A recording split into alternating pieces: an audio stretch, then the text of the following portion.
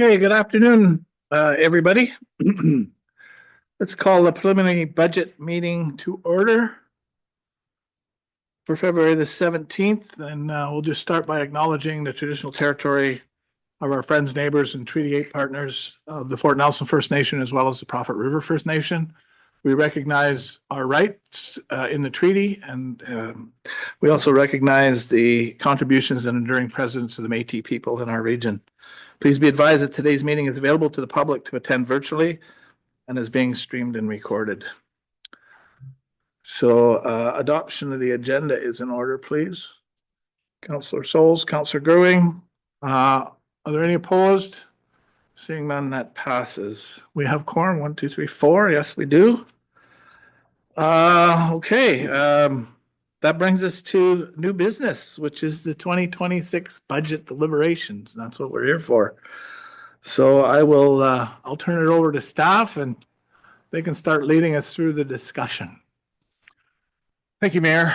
I'll hand it over to Tony here shortly. Just wanted to thank the staff that's put the time in for this budget. A lot of work occurs. This starts off in the fall of the year and to prep this document, and Tony and her team with the directors here and their various teams put a lot of work in the background to get this document put in front of council for these discussions. So really appreciate the time and effort there. As occurs every year, we look at efficiencies and opportunities. There's always an increasing cost to provide the services that we provide, but we always look at opportunities to increase efficiencies and the opportunities to help stretch the dollar out when you look at that increased costs that we're factored that we look at annually. From a budget perspective, the budget's being presented as a status quo, meaning from a service level perspective, the typical service levels that we have typically provided for the community. The budget number reflects the cost to provide those services, including the infrastructure to support those services. From a taxation and an assessment perspective, it's been discussed for quite some time now through the years around the potential to see a pendulum shift from industry into business and residential, or the various tax classes.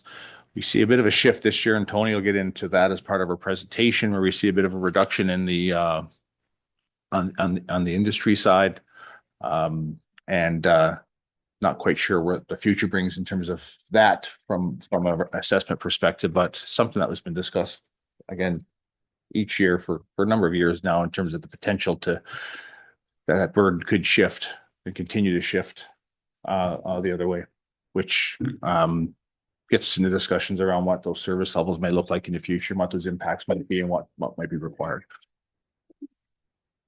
Other than that, I'll pass it on to Tony to take it away. And as usual, we got the director sitting on the table, and if there's any questions as we go, just feel free to ask, of course.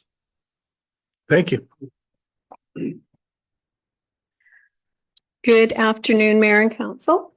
We have a PowerPoint presentation that we're going to put up on the screen that will guide us through the budget just at a very high level, so that we can maintain as staff our speaking notes and maintain our direction. So I'll get you to go to the next slide, please. So thank you, Scott, for the intro, and thank you to all of the team that puts this together. Having done it for so many years, it feels second nature, but it's not. It's a lot of work that goes into it, and I appreciate the team that we have on board. We'll go through it as slowly or as quickly as council feels they need to. If we need to stop in an area for more understanding, we can do that. PowerPoint is just a guide, and as I said, it's for staff to make sure that we're following along. Department heads, after I speak for a period of time, we're going to hand it over to department heads, but I'll take the opportunity at the beginning to set the scene for the budget. And as Scott said, it's a status quo. So we're utilizing the existing service levels as they're currently being provided today. We take the budget binder and we color code it. So if you've got a pink page, it's a what we like to term as a decision point when we get to a final budget presentation. But it is a decision point to be able to have that talk about special projects, major maintenance, or capital. And when we are on the green sheets, that's our operational side. So we want to, what did I miss? Oh, we also provided a bit more information on reserve funds and reserve accounts in this budget so that we could better understand them ourselves, as well as be able to describe it to council and the public. And we've fleshed out more on the IDCA funding and the projects involved. When we get into section 2, we'll be into the operating, section 3 into the capital. And this year in section 4, it's empty. So government transfers with the new policy has not been presented within the budget. It will come to council as a separate report once the applications have been screened. A placeholder at this point of $1 million has been established. And we had a report at the last council meeting on that. So in terms of timeline, today being, we published the budget by last Friday. We had published the budget. We're sitting here today, optimistically in 3 days, being able to present the budget to council. In terms of timeline, we've got a bit of an estimate. We're looking to take, if council is all right with the budget as draft budget as presented with any changes that are made, we would be looking to go for public comment the week of March 2nd. And we generally have some online surveys that we do. By mid-March, we would be hosting our open house. And by the end of March, we would be able to present back any of the feedback that we had, so we could present that back to council. We then look at presenting by mid-April. There's 2 pieces. One will be consideration of a final draft budget. And at the same time, we're bringing forward the mid to end of April, bringing forward the draft financial statements with the deadline of having those approved by the 15th of May, before the 15th of May.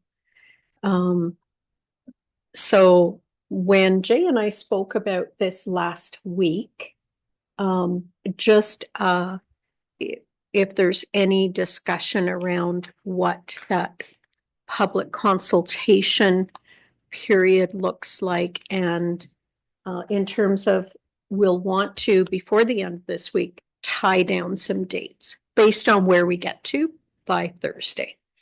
So before we wrap up on Thursday, we'll need to, we would like to be able to have those dates pegged down. So as we go through the budget binder is online. You have a hard copy, and we will start working our way through. As I said, there's we used to call them the colored tabs, the big tabs. So we've got 4 section tabs, and then we have got all of the other independent tabs from 1 all the way up and behind it. And we'll work through that. In tab 1, Scott started us off with a message from the CAO, and now I'm going to go into the director's report and present to you the findings as a director that I see with our budget. So I'm going to go 2 more tabs up, Alicia, please. There, oh, back 1, maybe not. Yep, sorry. What we've got, and this is on in the budget binder, it's tab 1, it's page 2 of 8. And what this identifies at a very high level is of all of the expenses and funding, the changes between these major categories, regardless of whether or not they're special projects in terms of the funding. This is the big picture. And the increase that is in the draft budget at this point is $968,431, or 4% increase. Now, interestingly enough, I jiggled, I wanted to see a decimal point. It's actually a 3.5% increase, but darn it, it rounded it to 4. So overall, this is those major shifts. And if we go to the next slide, a slide that we've utilized for a few years now, and we wanted to be able to understand what our taxation levels have been. So from 2014 to 2026, and Scott talks about the pendulum, and the pendulum in terms of an increased requirement for taxation. And this is our visual. And yes, the 2026 is higher than 2025, and it has been climbing since 2022. So, and if I can just comment, the review of our budget this year has been about trends. And so as we speak about how a department operates, we spoke a lot about trends. We spoke a lot about what were our actuals for the last few years and what are our trends. Certainly we talk about risk, but we also talk about trends. Have we seen an area that has increasingly needed attention? Or have we seen, when we start talking about the airport, have we seen an area that we can shrink our needs there? So our trend has been trends this year. So on the next slide, we start to talk about the tough stuff. And this is in my report on the bottom of page 3 of 8. And this is the section that we bring forward in terms of being able to quantify decisions that are made. So the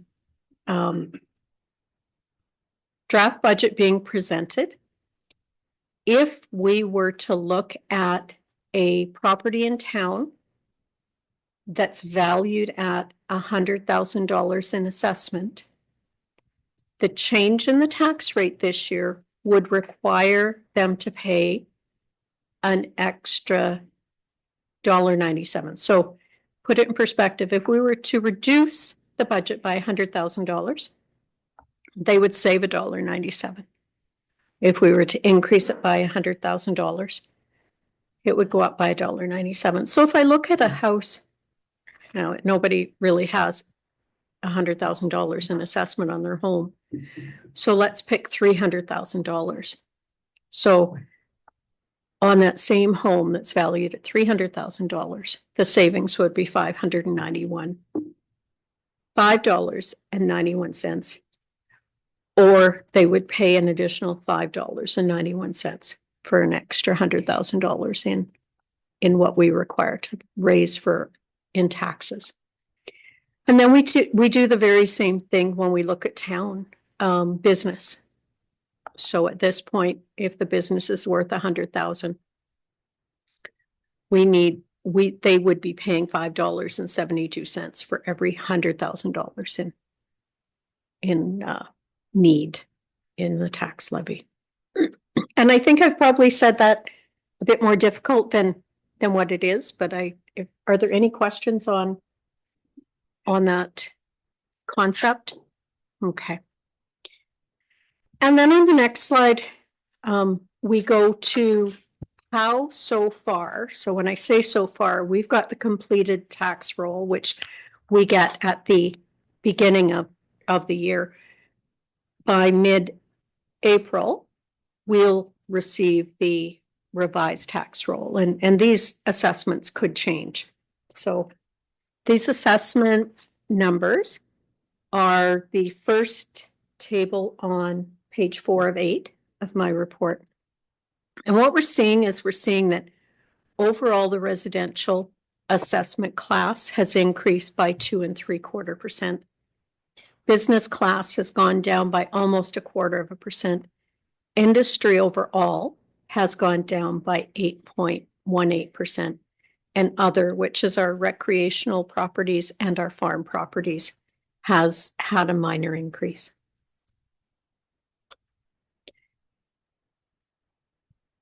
When we look at the next slide, we take a look at that raw assessment, and we put it through. We want to know what the distribution this year. We can see the changes, but what's the distribution? So the second table on page 4 of 8, we can see that the distribution in that amount of assessment is that residential has gone from basically 18% to 19.5% of the total assessment. Industry has gone from 75 down to 72.5. So this gives us our link now to the next table, and that's how do we distribute our taxes. So once we have our raw assessment, we apply multipliers to it, and our change in the share of the tax levy between the classes is found, and that's the first table on page 5 of 8. So we're seeing that there's an increase in the share that the residential assessment class will pay. And we're seeing another shift upwards in the business class, a 0.3% up. And then we're seeing the decrease in industry as a result of those two amounts increasing. And then the last table on page 5 speaks to how those shifts have happened from 2017 till 2026. And it's an interesting story. We see that in 2027, residential was at 6.6%. And over the next few years, it dropped. So that was the period in time where the work camps in the oil and gas industry were closing down, and they're residential. We also saw where business over that period of time, 5, 6, 7 years ago, was also decreasing. And as those were decreasing, our industry class was increasing. So part of the decrease in industry, and I need to say part of, industry exists for class 2 utilities. And so when we think about utilities, we think about hydro lines and our phone, our networks, those sorts of things are in utilities. The utility classes have an increased assessment. We also have industry in class 4 and class 5. Our class 5 industry includes pipelines. And if a pipeline is no longer in use, the owner of the pipeline gives that information to BC Assessment. And at the end of a 1-year period, if the production line is still no longer in use, it's written down, the assessment is written down to around 10% of the total value. So with the change in the gas plant at North River, we were advised that there were 7 or 8 production lines that we have reduced assessment for. And that makes up the majority of the decrease in assessment in industry. Now, in taking a look through the assessment in a very brief analysis, we can see where some of our industry properties have seen increases. We also see where we have a few other transmission lines, active transmission lines and pipelines that have seen decreases as well. So here again, we talk about the pendulum and the concern that over time, there's the opportunity to lose, and I hate the word opportunity, I should not have used that word. There's the risk that we're going to continue to see a decrease in assessment in our industrial tax base. And as we see that decrease, it will transfer the amount of the tax levy shifts will happen between all three classes. And we will need to be prepared for those sorts of changes as they come along. We also know over the last few years that the other thing that impacts our industrial tax levy is our the Crown leasee's ability to pay the taxes and whether or not we are going to be able to collect taxes. So that becomes another part of the story and another part of the risk.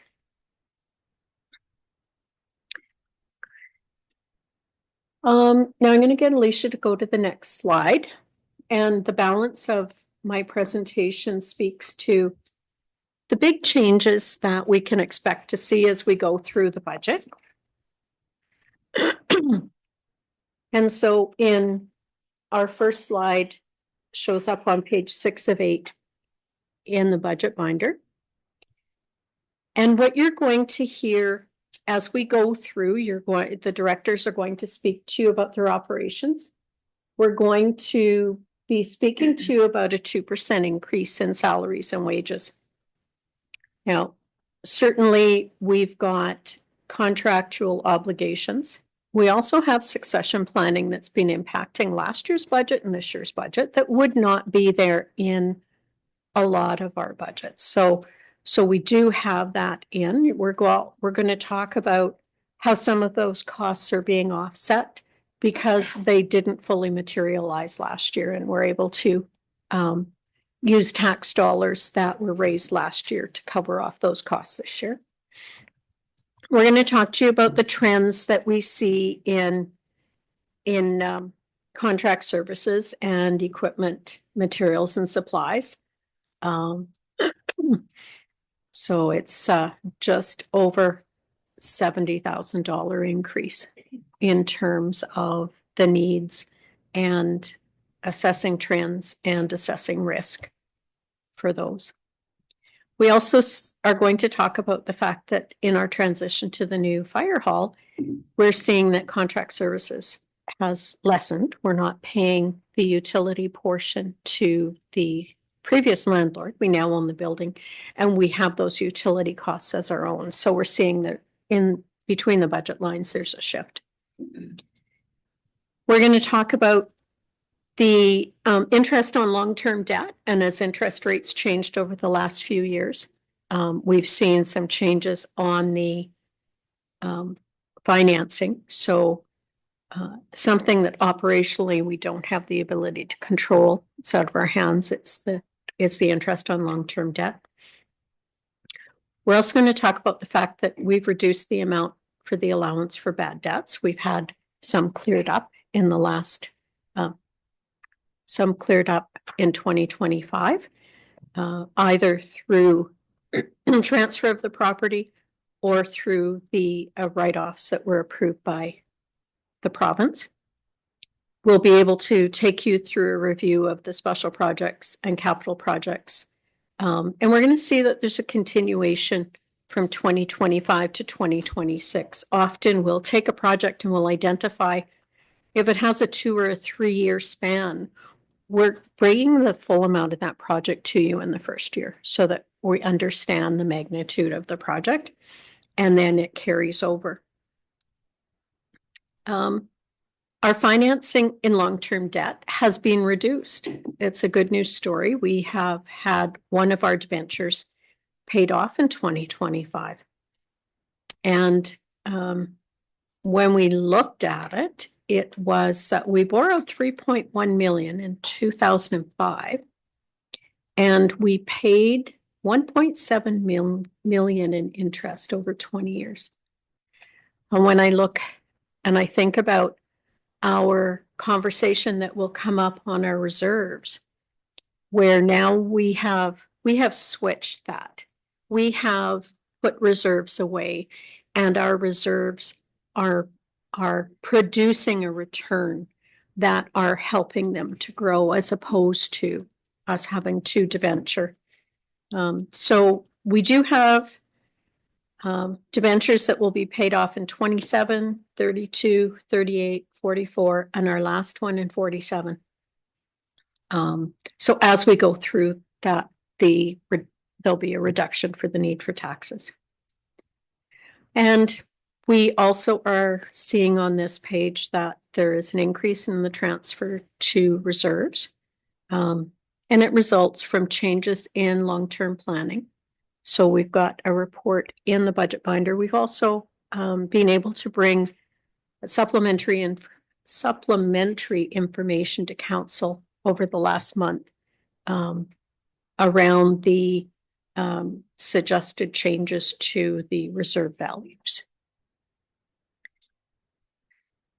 And if we go to the next slide, this slide speaks to how our revenues are changing, and there really isn't a lot to say here. In the property taxation, we have two areas, grant in lieu of taxes and a 1% utility levy that we're seeing a minor increase on. We're seeing a decrease in our grants, $111,000, but our grants are tied to activities that we're doing. So where we may have had an initiative in 2025 that was grant funded, that relationship no longer exists into the next year.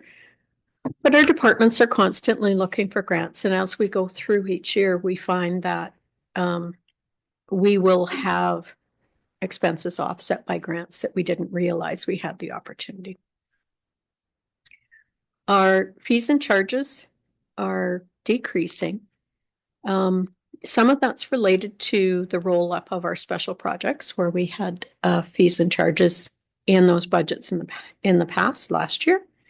The other is in the utility charges, where we're seeing, especially on the sewer side, where sewer directly relates to the type of business that you have. And if that business no longer exists, the rate is no longer there. So we're seeing decrease on the sewer side based on how we're levying the rates for business, as well as locations that are just turning their services off. There's nobody in the units. And then the contribution, I'm sorry, transfers from general surplus include training, our training and development budget that we've carried from 25 to 26. We also have some succession costs, planning costs that are in there related to wages and recruitment costs that were in the 25 budget that won't be incurred till 2026. So we're able to fund them out of the general surplus. And our contribution from reserves increases or decreases as our capital program increases or decreases. So we see those shifts. And that brings us to the end of my report. And I'm just wondering if I'm going to take a sip of coffee, and if anybody has a question or comment or concern, we can address that before we get into the next document. Okay. Does council have any questions or comments on this portion? Councillor Andrews? Oh, he's gone.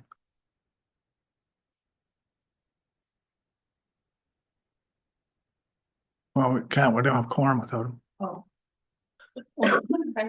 Is Brenda still on? I Yeah, don't see her there. I'm still here. Oh, good. Okay, thank you. I would like to have a discussion about risk. And I think this discussion could lead eventually to a discussion on service levels. And I think I'd like to go in camera to do that. I think section 91K allows us to go in camera if there's a potential discussion around the provision of services in the future. So I'm looking for a resolution to move in camera before I make my comments. We can. Okay, moved by Councillor Growing, second by Councillor Souls. Is there anybody opposed? I see that you're back. I see that you're back there now. I don't know if you got all my discussion or not with respect to why I want to go into camera. Yeah, Counselor- I heard everything. Thank you. Oh, okay, good. So is there anybody opposed to going in camera? Seeing none, that passes. We'll go and take a couple of minutes and we'll go in camera, please.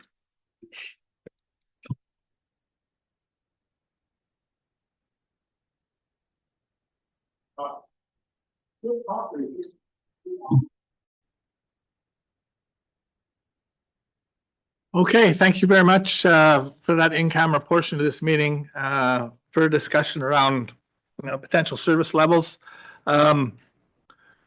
So we'll continue with the agenda. So I guess I'll turn it back over to staff, or I will turn it back over to staff.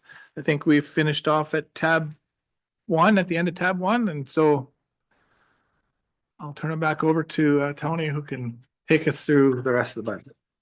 Perfect. My voice has had a bit of a rest, so we will go from here. Alicia's going to bring up our presentation again. We're on tab 15 of the presentation. And basically, we just want to let you know that we're still in tab 1. We're providing a budget overview by activity.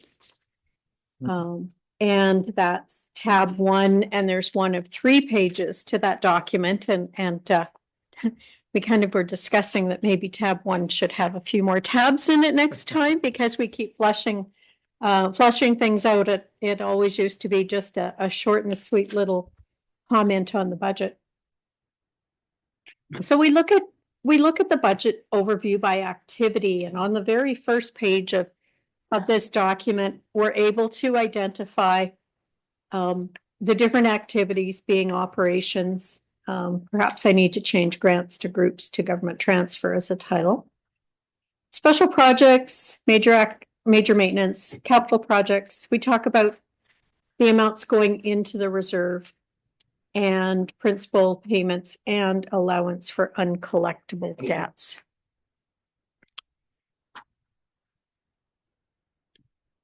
I'm just looking to see so as we discussed before, it's basically overall a 4% increase. If we take and we break them down, we look at operations, and we're looking at a net increase of $484,000. And I'm going to round 3% increase. We've put the placeholder in for the government transfers at $1 million. We are decreasing the amount we're looking for from tax dollars in the special projects and major maintenance. And this often happens when we have projects that are being carried forward and they're being funded out of tax dollars that we have previously raised. When we get to the capital side, we have a capital plan that's $2 million greater than the capital plan we brought forward last year. And we have a decrease of $100,000 in that section. We have discussed at council level that we're seeking a change in the reserve fund contribution as it relates to the IDCA contributions and the long-term capital planning. We see we've got an $89,000 reduction in our principal payments resulting from a debenture payoff. And we're looking for $1 million less in terms of our allowance for uncollectible taxes. And that's based on the activities that we saw in 2025 to address the amounts that we had outstanding. Then on the next 2 pages from that, it goes into a deeper dive. So on the second page, you'll see that we've got it broken down in operations to the different departmental levels and special projects to the departmental levels. So a much greater breakdown. And then we're going to go into another tab 1 document, which talks about things in terms of a service area. So if we go to, thanks, Alicia, if we go to this beautiful 11 by 17 document, we're able to see in columns our departments 2025 compared to 2026. And we're able to identify based on our major groups in terms of revenues, expenses, our transfers in and out, how it apportions throughout the budget.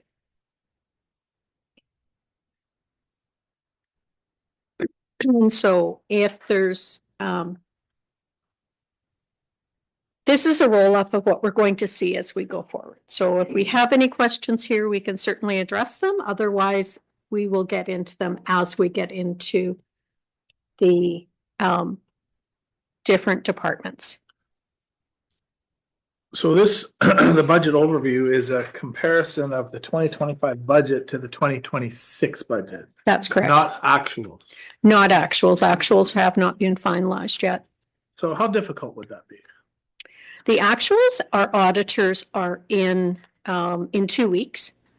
We must have a pretty good idea unaudited what our expenditures were in these categories up to the last accrued month.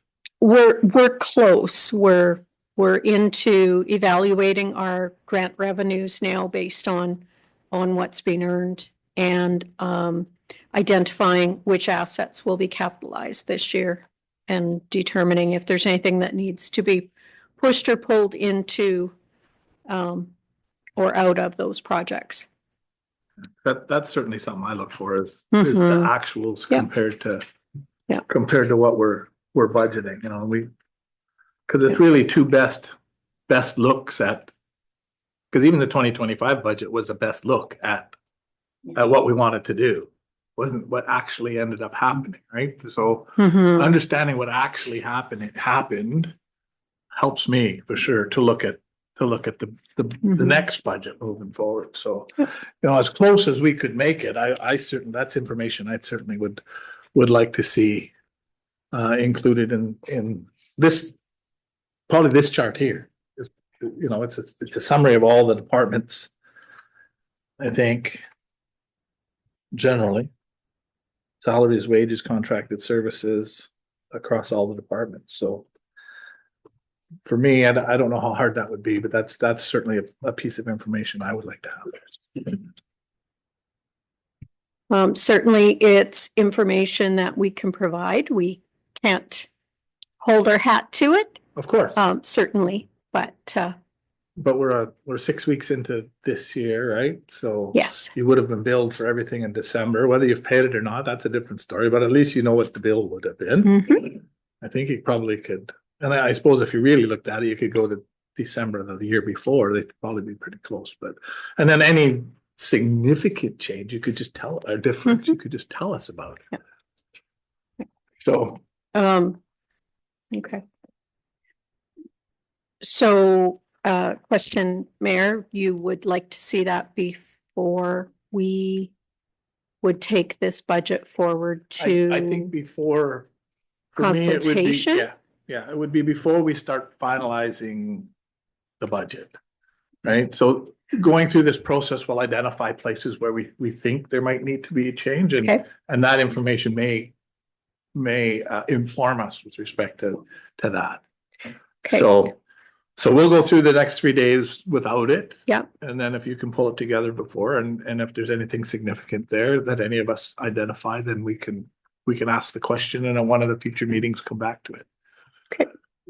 I just want to be clear that we wouldn't have it before the end of Thursday. Oh, yeah, no. Okay. All right. That's- All right. Very good. But maybe next year we'll have it in the budget binder. Future councils. Okay, All right. Alicia, I'm going to get you to hop over to the next page, which is our IDCA Infrastructure Development Contribution Agreement. And we've provided an overview report for council this year about where we are with the IDCA, how it's structured in terms of how our funding is allocated from the province and where we sit. So it's a 20-year contribution agreement. We're in our third 5-year cycle. So we're into year 2 of that. Our funding was identified that we'd have a $5 million base of funding annually. And then we could grow it up to an additional 5 million, depending on growth provided by the indicators. And so the report speaks to the indicators being transient population, NRN population, and natural gas production. And the province provides the indicators every year. So we go on that. In 2024, our total investment, so on page 2 of the report, we report by June every year based on the previous year. So by June of 2025, we were able to report to the province that since inception, we had a total investment of $161 million through this fund. So in 10 years, because we actually started the first 2 years of the program, we didn't receive funding from the province, but we had expenditures that go towards it. And in that period of time, the province had committed, where am I here? I'm going to go backwards. So 1.61 million in projects and 60.5 million were sitting in reserves. So if we're looking at the table on the bottom of page 2, we had been able to leverage $35 million in other grants, $75 million in IDCA funding, and the contribution from the Northern Rockies was 86.5 million compared to the 75 million from the province. So then what we do is we take and we identify going out from there at the end of our 20 years in 2034. What does it take for the Northern Rockies to contribute to the program over the next period of time to ensure that we are matching our commitment to the province? So on average, that's a contribution annually of 5.7 million. So that 5.7 million is tax dollars and interest on reserves that make up that on average. It's the 5.7 plus the interest, or the interest makes up a portion of that 5.7? It makes up a portion of that 5.7. Yeah. Yeah. And in doing that calculation, we took and looked at what 2025 held for us and what this budget of 2026, what this plan is. And that's where we get to that on average 5.7 million going out as well. So. And then following that, we have got all of the projects and the amounts coming in and out of reserves, out of general surplus, out of grants. And we've got $22 million in IDCA projects identified in 2026. So that's a combination of special projects and capital projects. So, the first thing you're going to say to me was our capital projects only amounted to, but these are IDCA eligible, also include the special projects that we're doing. So things like condition assessments that we're doing, and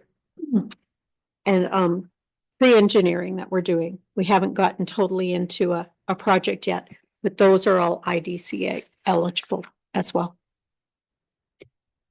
And you'll see these as we go through each department, and we can talk about them as we get there. And that concludes the IDCA section. So if I can, that's 22 million out of a potential 23,867,000 capital projects budgeted for. 22 million out of, I'm looking at page Yep. 6 of 8. That yes. So if we look at the special projects, we've got just over $3 million in special Yeah. projects and 23.8 million in capital. Okay, so that's 22 out of potential 26. Exactly. Right, okay. Yeah. And the majority being funded from the reserves. IDCA money goes into the reserves. We contribute to the reserves. Interest goes into the reserves. We do projects from the reserves. Right. So this figure at the end on page 7 of 7, Mhm. tax at the bottom, 736. That's the That's over in the, taxable portion, I guess, of all of these, Yes. potential projects. Okay. in addition to our contribution to the reserve. Right. Yes. Okay. Yeah. Thank you. Mhm. And now we get into our reserves, reserve funds and reserve accounts. Just while you're coughing, take a moment. Yes, Have some thank water. you. I just want to applaud staff and express my gratitude for this report. Something that Counselor Andrews first brought up a few cycles ago, and it's like I found it so informative, and I just wanted to let you know how much I appreciate having this firsthand knowledge. Thank you. Thanks. Okay, we've got a few more sections before we get into our operational. So the next piece we're on to is our reserve funds and reserve accounts. We've also fleshed out in this report exactly what the reserves, funds and accounts are there for, what the beginning of the year is estimated to be, because we haven't finalized those numbers yet, what it's going to be used for in terms of which projects fall into which category. And then at the end of the report, there's a one-page summary of all of those ins and outs, so that we can see that if things go according to plan, at the end of 2026, we should have a total of 41.5 million in reserve funds. Having said that, the contributions from the 2025 have not been finalized. Right, so that's the piece we're still working on at this point, now that we have all of our costs tallied as close as we can. The other piece is that in the past, in 2025, we had, and I'm referring to the very last page, the contributions going into the 2025 reserve funds amounted to 8.6 million, basically. We're looking at an in as well as $1.8 million going in terms of interest.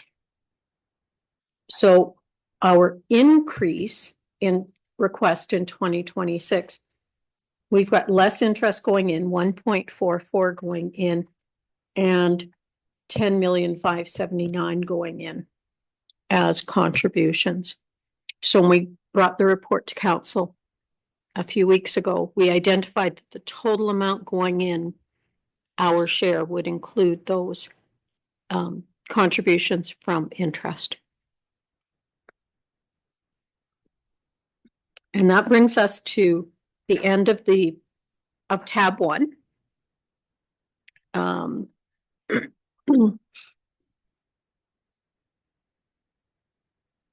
if there's any questions up to that point, we can take care of them now. Council, questions? I think the overview is pretty straightforward. All right, let's forge ahead here. Okay. Tab 2, we take a look at sample properties. And it was brought to my attention that we had not included any industrial properties in the past. So we have got 3 properties at the end of the report. 2 from class 5, which is our light industry. One of them was a pipeline which saw a 7% increase from the same organization that had 7 or 8 other pipelines decreased to 10%.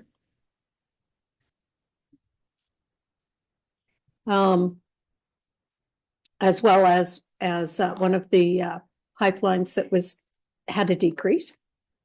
And then we've got class 4 as being the major industry. And although they had seen some ups and downs, this is a property, so we can show the change of a 7.1% change in assessment. They're going to pay 6.1% more in taxes. So we've got the summary page on the front. We've got all of the detail and behind it. And then an extra piece of information that we have at the very back of tab 2 is our prior year tax rate comparison.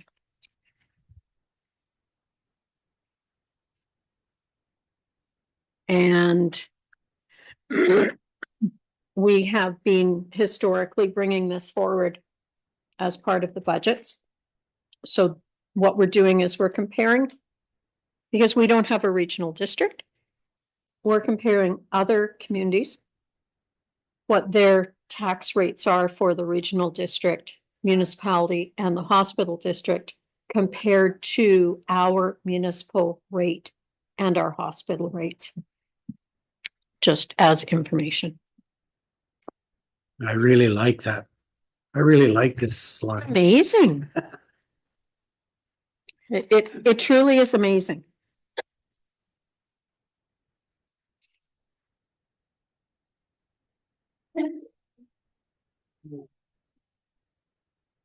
That's an inside joke. Sounds like. Oh, yeah, well, 'cause. Okay. So now we're on to orange tab 2, little tab 3, which is our operating budget. In tab 2 section, you're going to see some green sheets, although when I cut and paste that one on the screen, it looks blue and not green. Sorry. And some pink sheets for the green for operational, pink for special projects and major maintenance. And as we go through them, we'll be able to have the department directors work through each of their sections. Our very first page going in on the next slide is our operational budget as a whole. And these 3 pages, the first 3 pages I realized on Friday, don't directly relate to our operational programs that sit behind it. And I think that might have been somebody's question. Okay. So they will be reproduced. I'll get in and modify the report program. And then those documents will become a more useful guide to us in the operating section. And the 2 pages behind them, one describes operating expenses and one describes the operating revenues. And as I said, as they sit right now, they're not a useful document to speak to. I apologize. But before I hand it over to the rest of the departments, and Alicia, I'll get you to go to slide 29, please. Yeah, just one. Thank you. Just some of the highlights before we get into it, and you've probably heard me talk about them already. So we've got yes, there is an increase in the wages, benefits, salaries, 2%. We know that this budget sits 75% in our succession planning. The succession planning values in this budget are 75,000 less than they were in the 2025 budget. We were considering 3 positions last year. One finalized, 2 were brought forward. So we have 3 in this budget. And we're also going to be able to offset those succession wage planning costs by 94,500. We know that we've got contractual obligations through the collective agreements. And we also know that within the fire section of our budget that we have a plan to utilize our paid on-call firefighters for suppression and support activities in a more wholesome manner. So there is an increase there. Then on the next slide, we recognize that throughout the whole organization, we've carried forward almost $110,000 for training that's being funded through general surplus. And again, we were busy last year with fire activities, and there were certain things that just had to get put off, and away they went. We have added last year, we added 25,000 for additional recruitment costs. We've carried those forward, funding those out of general surplus. And we know that we're having an election this year. So our budget for the election's 91,350. We've been putting money away last year and this year, 25,000 a year. So we're offsetting that by 50,000. And we'll continue that 25,000 a year. And we know that the school board also has a portion of that they fund on the election. And contract services, we see $78,000 coming out of contract services, showing up as an $80,000 increase in utilities for the fire hall. Our equipment budget went up by 1%. We've got $29,000 in turnout gear for the fire department funded by a grant. So the cost has gone up, but the grant in that section has gone up. We've identified that we need to get our water main flushing equipment up to date. So we've got an extra 10 in there for that.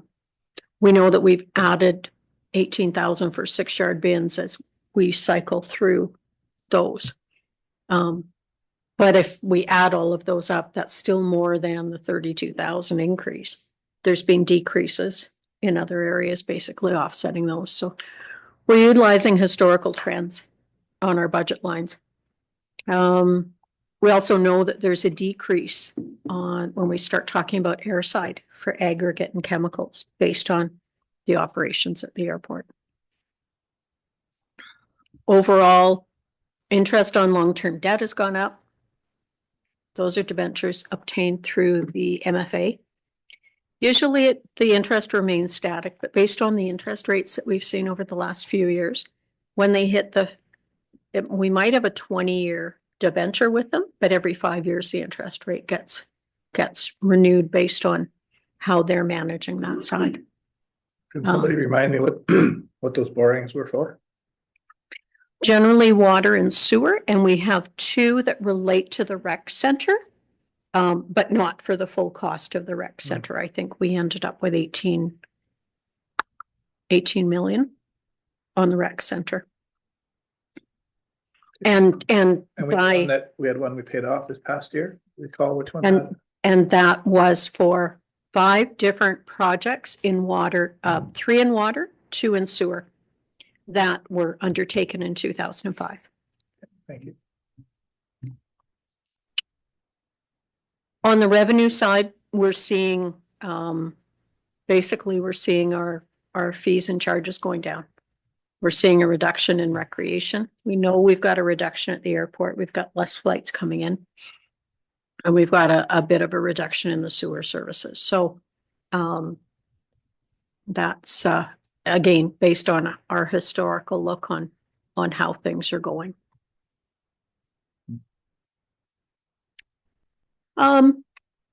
Tab 4 is an overview of the special projects and major maintenance that you're going to see within this operational section. And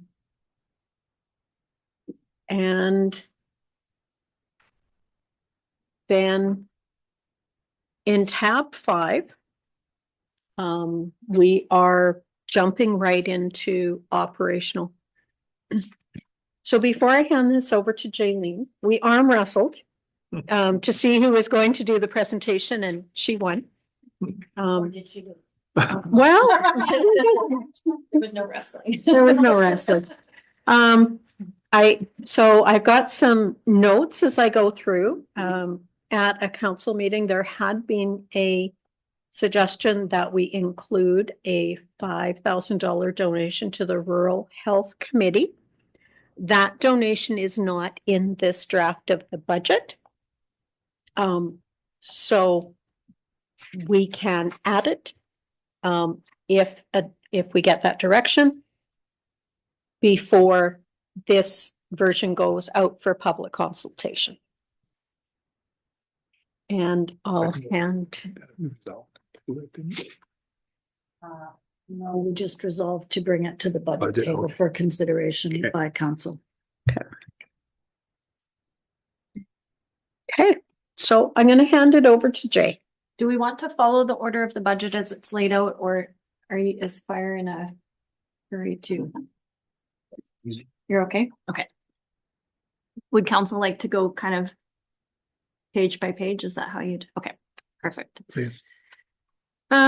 So tab 5, you'll see the operating budget summary. So it talks about what we do in general government, which most of you are very familiar with that, but for the sake of our viewing audience, essentially general government is a combination of those kind of intangible services, I'll say. So it's council as a service, our executive services, which is HR, CAO, deputy CAO, elections on the years we have that, general admin, which is corporate services, finance, town square, which is the facility component, everything in this complex, and then our IT budgets. So the major changes to the year, Tony spoke quite a bit to this already in her kind of in different pieces of the presentation today, but you'll see there's changes to taxation as a result of payments in lieu. The fees and charges budget has changed mostly as a result of the revenue we anticipate from the school district associated with their share of the election. The contribution from IDCA is reflected in the general government budget, as well as the small communities grant, and our investment income has been reduced. So overall, if you kind of flip back and forth between,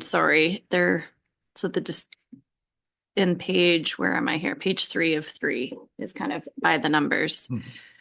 So as a whole, there's a 5% increase to the budget. it's balanced out over the course of those revenues, as I discussed, but then the increase to expenses of 5% to the kind of operating areas that I spoke about at the beginning. No huge shifts, obviously, in the expense budgets, but the biggest is in the general admin section there at 5%.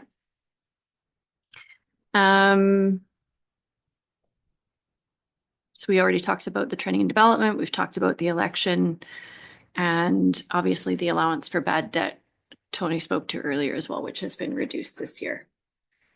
Any major questions in that area of the budget? You got a question about you have a question about the revenues? I do, yeah. Yeah. Yeah. Go So income from government business enterprises, in 2024, there was a deficit. So is that what we're talking, community forest is? Or is Yes. that? So I'm just wondering, we're not anticipating any revenue coming into the municipality in 2026 from the operation? We don't budget for it. We consolidate their information, but we've never budgeted their information into our operations. So that's why 2024 is 0, 2025 is 0, but That's in the right. actual, it's a payment that we made. So that's because we actually know that happened. That's why that number's there. Yeah. It's from their audit, from their financial statements. Our share based on their financial statements. So when the organization is in, a more stable financial situation, how, will that revenue make its way back into the NRM or at the partners, I guess, partners? I understand that we will continue to report our share of their annual financial balances on in our records. I'm gonna have to look to others on the agreement, whether or not they actually repay funds to us at any point. I mean, my understanding, which, I mean, I could be wrong, but my understanding of the community forest, once it is operating at not a loss, that is for the benefit of the partners' communities. And so I'm just wondering what mechanism, if we're not budgeting for a possibility of it in the black as opposed to the red, then what mechanism is used to ensure that that money comes back to the partner communities? So all this comment we can confirm is usually, from my understanding, what would happen is that they would just essentially cut us a check and pay us funds based on either repayment or even certain profits they would receive, because essentially that's the intent of that, is to be able to reinvest, that the community can reinvest it into the community. So obviously we haven't seen that yet. They've reported that they've had income, and I think on their balance sheet they're above 0, but they don't have enough typically based on the activities to repay their debt at this point. But then we would book that, correct me if I'm wrong, Tony, when those funds, if we receive funds from them, then it'll be booked as an actual, as a revenue from the previous year. So we won't, like Tony said, we don't budget. If we happen to get 100 grand from them this year, for example, in 2026, then your actuals will reflect that as 2026 as receiving that revenue. I just haven't budgeted for it. So then I forget the agreement completely, but is there some sort of mechanism in that agreement that when the revenues reach a certain point or something, that the partners receive a percentage of that? Or does anybody remember? And we don't have to discuss it today. If this isn't relevant to today's discussion, we can certainly talk about it at another time. Yeah, I'd have done this. I mean, Lisa, I don't know if you know more than I do, because you've had a lot more involvement with it than I have recently, but I'd have to look at the agreement just to see how that is specifically done. Yeah. I would be interested in just getting some more information on that if that's possible, please. Thanks. So I have a question of the, on the investment income, the reduction from 2.5 million in interest, I suppose that's what that is, down to 1.5 million in interest. So is that because we're seeing substantially less interest rate, or are we seeing less money in the accounts because we're using some of that money? It's based on interest rate, the reduction in interest rate that we saw in 2025. So our earnings in 2025 were 1.8 and change. So we're being a bit conservative in the 1.5 for this year. Okay. In terms of all of our funds are based on cash bank balances, which are consistent with previous years. Okay, these are all the reserves or just a portion of the reserves? It's all of It's the all of it. funds that the municipality holds. And then the interest is a portion to each of the reserves based on their balance at the Right. first of the year. Okay. Okay, thanks.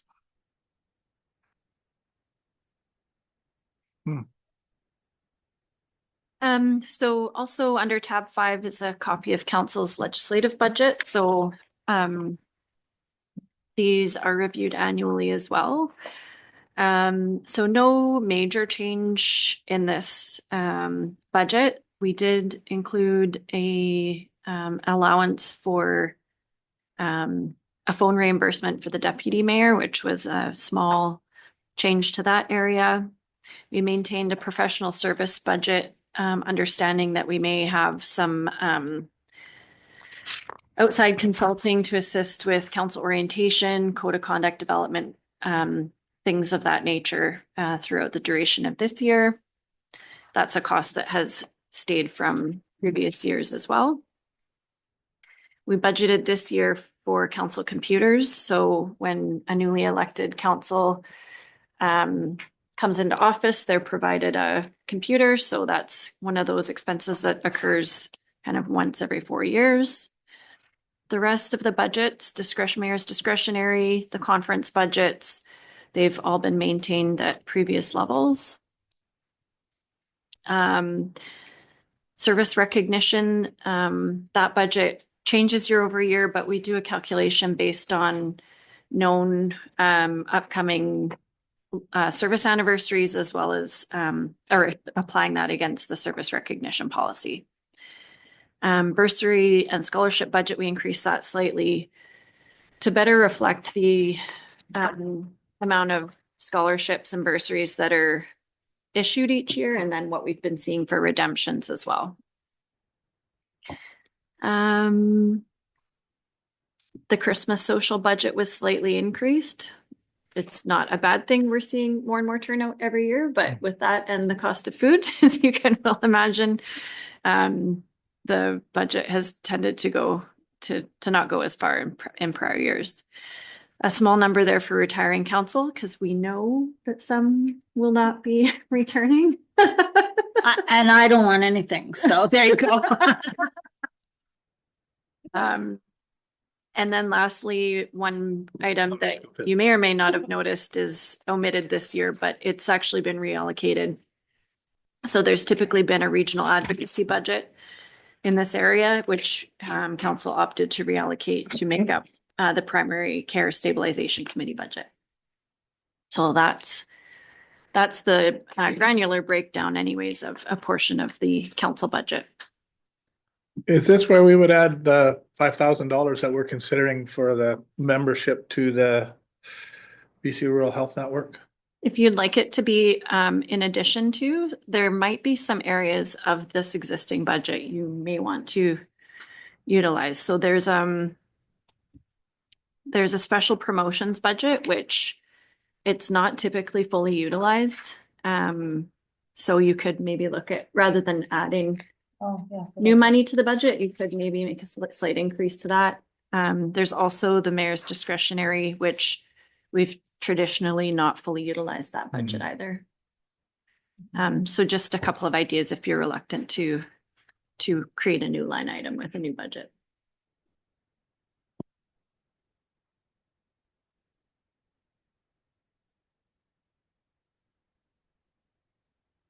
Okay, so let's add it to the memberships, $5,000 on memberships and reduce the mayor's by 5,000. I'll second that.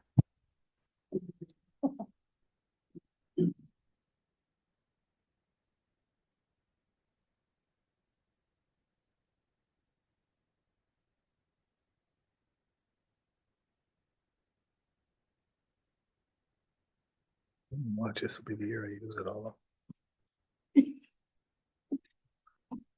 Oh, we'll find it somewhere. Yeah. Do we need to vote? No, Is that is that a motion? no, well, I think that's just direction to add that in Okay. and then we'll gather it up in the whole. That's Yeah, okay. yeah, no, I think We can take that. we'll direction. gather that all up when we do the next, when we get to the point of making. Okay. Yeah. Great. Excuse me. Sorry to interrupt. I've got a doctor appointment. I need to step out, guys. All right, we still have quorum. Thank you, Kyle, for coming. We'll see you tomorrow. Yes, sir. Okay. See you guys tomorrow. I'm still here. Good. You Okay. can't go anywhere, Brenda. You're our friend.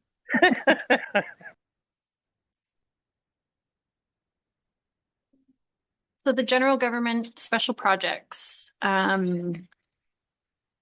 So we have a few there, some of which will be familiar to you. There's a couple new. So would you like to just, how would you like a description of each? Do you want to just ask questions on those that you? I think just a general description for the folks online. Okay, perfect. I mean, and it can be short. Okay, great. So the building facility asset management planning, that's a repeat project from last year. So it's just something that needs to be completed this year, and it's being fully funded from reserves. The City Works digital asset maintenance project. So that's an ongoing project as well. We started that in 2024, made some significant headway in 25, and we're excited to tie it up this year in 2026. We identified some additional needs to update software and ensure that we could sustain that system moving forward. So we're looking at carry forward from general surplus of $42,000 to be complemented by $15,000 of new budget. The document digitization project. So this is a new project. Through the new fire hall project, and also what came out of our 2024 evacuation was a need to ensure business continuity through our archive records. So relocating file boxes in the throes of an emergency is not an ideal situation. And frankly, that's our institutional knowledge in a lot of ways. So we looked at the fire hall with its construction to be a potential area for permanent record archive storage, which forced us to really get a grasp on the paper that we have in this building, and it's staggering. So we will be relocating what we need to retain in paper, but a large portion of that is let's scan what we don't need to physically relocate so that it's retrievable. It can be archived, but not take up physical space. So we're looking for $40,000 to fund this project from taxation.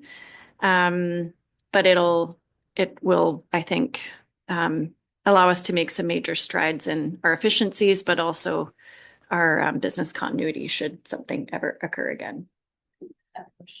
Go ahead.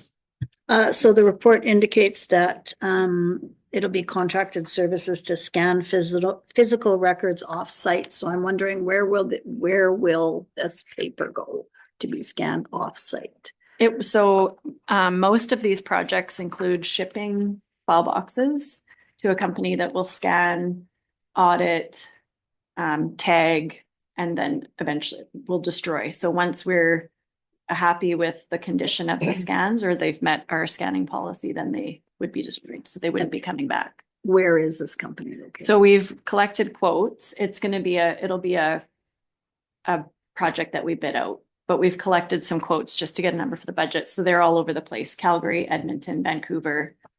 But all Canadian companies. Yep. It won't be, and that will be part of the agreement that they don't then subcontract it out of country, Correct. correct? Yes. Okay, We thank you. They'll stay in Canada.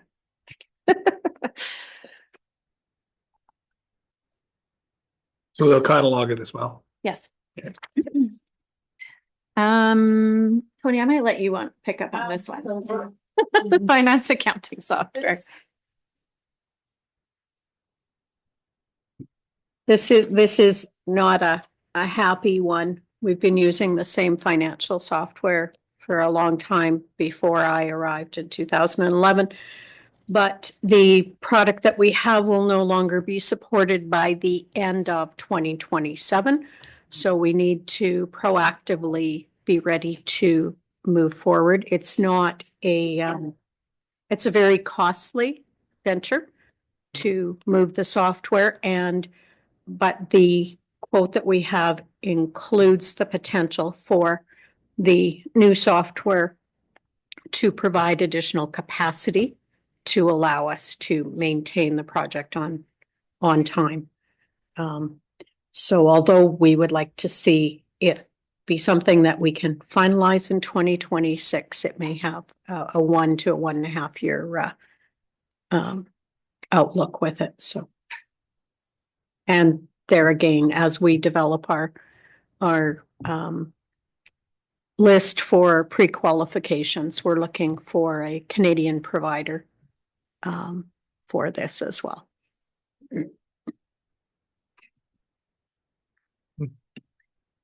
The next project is the Northern Rockies Communication Strategy. So you'll recall that council adopted that strategy in 2025. And we made some commitments around implementation. So we are looking at carrying forward the balance of that work with some additional funds to assist with some additional capacity. So the intent for this year is to bring back a policy for council's review and approval for communications that aligns with the strategy, develop and adopt a corporate social media policy, review and update our new business package, which is something that is distributed in partnership with the chamber, look at the creation and implementation of a brand guide for the organization so that we can ensure that the NRM brand is consistently used, and then look at content campaigns. So one of the things in the strategy was the innovation in the NRM. And then in addition to that, we would love the opportunity to provide an update on how we've done so far with that strategy's implementation. So that's that project. And then you'll be familiar with the Primary Care Stabilization Project. So this is council's establishment of the Primary Care Stabilization Committee, which it sounds like the terms of reference were adopted. I was away, unfortunately, but and then the first committee meeting will be held here very shortly. So work's underway, but this budget is formed kind of through the combination of two existing budgets that would have been in other areas of the budget normally. And then the Sustainable Service Levels Project. So this is an ongoing initiative that began in 2025 and would be largely funded from carry forward funds out of general surplus with a small amount additional from tax to make up a $20,000 budget. And I think that the intent is that those presentations would start this spring to give council an idea of the types of services that the NRM delivers, the cost of doing so, and then identifying any potential gaps for revenues moving forward. And that is it for our special projects. Are there any questions or comments? Okay, you're not asking us to approve these at this time, are you? No. Okay. Good. No, essentially, when we get to the end, we're looking for your consent to move forward to public consultation. Right, so they'll go to a draft essentially. Yes, Okay. yes. And now we're going to hand it over to Chief Childs for the protective services.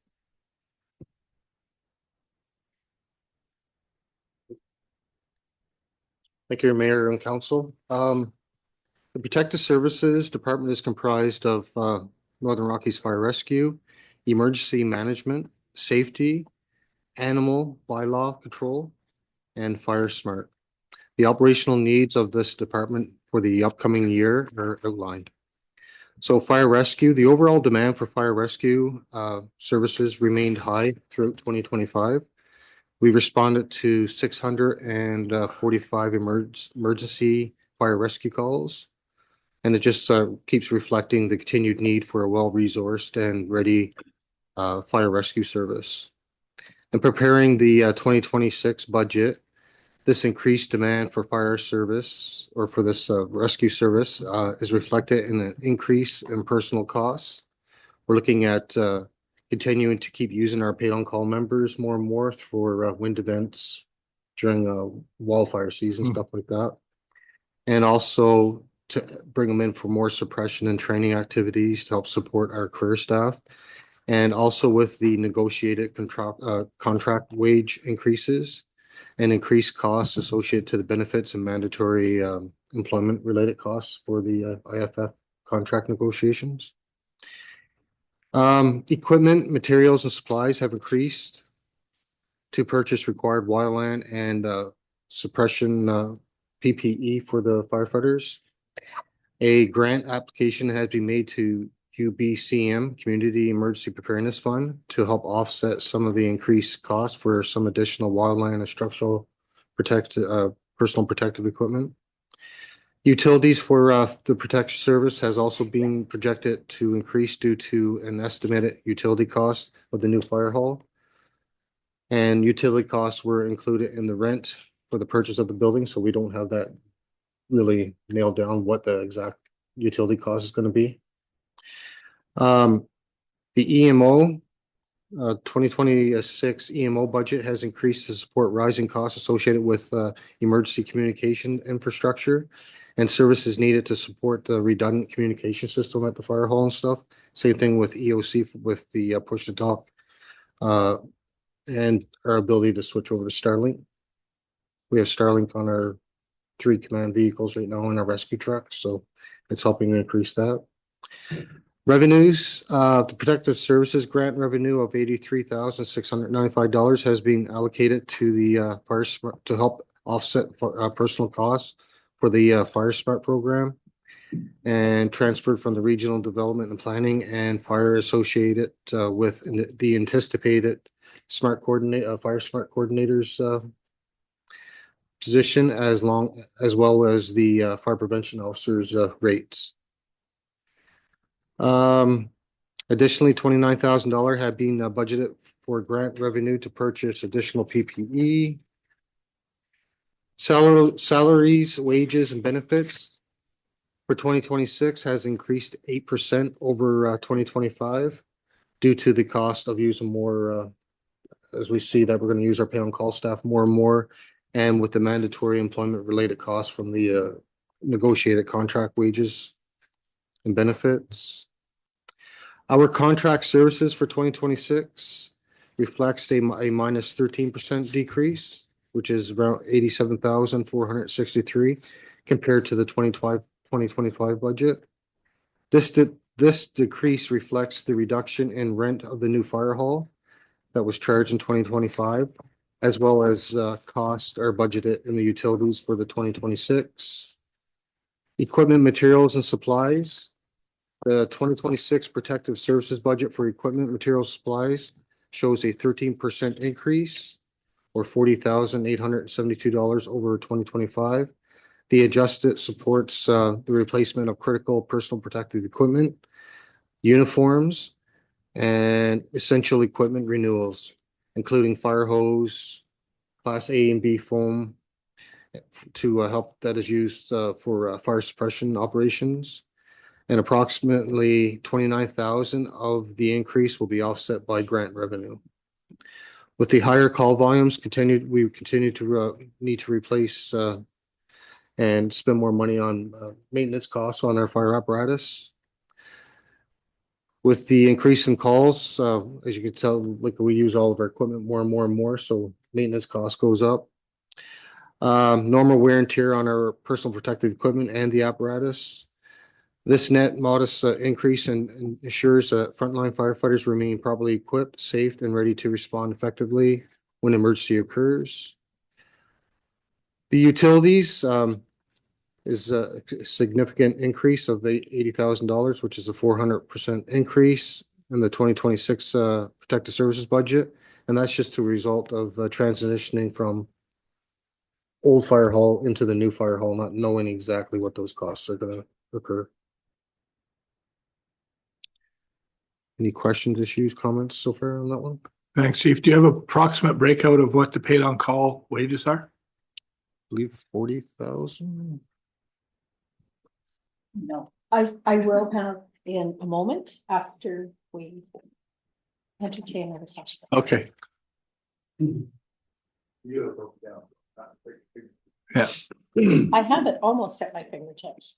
How's that? Go ahead, you ask your question, Elsie. So out of that 645 calls, I'm assuming some of those were like for vehicles when we get called out for vehicle rescue. And then we bill the province or somebody and they reimburse us, like I believe it's just a set amount. Does that set amount even begin to cover the cost associated with those call outs? For Road rescues. road rescue recovery costs last year, we billed EMCR, sorry, for 19 motor vehicle incidents outside our fire protection area, and we got back $28,196. So I'm going to say it doesn't cover the cost completely. No.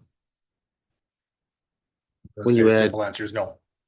Yeah, so, I mean, I'm very cognizant of not adding to anybody's workload here, but I know that this is something all my years on council we've struggled with, and I just don't know how we deal with that, because there comes a time when we can't pick up all of the costs for what the province should be providing. So if I may, so it's a conversation myself and the chief have had. It's a discussion in terms of our approach that I think is better suited for the camera discussion, so that because it's essentially negotiations in the province, but Okay.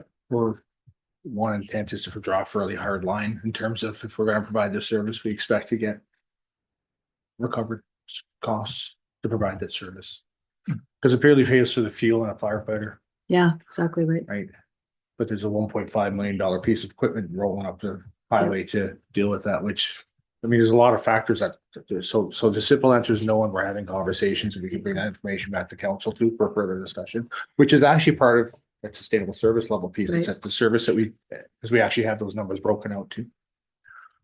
Okay, so then just continuing probably the same explanation, it's like when fire rescue gets called out for BC Emergency Health Services, I understand that we don't get any reimbursement back from that.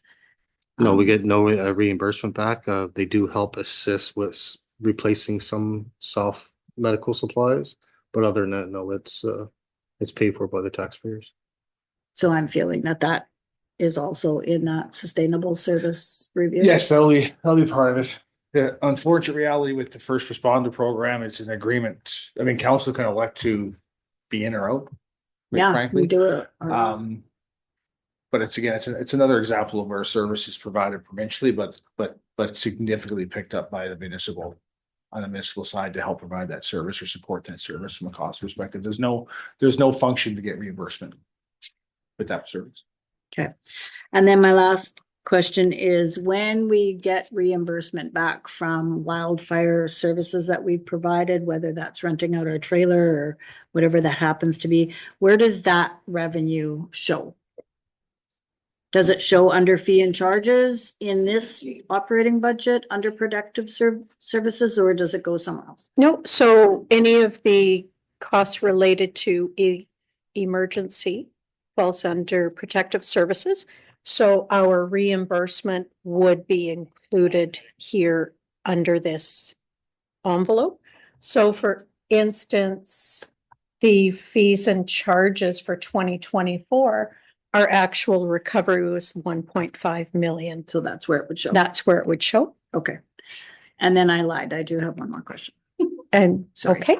Did you want to continue with an explanation? I cut you off. No, I was just going to let you know that the paid on call cost included in the 2026 budget is 141,600. 141,600. Okay. Okay, and then my last question, I really promise in this category is, so I note under 911 emergency services is down by $5,313, which seems counterintuitive to me. And I'm just wondering if anybody has an explanation as to why. I can take that one. We were carrying over a small budget from when we first implemented 911 services for a travel to Grand Prairie to go and meet. So we just dropped that. Okay, Yeah. great. Thank you. Any other questions so far? Let you off easy. Do we want to move in the special project or? We can, but you don't Okay, have any. so we'll just we need to take a 5-minute break here. So Chief, before you move on, we'll just take a 5-minute. Oh, we can. I can wait until we're done with the chief, so you Okay. can go. Sorry. Okay, we're not gonna break. Actually, we're gonna let Chief off the hook with this one. Because in our special projects, we've got 3 projects, grant projects carrying forward from 2025 for emergency services, one for the EOC, one for the EOC Emergency Operations Center, one for ESS, Emergency Support Services, and one for the Indigenous engagement that we've been working on through 2025 and will carry into 2026. And we will have one more project added to the list, which is a $15,000 project, 100% funded. We will have the pink generated so that it can be included. It also is through the Community Emergency Preparedness Fund, and the $15,000 will be utilized to outfit the EOC trailer in terms of getting the trailer operational for just step in and go. And that's coming from where? From reserves? The grant funding From the will grant. be, Oh, yeah. yes, Okay. 100% from grant funding. And the application is going out in the next week or 2, I believe. And then the final project that we have on this list is the wildfire mitigation and fire smart activities. We had a $500,000 budget to added in 2025. This shows that we only used $4,500 of it, but we did have a few more invoices come in that haven't Apply to that. met this. So we have a spend of 23.5, I think it is right now for last year. Yeah. And then the balance of it is carried forward into 2026. And I believe there are still a few identified projects that will come out of those funds yet. Okay. And that brings us to the end of the protective services section. Perfect. Any last questions or comments for Chief? Easy, easy. Thanks, Chief. Okay, let's take a 5-minute break. Bio break. Next, we're going to call upon Lisa for RDP. Thought rec was next. Sweet. All right, well, good afternoon, Mayor, councilors. So first off, we've got our operating budget for regional development and planning. There was only minor changes made between the 2025 and 2026 operating budget. So we see an overall increase of 38,728 overall, which is actually a 2% increase. Personnel costs increased from about 80,000, 7%, which includes the transition of the regional health liaison from a part-time FTE into the full-time FTE for a 1-year period.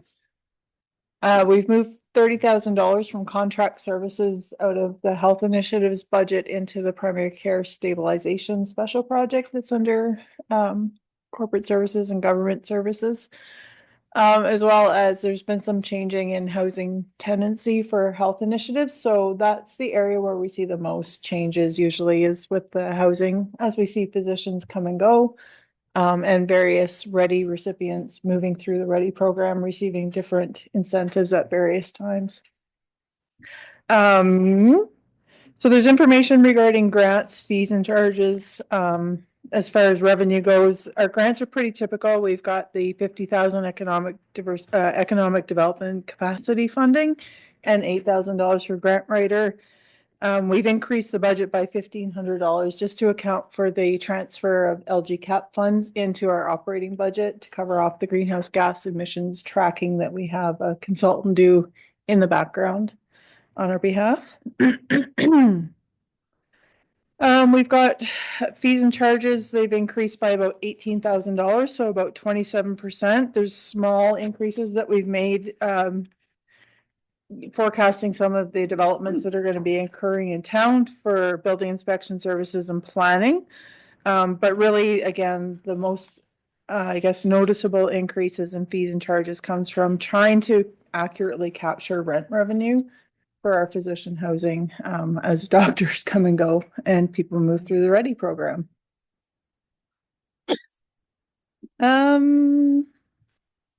Our expenses, so generally we have 5 budgets within the department for planning, regional development, tourism, building inspection services, and health initiatives.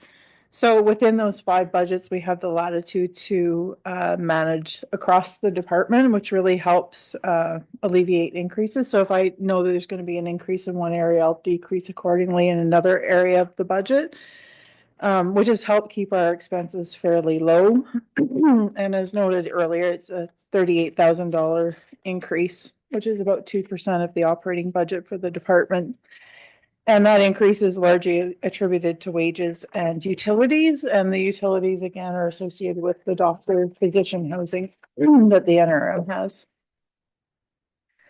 There's a bit of a description, expenses by category and salary, wages, contracted services, equipment, material, supplies, and utilities. But I think I've covered off most of that, and I'll just see if there's any questions.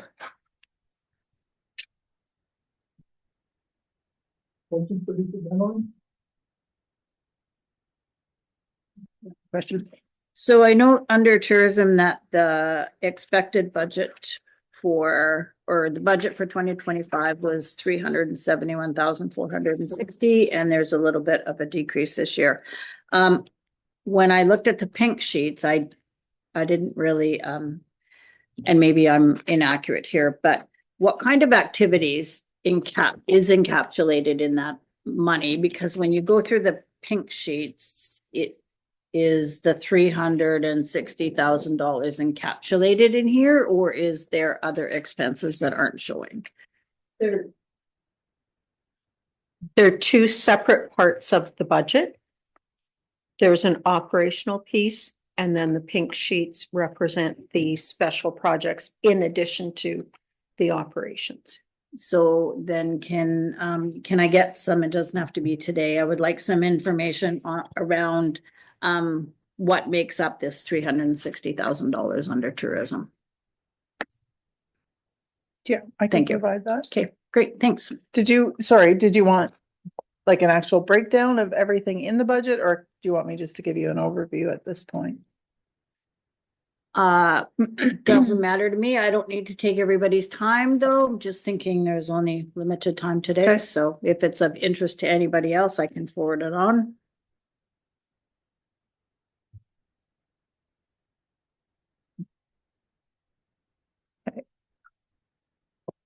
Perfect. Thank We'll you. We'll provide that.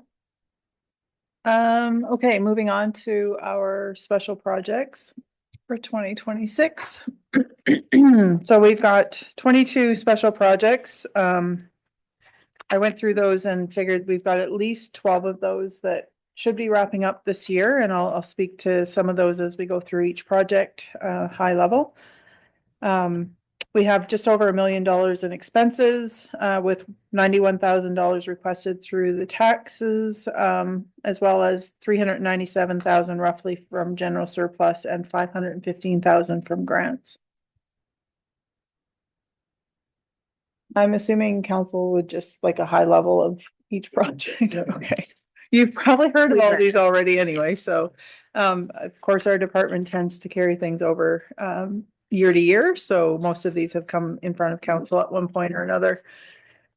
The first project is our 2025 wildfire prevention Fire Smart program implementation. So we have approximately $59,000 remaining of grant funding. This is 100% grant funded through UBCM. The remaining funds will be used to wrap up the completion of our community wildfire resiliency plan, and we're anticipating that being completed April 1st. We will bring a draft to the Community Fire Smart Resiliency Committee on March 19th, as well as council during the March 23rd council meeting. We recognize also that in order for us to submit our application to UBCM by April 30th, we'll have to wrap up this project prior to the May 15th deadline that we were initially requested to clean up this project by. So yeah, this one shouldn't be going any further than April 30th. So we should have the funds and budget wrapped up by then. The next project is our 2026 wildfire prevention Fire Smart program implementation. So again, this is 100% funded through UBCM, 100% grant funded. We will be applying for the full 200,000. However, the 86,000 attributed to grants will show up in protective services budget. And this $116,000 represents the amount that we'll be applying for, that will be applied to actual projects to undertake Fire Smart activities within the community.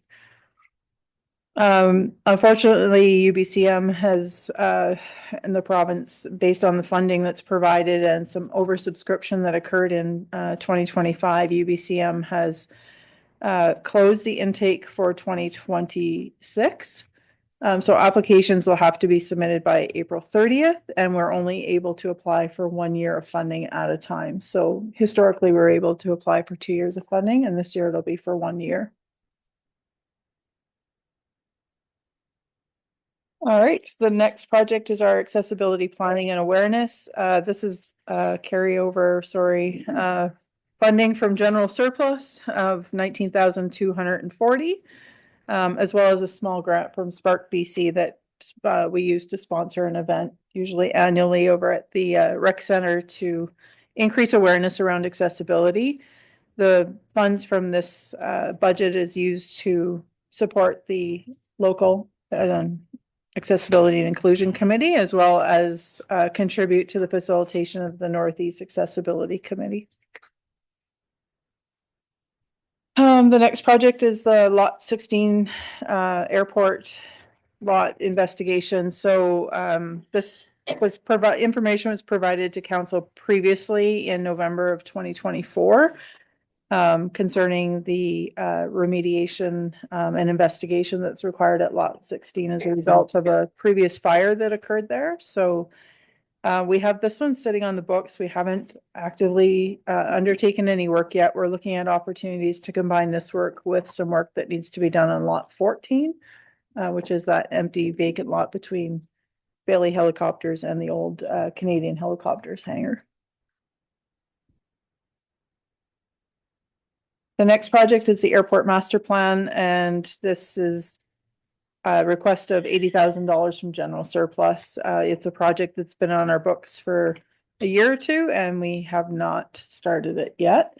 It's going to require some consultation and collaboration with Public Works just to figure out what exactly we'd like to see from that plan.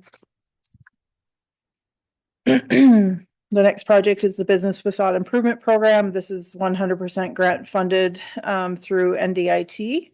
And this just is used to support local businesses to help pay for costs associated with business facade improvements in the community. Is it? Yeah. We're gonna roll it into a different kind of a program, but it won't be called that. Wow. The great thing about the program right now is if we don't spend the full 20,000 in 1 year, we can roll over the remaining into the next year, which has been really handy and helped with some of the administrative work behind it, but. The next project is bylaw updates. So this is an update to the NRM building bylaw, which was adopted in 2015. The request is from general surplus for 32,500. And although there's been no budget spent on this to date, we have finally been able to secure a consultant to actually help us with that update. So we'll see this project being completed in 2026. The community action table is a 100% grant funded budget. And this was information was provided to council previously in October of 2025. And the 20,000 convening grant will be used to help reestablish the harm reduction committee locally. And we noted that council's intent was for that to at least be initiated and then hopefully established enough that another community group could take that on afterwards, maybe. Hopefully. So anticipating hopefully that after this year, this special project will disappear. And we'll have another group who will be able to step up and take that on.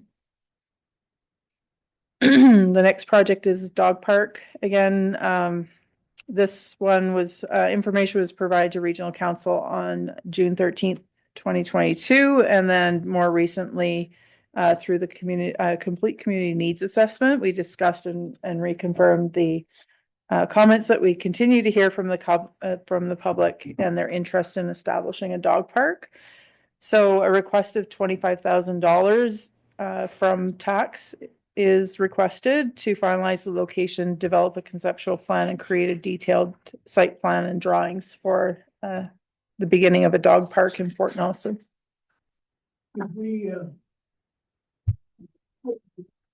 What did we decide with respect to the pilot out at 295? Was that part of this or? Yeah, This would be part of it. So we talked about 295 as well as 301. right. So just, I think, started communicating with rec around cost of fencing and things like that. Right, okay, good. The next project is the downtown revitalization plan. So there's approximately 28,980 requested from general surplus, as well as an additional request of $5,000 from taxes. This is to finish the downtown character and identity and wayfinding project that we're currently almost completing, almost in completion. We're expecting this to be completed this year. The contract ends shortly. And we have information scheduled to go to council during the February 23rd committee of the whole meeting for this one.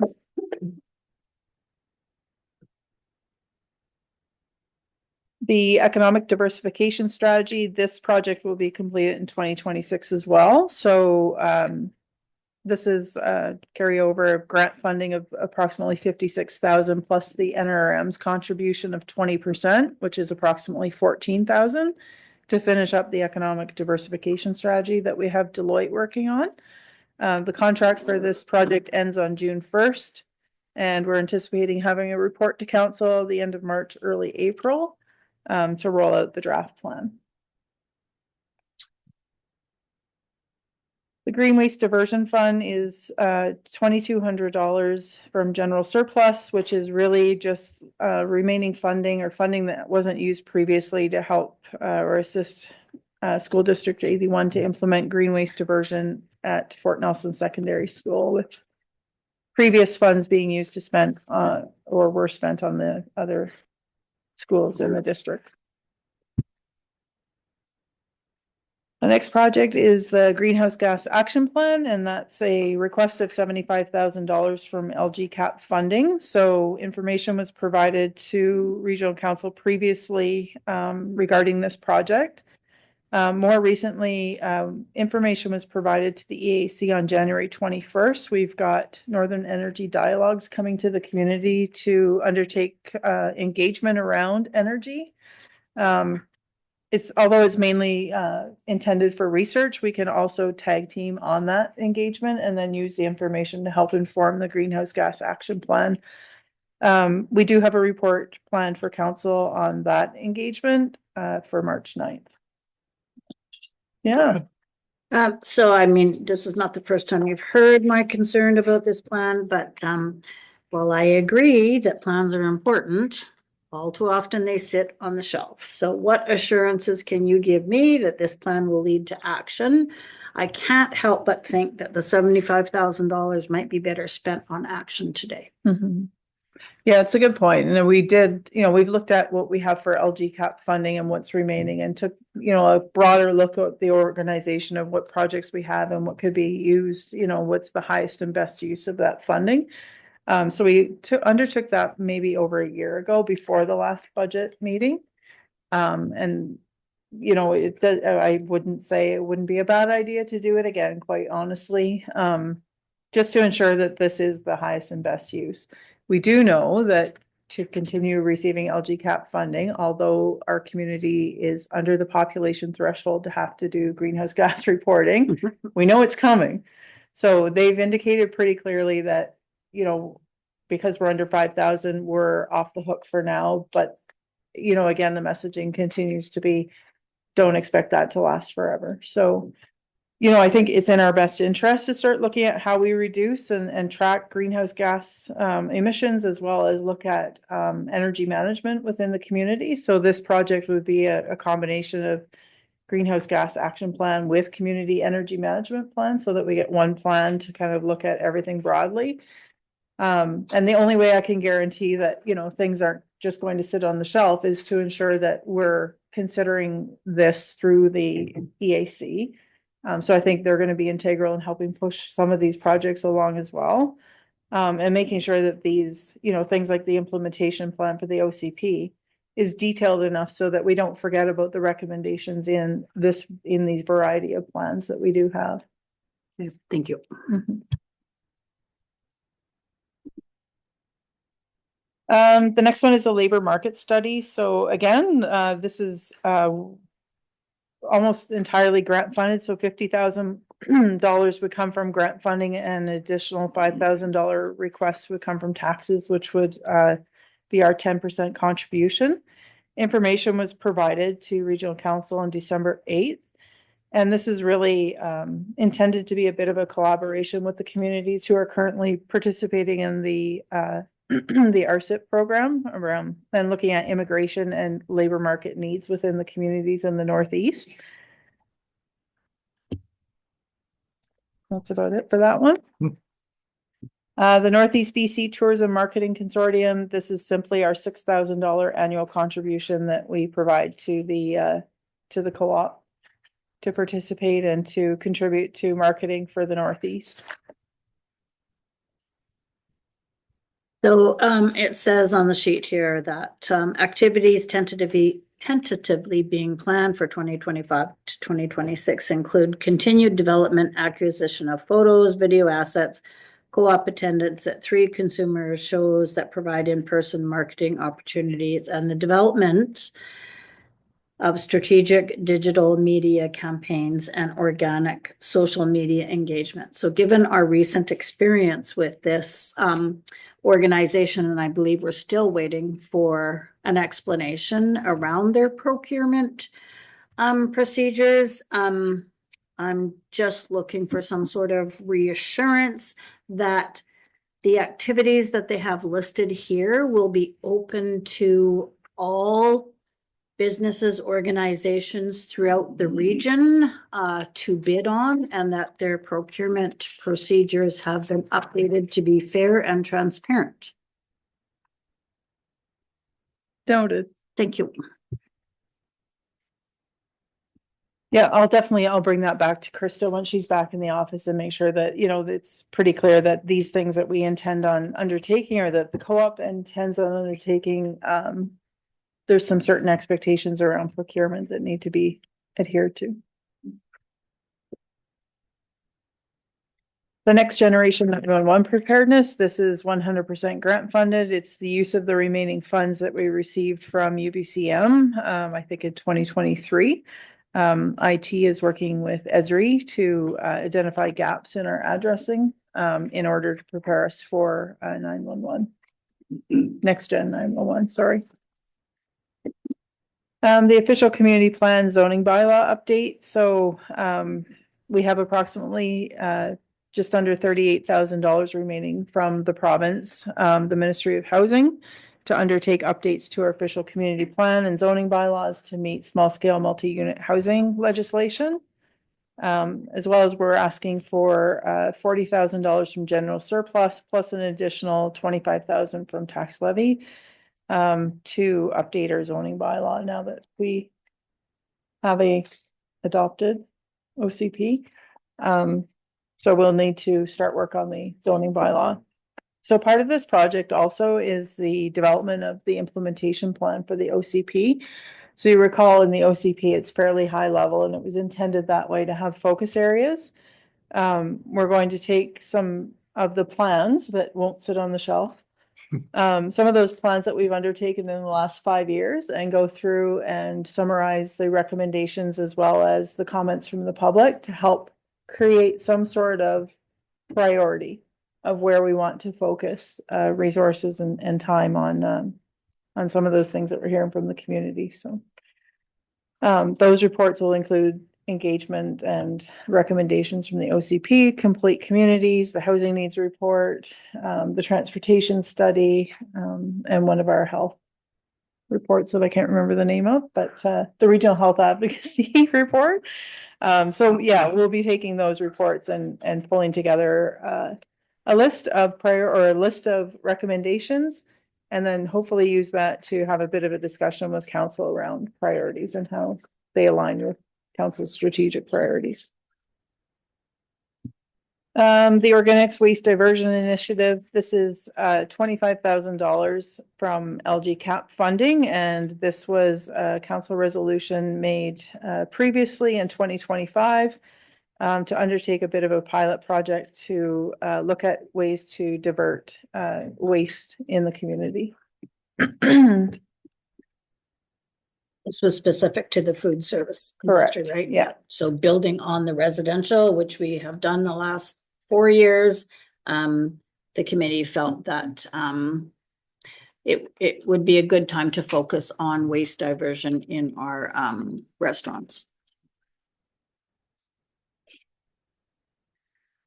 Public space planning. So this is another project stemming from the downtown revitalization project. A request of $25,000 from grant funding, or sorry, from taxes is requested. And this is to begin scoping potential locations for a public gathering space and to develop a bit of a site plan and conceptual design for a public gathering space. In addition to the the budget request of $25,000, we will continue to explore grants.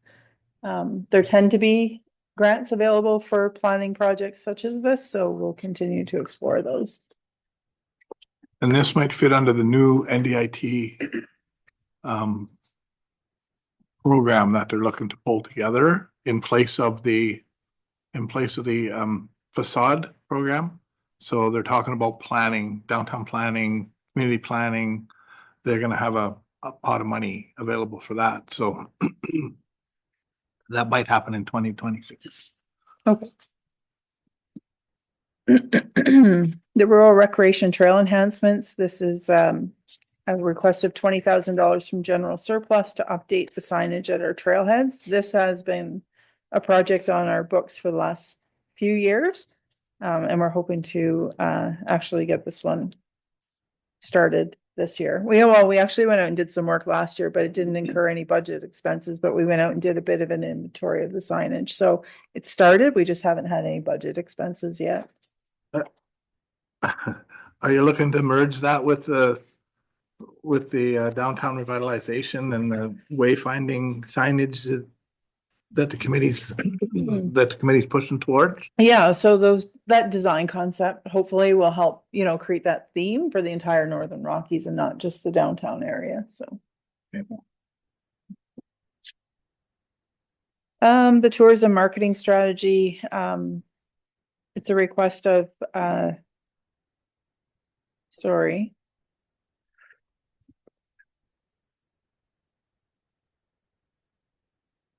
Oh, right. Okay. Sorry. I was looking at the grant. I'm like, what grant is this? Okay. From so- NDIT. That's right. It's from the NDIT grant. That's right. Yeah, that's right. So this is a request of $21,000 from general surplus, as well as we have a grant from NDIT just to undertake tourism marketing strategy implementation. This one, though, is going to change a little bit based on what we end up with in our economic diversification strategy, because we already know there's going to be a focus area around tourism. So we may end up, depending on the conversation with council, diverting some of this funding to that project instead, but we'll see where we end up with the report from Deloitte. Just so you know, this is also a funding pot that's gone away from NDIT. Oh, So they won't be doing marketing strategies anymore because there's no tangible there with respect to what you're getting from it.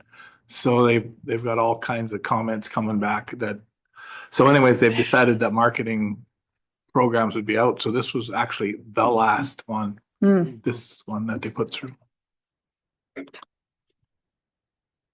When I say they, I guess I should say he.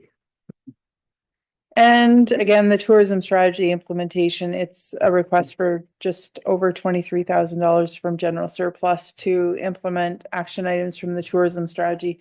However, again, there's a linkage to the economic diversification strategy that we'll see in the spring. So that's it for our special projects. Perfect timing. 3:00.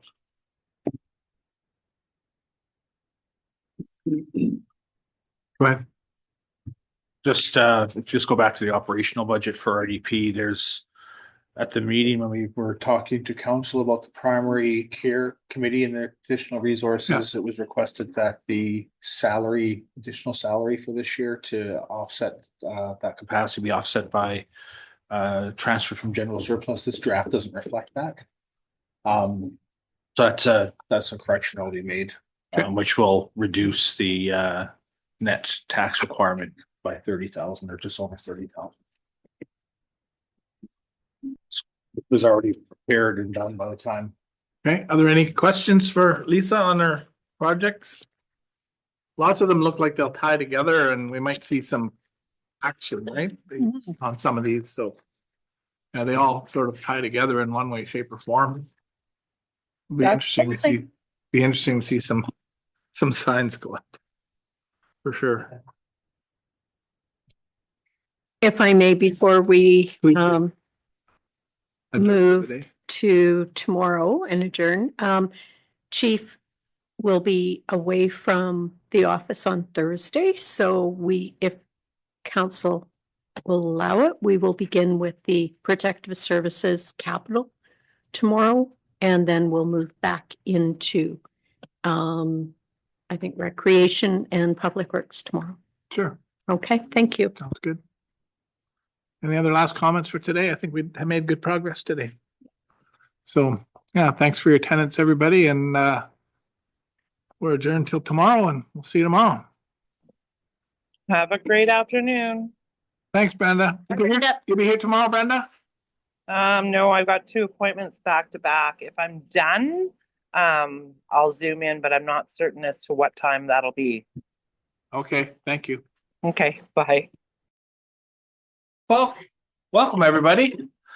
Let's call the preliminary budget meeting back to order after yesterday's session, which was very good, I thought. just take a moment to acknowledge that this meeting is being held in the traditional territory of our friends and our neighbors and our Treaty 8 partners, the Prophet River First Nation, as well as Fort Nelson First Nation. We recognize our treaty and the rights within that treaty. And finally, we recognize and celebrate the contributions and enduring presence of the Métis people in our region.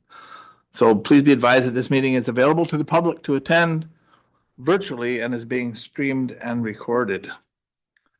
So it seems to me we left off at tab 11, but we wanted to give the chief an opportunity to go through his capital budget so he could release to whatever it is he needs to do today. So I think that's tab 27, unless you wanted to introduce something from yesterday, or we're all good? Okay. So over to you, Chief, for your capital discussion. Good afternoon, Mayor, Council. Thank you for letting me present this to you guys.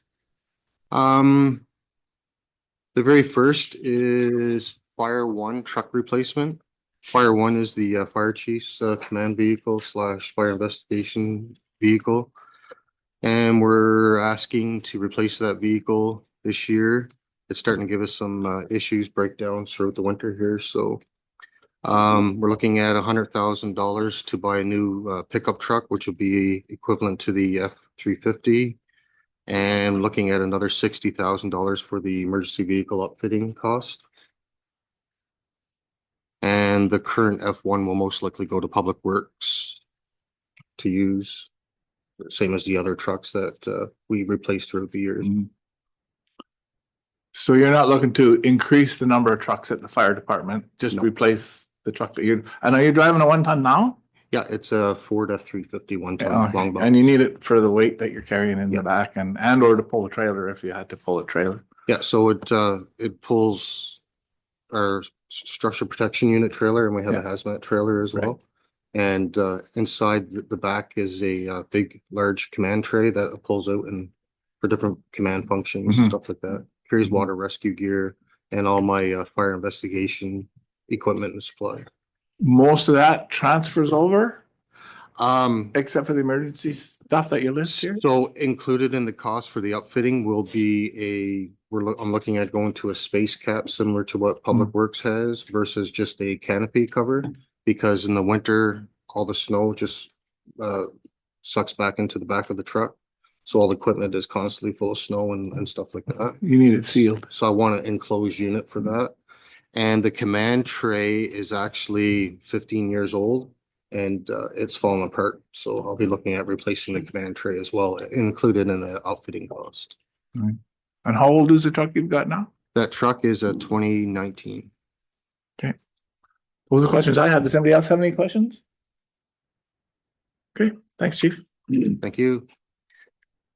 The next is firefighter lockers. So with the addition of the new fire hall, we now have a room that's classified as a clean room for personal protective equipment storage. So we're looking at installing lockers for the personal protective equipment. So each firefighter will have a locker in that room. So their turnout gear and all their personal protective equipment will be stored in that room in a secured locker. So we're looking to add lockers to that room. Questions, comments? Okay. The next one is the new fire hall. So the purchase of the fire hall started in 2025. And now that renovations are hitting the end of stages here, pretty well all the renovations are slowly getting almost done. We're requesting $979,620 for the remaining amount of the cost of the building. So I have a question about this one because I thought the purchase price included all the renovations. It does. That was This- gonna this be is the done. Carry forward. This is the carry forward from the original price. So the purchase price was was kind of chunked into two. So this is the same amount of funds. This is the amount of funds you've already approved last year. So it's. Okay, so we're not adding No, anything else to no. what the Yeah. engineers had No, originally. so the purchase, what we presented to council last year was a purchase price, including the outfitting of the fire hall. Right. And combined it as one budget. Right. So we've purchased the facility with a portion of those funds But we haven't paid out the funds for the upgrading of the facility, which was included in that amount, right? So the facility, because the facility purchase is in the $4 million range, right, off the top of my head. And then we had the additional component, and the budget council approved was all inclusive. This is just carry forward, not addition. Okay, so we haven't added Not a piece. anything to the billing. Good, okay. Thank you. The next project is a rehab trailer. Last year, council approved a budget of $70,000 to purchase a rehab trailer. We had a lot of difficulties nailing down one and getting one purposely built for what is needed. We're asking to carry over to 70,000. We're asking for an additional 15,000 to complete that project. So we have a company that is actually building the EOC trailer. They're working with us right now on floor plans and nailing everything down that we require for a rehab trailer. So we're just asking for that to be carried over and adding $15,000 to a total of $85,000. Remind me of the size. We are looking at 24 foot to 28 foot. So depending on cost is going to determine the size. Windows, heaters. Yeah, so it's gonna have a washroom inside of it for on scene for our firefighters having the ability to go to the bathroom. And it's gonna have a dirty room. Firefighters will come in, they'll strip off their PPE, and then it'll be separation in the door. They'll go to a clean room.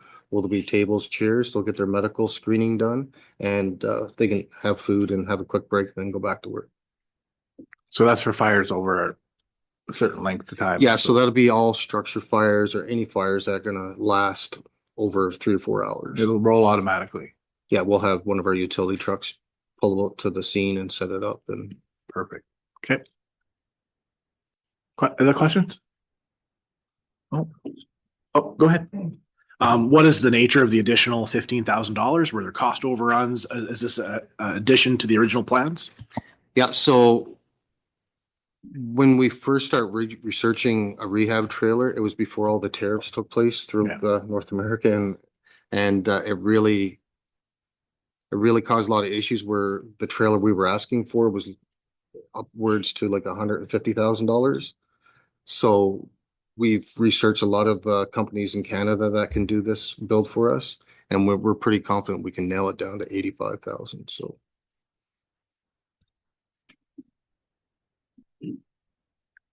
Okay, SCBA fill station. The next project is the SCBA fill station. Same thing. We're asking for a carryover of $58,000 that was approved in last year's budget. And we're asking for an increase of 7,000 just due to the fact of the cost of the price of the new units today. We haven't ordered it. We do have it all budgeted and everything for it. It's just we just don't have it in our on property yet. So with the addition of the carryover plus the $7,000 addition, we're asking for $65,000 to finish that project. Questions? Seems to me it's a must have. Otherwise you're sending your bottles out. So, yeah. And the old one, it's done. It's scrap or. The old one is still installed at the old fire hall, so at the Public Works building. We are still using it today. Sure. It's gone past its life expectancy, so I'm thinking it will be decommissioned, and I'm not sure if it'll go to auction or if we'll just keep it as a backup unit if ever needed down the road. Right. Because it still has some hours on it, probably. It's just not peak. Yeah. Yeah.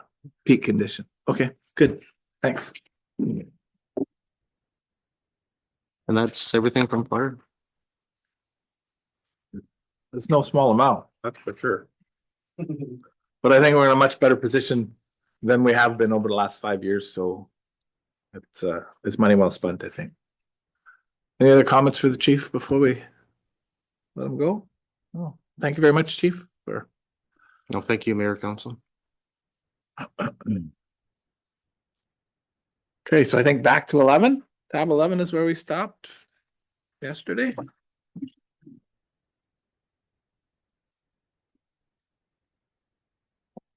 Recreation. Ready for rec? Ready. Johnny, you're in the barrel. Awesome. All right, if you're anything like me, you couldn't sleep last night. My dog wanted to hear all about this, so. Yeah. So yeah, starting with recreation services, it is, the rec center is obviously the big portion of that and the big visible part, but our rec also extends to, all through the community. So we have all our neighborhood parks we look after. We still look after the old aquatic building. We look after the two regional parks in town, Tessa and Andy Bailey. And we have our buildings and facilities is also part of that. So this extends all the way up to Toad River for the Toad River Community Hall. And then our many of our town facilities around here as well. We help out make sure we're doing our preventative maintenance, inspections and things like that to make sure that our facilities keep moving so that all of the other systems can function. And then new a couple years ago was the golf course as an addition to the rec center as well. So with the nature rec program, we're all over the place, and it's often a young work staff as well. So lots of turnover and training and things like that. But it's a pretty vibrant place to be, and we still tend to get lots of rave reviews and posts on Facebook, which we're always happy to see and share the love. We continue to strive to be an inclusive space for all the members of the community and welcoming for all the visitors that come through as well. Everyone who shows up is always happy to see us and excited at our amazing facility. So changes in this year, we've done some fluctuation again following Tony's comment about the trends. I've just taken this over the last few years, so been focusing on the trends we've been seeing and trying to match some of those things as well. Make sure that we're following that. So you'll see some changes throughout our numbers here. I won't read the whole thing. You guys have that out there as well, but. If we look at the numbers page, I can just take you through a few of the highlights. I increased the grants budget this year. Oftentimes we've left the anticipated grants low just because grants, the nature of grants are maybe or may not be. But these ones are ones that we've been pretty consistent in getting, so we're comfortable putting that one on there. Nothing's guaranteed on that one, like we saw with the Family Day grant a couple of years ago. But these ones we're pretty confident on, and the team still continues to strive and get more grants when we can. So our actual grants tend to be a lot higher. A note on that, oftentimes those grants that we do get are actually tied to equipment.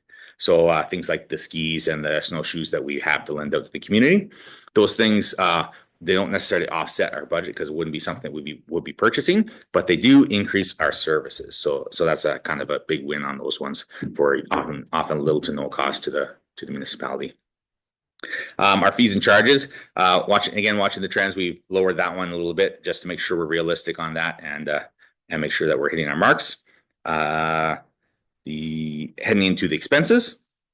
So once we get down here, there's a couple. I always love looking at the numbers of the dollars versus the percentage because some of the little dollar ones have big percentages and some of the bigger dollar ones have small percentages. So a couple I highlighted here was the aquatic building, which is 20% down. Again, as we're maintaining that, we've been able to again pull away some of that money. We still maintain a little bit in there just to make sure that we do have minor utilities in there, and then also vandalism and things like that we'd have at the site until we fully decommission that guy.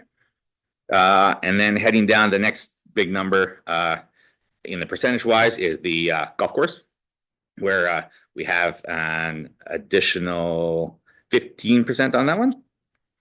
So with that, we've been working with the golf course for a few years now, and that one is actually a better story if you look at all across. As once we became part of that with the partnership, we've slowly been increasing that number to where we think we're finally comfortable with. This should be the true cost of that. Every year we kind of find a couple of things that we didn't account for, a couple of things that were changes throughout some of that. We have a year where there's low maintenance costs, so we didn't capture that right away. So now this should be the true actual cost. And a good number to paint with that one too is that this the number that you see on there is actually the cost for that, but a lot of the revenues with the partnership agreement come back to us for green fees, cart shed storage, because the assets that are ours there, we get the revenues from that. So it's separate from the food and beverage piece. So with that, the actual number that you see there is actually offset by last year was 138,000 and change. So the cost of that one's you're looking at right around $200,000 for the golf course. I know that one's always a topic of conversation, so I figured I'd throw that in there. You have a question, Ryan, about that? No, I got mine now. You got Did it? you? Oh, perfect. I hope you got some more stickies for me. Heading on. Heading on down, the expenses by categories is a good one too.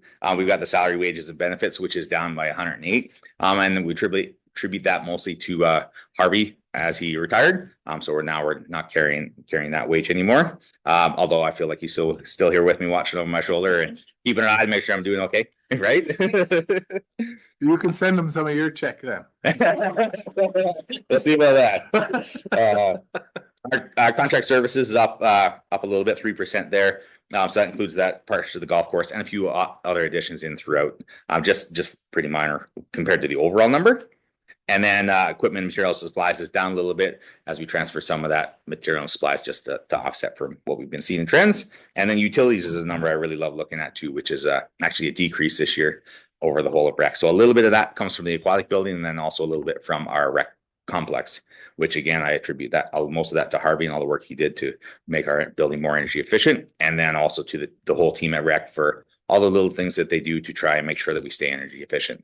You know, the things as simple as turn off lights when you leave a room or when you leave an arena, because let's face it, arenas take a lot of power and there's a ton of lights in there. I did a little bit of math on that one, and the arenas all run $12 an hour. So for every hour we have all the lights off, that saves us $12. Yeah, which can add up to a whole lot over the course of a year. So yeah, that's a good news story for the whole team. That's my spiel. So I'm okay. Before you got it. I have a question about the potential for Parker Lake. Mm-hmm. And maybe I should ask you, Lisa, where we are with respect to the Parker Lake potential takeover and whether or not there'll be necessary funds in this year's budget to sort of look after what we might want to do there. It's kind of it's a combination question, right? Because I know you're looking after working with them, but you'll end up looking after them.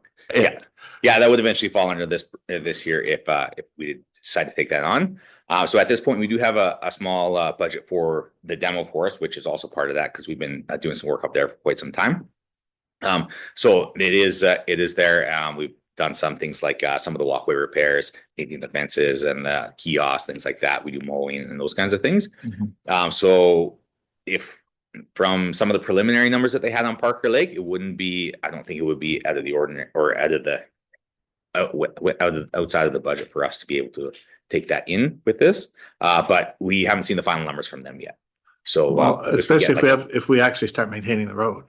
Well, we do if I'm not mistaken, that as part of our budget. It's part of our budget now. Yeah. Okay. Yeah, I thought maybe our contractor that was as looking part of after the rural roads, I believe. Public Works. Okay, Yeah. perfect. Yeah. So they already look after that, and up until this year, just recently, they were doing Section 57, I want to say. But now we've just got a partnership agreement in place with them, so that we can do some of that work as well as some of the work at Demo Forest on our own without having to contact them every time or all that. Okay, so you're comfortable that your current budget would be able to take over anything or cover the costs this year of anything that? Yeah, that would be my expectation, especially since we're in the preliminary stages. We're not close to us taking anything over at this point. Okay, thank you. That would just be to maintain. That wouldn't be if there was any improvements that the community is seeking out at Parker Lake. That would not be included in any of this budgeting. Yeah. I'm assuming. Yeah, well, and that's what I was thinking about. It's just basic maintenance till we act. So if it comes partway in the year, we do basic maintenance on it. Then we consider what we might do for upgrades in future budgets. Yeah, and that would likely come through as a capital project if we wanted to do more major or improvements to that space. Good, thank you. Anybody else have any questions of this part? Councilor Roper. Maybe a comment and a question. I just want to comment how impressed I am with the budget numbers this year for the rec center. We've got a small numeric increase, but it actually rounds to 0% on the spreadsheet. So I just want to give you a well done for that. I just wanted to comment on the buildings and facilities fund. There's a small increase in that, and I'm just wondering if that's enough to cover the aging infrastructure we have, and just a couple of questions about some of the projects that were planned for last year around the town hall complex. Okay. And what's happening with those and what the plan is for the building. So that the line item you see that says buildings and facilities there, that one is specifically to Toad River. That one's right there. And that one's actually a little decrease as we went through that and working with Public Works. some of the, we had accounted for a couple of things. We were able to streamline a couple of the expenses there, and then lower that number a little bit, only 3,000 or 34,000 bucks. So that one's pretty good. And then some of the projects around Town Square, I believe we'll speak to them in the projects, but there is a few things that are still ongoing. Yes, in the pink. Thank you for the clarification. Appreciate it. Yeah. And thank you for the kind words on the budget. You can pay them later.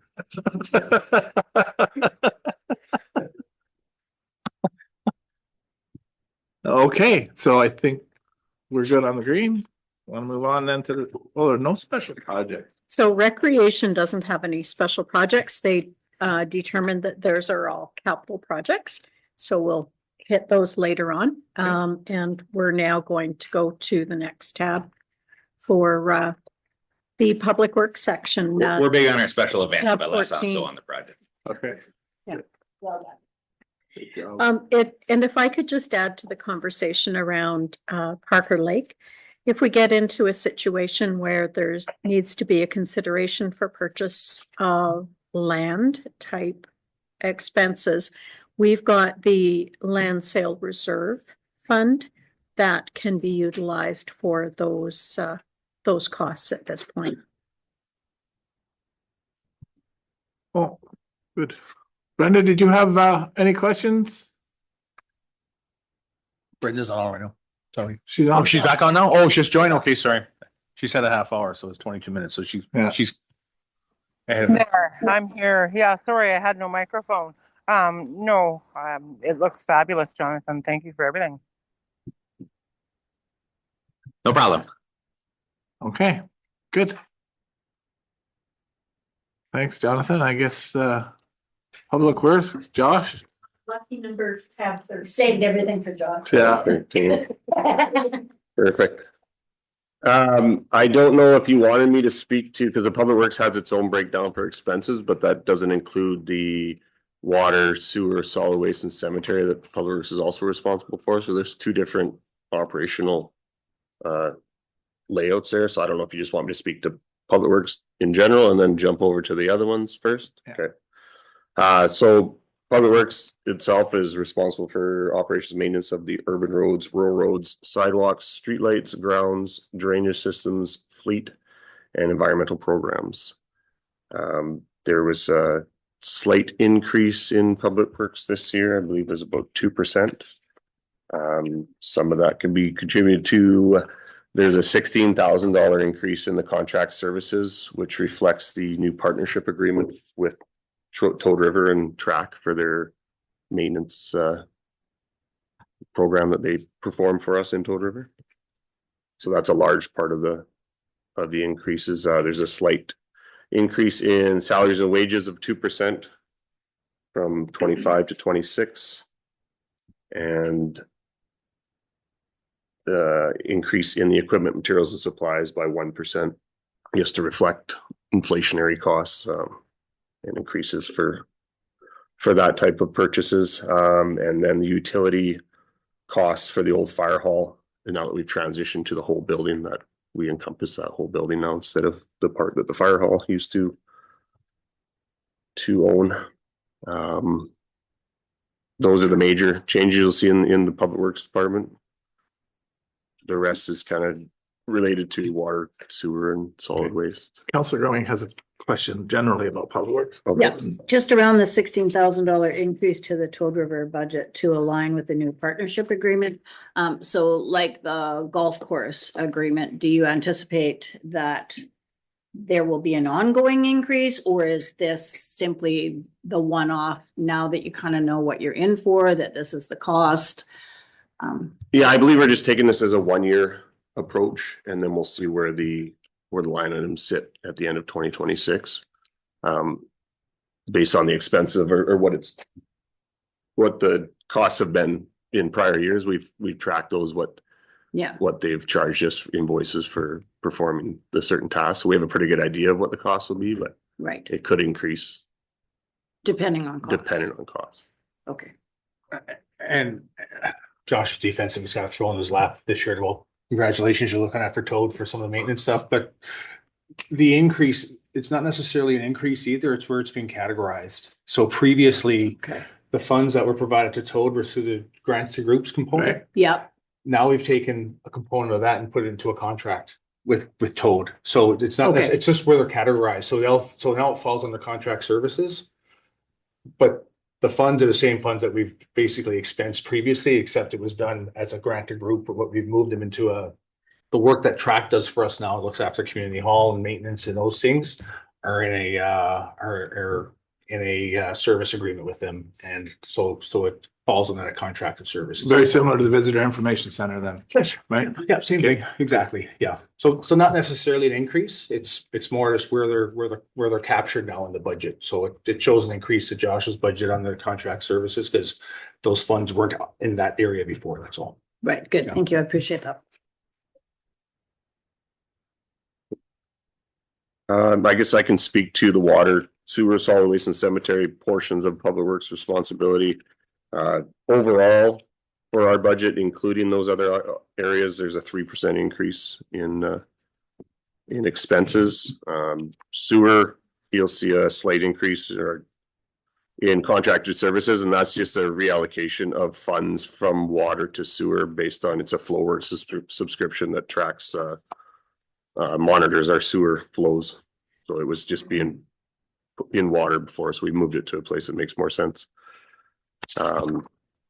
Water operations increase in equipment, materials and supplies by $20,000, and that's a purchase for water main repair parts, some flushing material for that department, and then an increase for some of the hydrant materials budgets. That hydrant costs have gone up in recent years, so just an increase for those materials. And solid waste, there's an increase of $18,000, and that's just to update our 6-yard bin inventory. We've been able to utilize our current budget, but we haven't made a big dent in the inventory. There's a lot of bins out there that haven't been updated in quite a few years, so they're starting to fail. So increase that budget so we can start to replace those. And then the cemetery equipment, materials and supplies, this is just a carryover from 2025 to establish the memorial kiosk.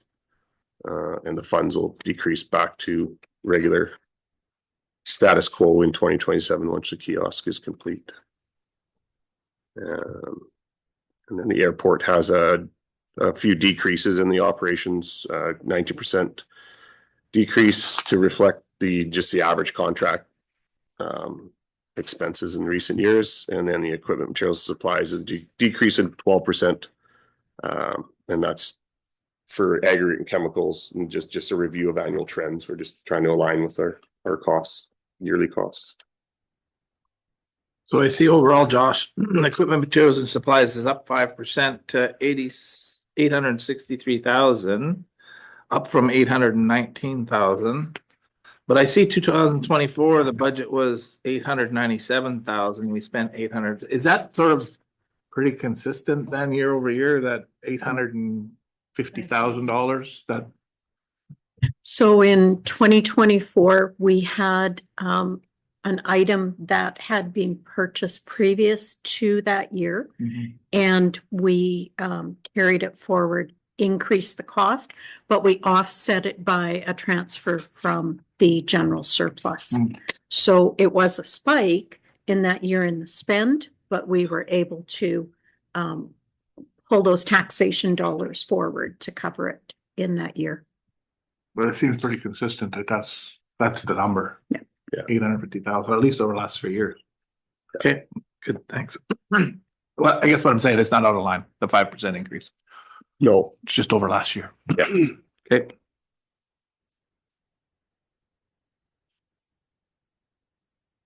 Good.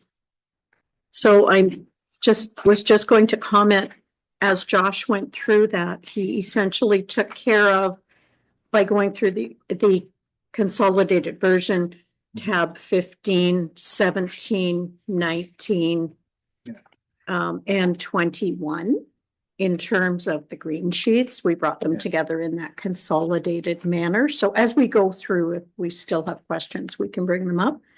But once we hit tab 14, I think we're basically into special projects for Public Works. Okay, then. I want to ask a question around Yeah. community trail tree removal. It's 15,000 from surplus. But remind me, is there more somewhere else? Because I'm just wondering if 15,000 is enough to take care of the tree removal. Yeah, so in 2024, we did the danger tree assessment and removed, I believe it's about 160 trees along the community trail.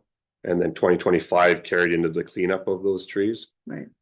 Plus another assessment and removal of 26 more trees, I believe. So this year, the 15,000 is to go forward to another assessment and removal of any trees that are flagged as danger trees along that area. The more often we do this, we're gonna have less and less trees, so the cost should come into line. The initial assessment or initial costs were fairly high because of the amount of trees that need to be removed. So in future years, we're hoping it's decreased considerably because you're gonna flag them. Yeah. And remove them. Okay, thank you. I just, and I speak to that, it's really interesting driving past the area on the Simpson Trail that goes through that same forest. And those of you who've driven on that road for a long time, remember that whole area where our trail went through used to be an aspen forest. It used to be an only aspen forest. And of course, as is normal, the aspen forest infill with spruce. And so it's now almost a predominantly, like you can see 10 years from now, it'll be a predominantly spruce, young spruce forest. And the trees that we keep taking out overall are the aspen that are dying off. And so there will be a continual flow of aspen until they're all gone. I mean, not all gone, but till the bulk of them are gone. But I think that's a very accurate way of describing it, that it makes sense that there will be less going forward than there is now. So it's pretty cool. All right, well, we're into the pink, so we might as well just keep going with the pinks then. Okay, well, Public Works, that first special project was the community trail tree removal for 15,000. And the next special was the road asset management plan update, which is essentially just on a 5-year frequency. And it's due to be updated again in 2026. So that's a $60,000 budget for that. I want to have a discussion about paving, but I don't know if now is the time to do it or later when we start talking about some of the paving projects that we have. Maybe that's a better in the capital. This is really just a new analysis of what we've got out there, right? Correct. Yeah. Yeah, okay. I'll wait then until we talk about it at capital. So was the only two specials we had in Public Works. Right. So that takes us to tab 16. Sewer. Or did I miss one? Yeah. Oh, did I miss 15? Yeah. So for the sewer special projects, we have the municipal wastewater regulation application. It's $60,000. It's just ongoing support and compliance. So the application has been made. We're just waiting to hear back from the ministry on our approval. That may come with requirements for more sampling or whatever their request may be. So the $60,000 just for engineering assistance with those requests from the ministry. Help me to understand why that's wouldn't be coming out of reserves as a sewer requirement? Yeah. And Absolutely. So this is essentially a major maintenance type of project. We're pulling it into a pink because we're not doing it annually. It's not an annual operating cost. So we're identifying it outside of operations. But it's major maintenance. It's something we would be doing normally. It's not something to necessarily plan that. It's compliance versus planning. Are you asking why it was taxed versus? yeah, Yeah, right? yeah. Why we're taxing for it instead of using the reserve that we would normally use for spends on sewer? This is specific to meeting the compliance to understand what's required. It's working with the province. It's not a tangible asset that we're replacing. It's a result of. Like a study. Well, this is a requirement. It's basically, it's the permitting requirement that we don't have in place yet with the province. It's been a bit of a back and forth, so it's the assistance on the engineering side to provide our assistance on our end to help us out with that process with the province when it comes to the permit request to establish a permit, which outlines what our testing requirements will be on the sewer system. So it doesn't meet the criteria from because we're not renewing anything, we're not replacing anything, we're not building anything. It's literally an administrative function. And as Tony said, the reason why it's not in operations, it's in special projects because it's an anomaly. It's a one-time item and it would significant, and that's the reason why we created the special projects list. One is to be able to flag areas that would be IDCA eligible, which this isn't. And then two, it just helps create a consistency on our operations side from a expense perspective from year to year, because this is not an annualized expense. It's a fairly specific item that we've been working with the province for quite some time now. Okay, John? Yeah. So you said it's not IDCA eligible. This particular piece, no, because we're working towards, it's essentially getting to a point with the province where they'll issue us a permit. But the pink on page 103 says that it is IDCA. Which page? That's why I'm confused, I guess. If it's IDCA, then. Is it IDCA eligible? I think we have to review that one. Okay. I get that Unless- unless it's I linked to- understand now that it's an administrative function more than it is.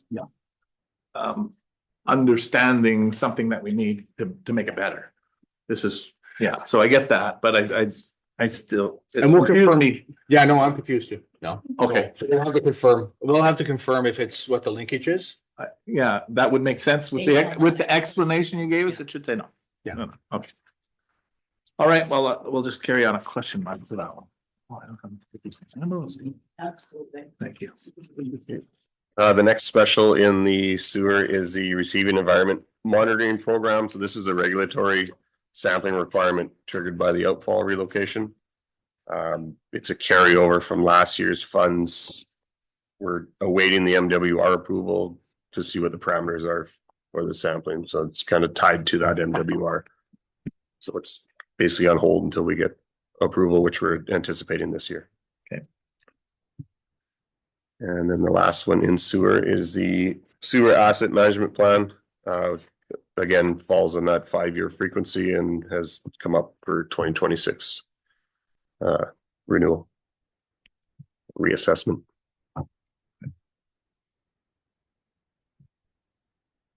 That was done with the contractor originally. That was all done with the contractor originally, Yeah, that's a KWO 5 years ago. function, yeah. Okay. So that was it for sewer. Next is water.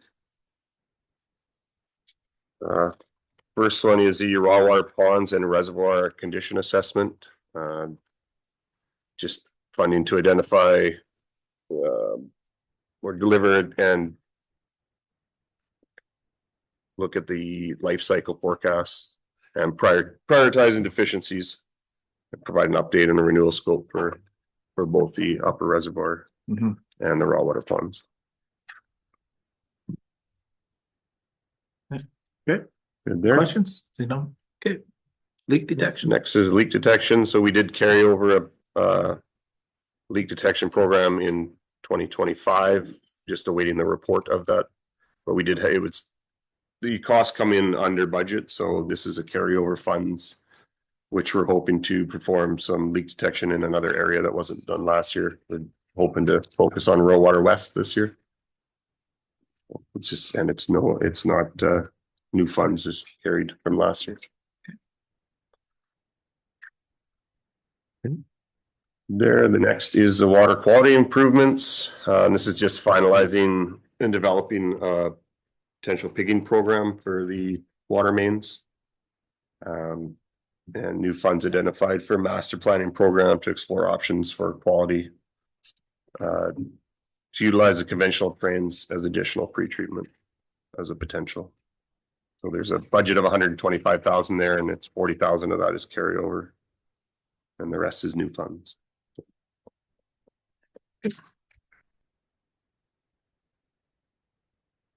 And that was all for water. Water use efficiency study. There's one more there. 20,000. Oh, sorry, yeah, sorry. So that's just there was a study conducted in 2025, and this is just a final reporting. So it's just carryover budget for the reporting portion of that. Questions on water or sewer? Okay, that then takes us to 19 and solid waste. Me, I better shut that off. Yeah, no. We didn't get that far, did we? Yeah, we didn't get that far.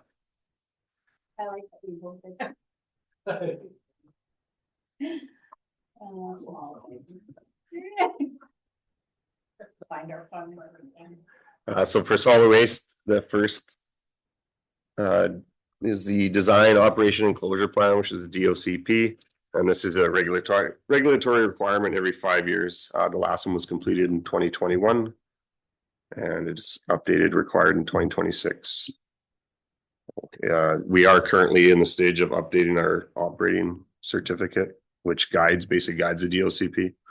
And it's been requested by MOE to complete the HHCR, which is a hydrological study as part of the DOCP. So there's a budget there of 130. So the DOCP is 75, the hydrological study is 40, and then the OC update is 15 of that funding.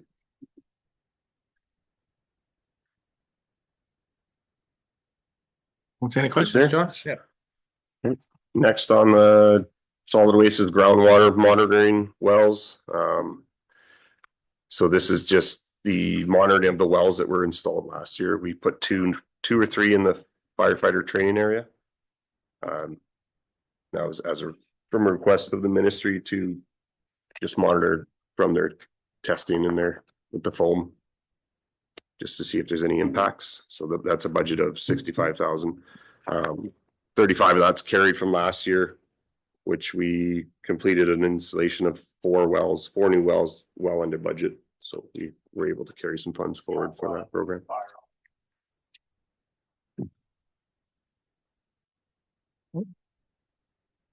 Good there.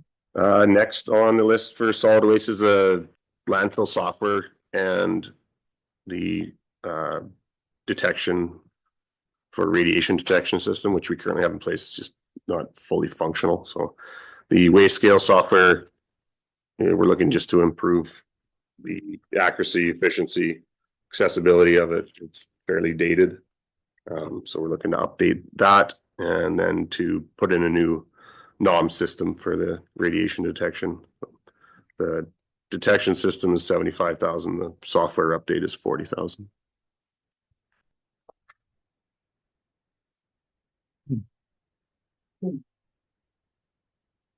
And the next on the list is the solid waste management plan. This is a requirement every 10 years. The last one was completed in 2016 with the efficiency review in 2021. So fulsome updated is scheduled for 2026, and that's 70,000 from reserves. Oh, the province does like their plan. Mm-hmm. Yeah, and solid waste is due this year for several, Right. so. That was all for solid waste. Next is, well, that's all for us. There's nothing in the cemetery and nothing Nothing in in the airport cemetery. for specials. Okay, good, thanks, Josh. That get us through all the way through operations? Wow, nicely done, you guys. I just like to clarify, I misspoke on the sewer, the MWR one. So it is IDCA. We have it in as an IDCA eligible Mhm. program because it's linked back to the outfall project. So what we try to do each time, unless we're challenged by the province, quite frankly, is if it's something that's possibly borderline, we'll actually have it IDCA eligible because it's to our benefit to be able to Put it in. acknowledge which funds. So we've been, with this particular one as an example, we're updating the permit because we were required to install the new sewer outfall, which was IDC eligible. So we're linking the need to update the permit back to the project, and that's how come we're ticking the box in there. But we didn't think it fit enough to be able to take it out of. None of the reserves, because even the outfall was none of the reserves. The outfall was all tasked because it was a new program, a whole new asset Gotcha. that we never had in place, right? So it wasn't part of renewal. So from an operations or from a reserve perspective, it doesn't come out of reserves, but we do count it as a contribution to our IDCA component. Okay. I'm less confused now. And Aaron just reminded me, we don't want to gloss over the airport piece of it because it wasn't included in the global public works side. And I know Josh already spoke to it, but in case there were any questions or. Cemetery, that's 23, isn't it? 23, yeah, 23. You want to speak a little more detailed to the airport? Anna? Or is there any questions about the airport? I just think it's sad to see the anticipated decreases because it means obviously less traffic flows. So it's not a good news story, really, the big scheme of things. One of the areas of the decrease, which is a bit of a double-edged sword, well, bittersweet, I guess, is from a funding perspective, is some of the reductions we're seeing in the fees are a result of less air traffic specific to wildfire. So we're okay with that. Because any of the landings or any of the air traffic that came in are specific to wildfire fighting, obviously was charged, landing fees were charged. So it's a good revenue source, but the reason behind it is not necessarily great, of course, because it means that we're dealing with more wildfires. Does that also reflect in the IDCA? Portion of increased traffic at the airport is one of the criteria. Quite possibly. Um, Yeah. Not necessarily. So The- transient population, they went by transient population in aircraft. So the aircraft movement's not necessarily, but they use it as a component or a factor. Yeah, We questioned some of the numbers to see in the province were quite comfortable with the numbers when they came back. So, Okay. but that was one of the things that was in the back of our mind when we looked at the increase. But then, but the data goes back to 2019. So which was before the. which is significant fire essentially season. before we had a significant activity at the airport, right? Okay.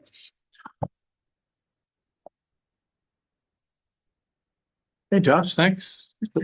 Thank you, all of you, for the operational portion of that. It was good. Are we prepared to go on to capital? We are, so behind the orange tab 3 in the binder is tab 25, which contains an overview of all of the projects that we're going to be reviewing. So if I take a look at the total, we're looking at almost $23.9 million in projects, 2.2 million coming from grants, $500,000 coming from general surplus, 20.6 million coming from reserves, and less than $500,000 coming from taxation. And so that certainly is our roll up of it, and we'll begin with tab 26, which is general government, and we have got a combined approach to this. We're going to ask Mr. O'Shaughnessy to join us at the table. I have a chair over here if you like to, Sean, if you're not afraid of us. And town square basically is our building that fits into our general government area, and between Mr. Roberts and Mr. O'Shaughnessy, we will work through the majority of this budget, but I am going to give the very first one to Mrs. McIver as it's related to the IT. They don't want to talk to IT. So thank you. So the only project under my purview is our annual tech and communication renewal budget. So this is something that you will have remembered probably year over year seeing appear in the budget. This year, the projects that we proposed for 2025 remain outstanding. So we intend to complete those this year, which includes firewall replacement, phone system, network switches, and then we annually replace any aging desktop and laptop computers. So that makes up about $60,000 of that $109,000 that's proposed from reserves. And then the balance of that is completing our website replacement project. So you may or may not have noticed, hopefully it's not staggeringly different, but we were happy to announce the launch of our new website very recently, and soon to come will be the rest of our websites, including tourism, ECDev, and airport in the coming months. So yeah, that's a great news story. We've achieved some incredible improvements with accessibility on that, and look forward to leveraging our tourism and ECDev sites to align with the plans that are coming out from RDP in that vein. So that's that. And the reserve comes from a building tech reserve fund within the buildings and facilities reserve. Okay, thank you. Any questions? Okay. Town hall accessibility. I guess this is my turn. Please excuse me if I stumble through this. This is my first go around with budgets with mayor and council. So the town hall accessibility budget, yes, that's the project. Council was given a highlight on February 9th council meeting with regards to the installation of a lift and some renovations and renewals regarding corporate services and finance area. Currently, the budget that we're looking at for this one is 1.275. That will include the detailed design tender package, and the construction, installation, and purchase of equipment, also utilizing a $100,000 grant from the Enabling Accessibility Fund. If there's any questions on that one? I was trying to remember if your report said you were going to purchase the equipment this year and install it next year. The intent is to install it this year. The intent is to do the project this year. I Yes. had 2027 in my mind for some reason, but obviously I'm mixing it up with something else. Go ahead. Okay, second one is the town hall layout efficiencies. This is a request budget for $80,000, and this is to do some renewals for the interior of the building. There's been minimal updating done to the interior over the past number of years. I want to say probably since 1985, maybe even later. Yeah, just to create some efficiencies and to make good use of unused and underutilized common spaces within the building.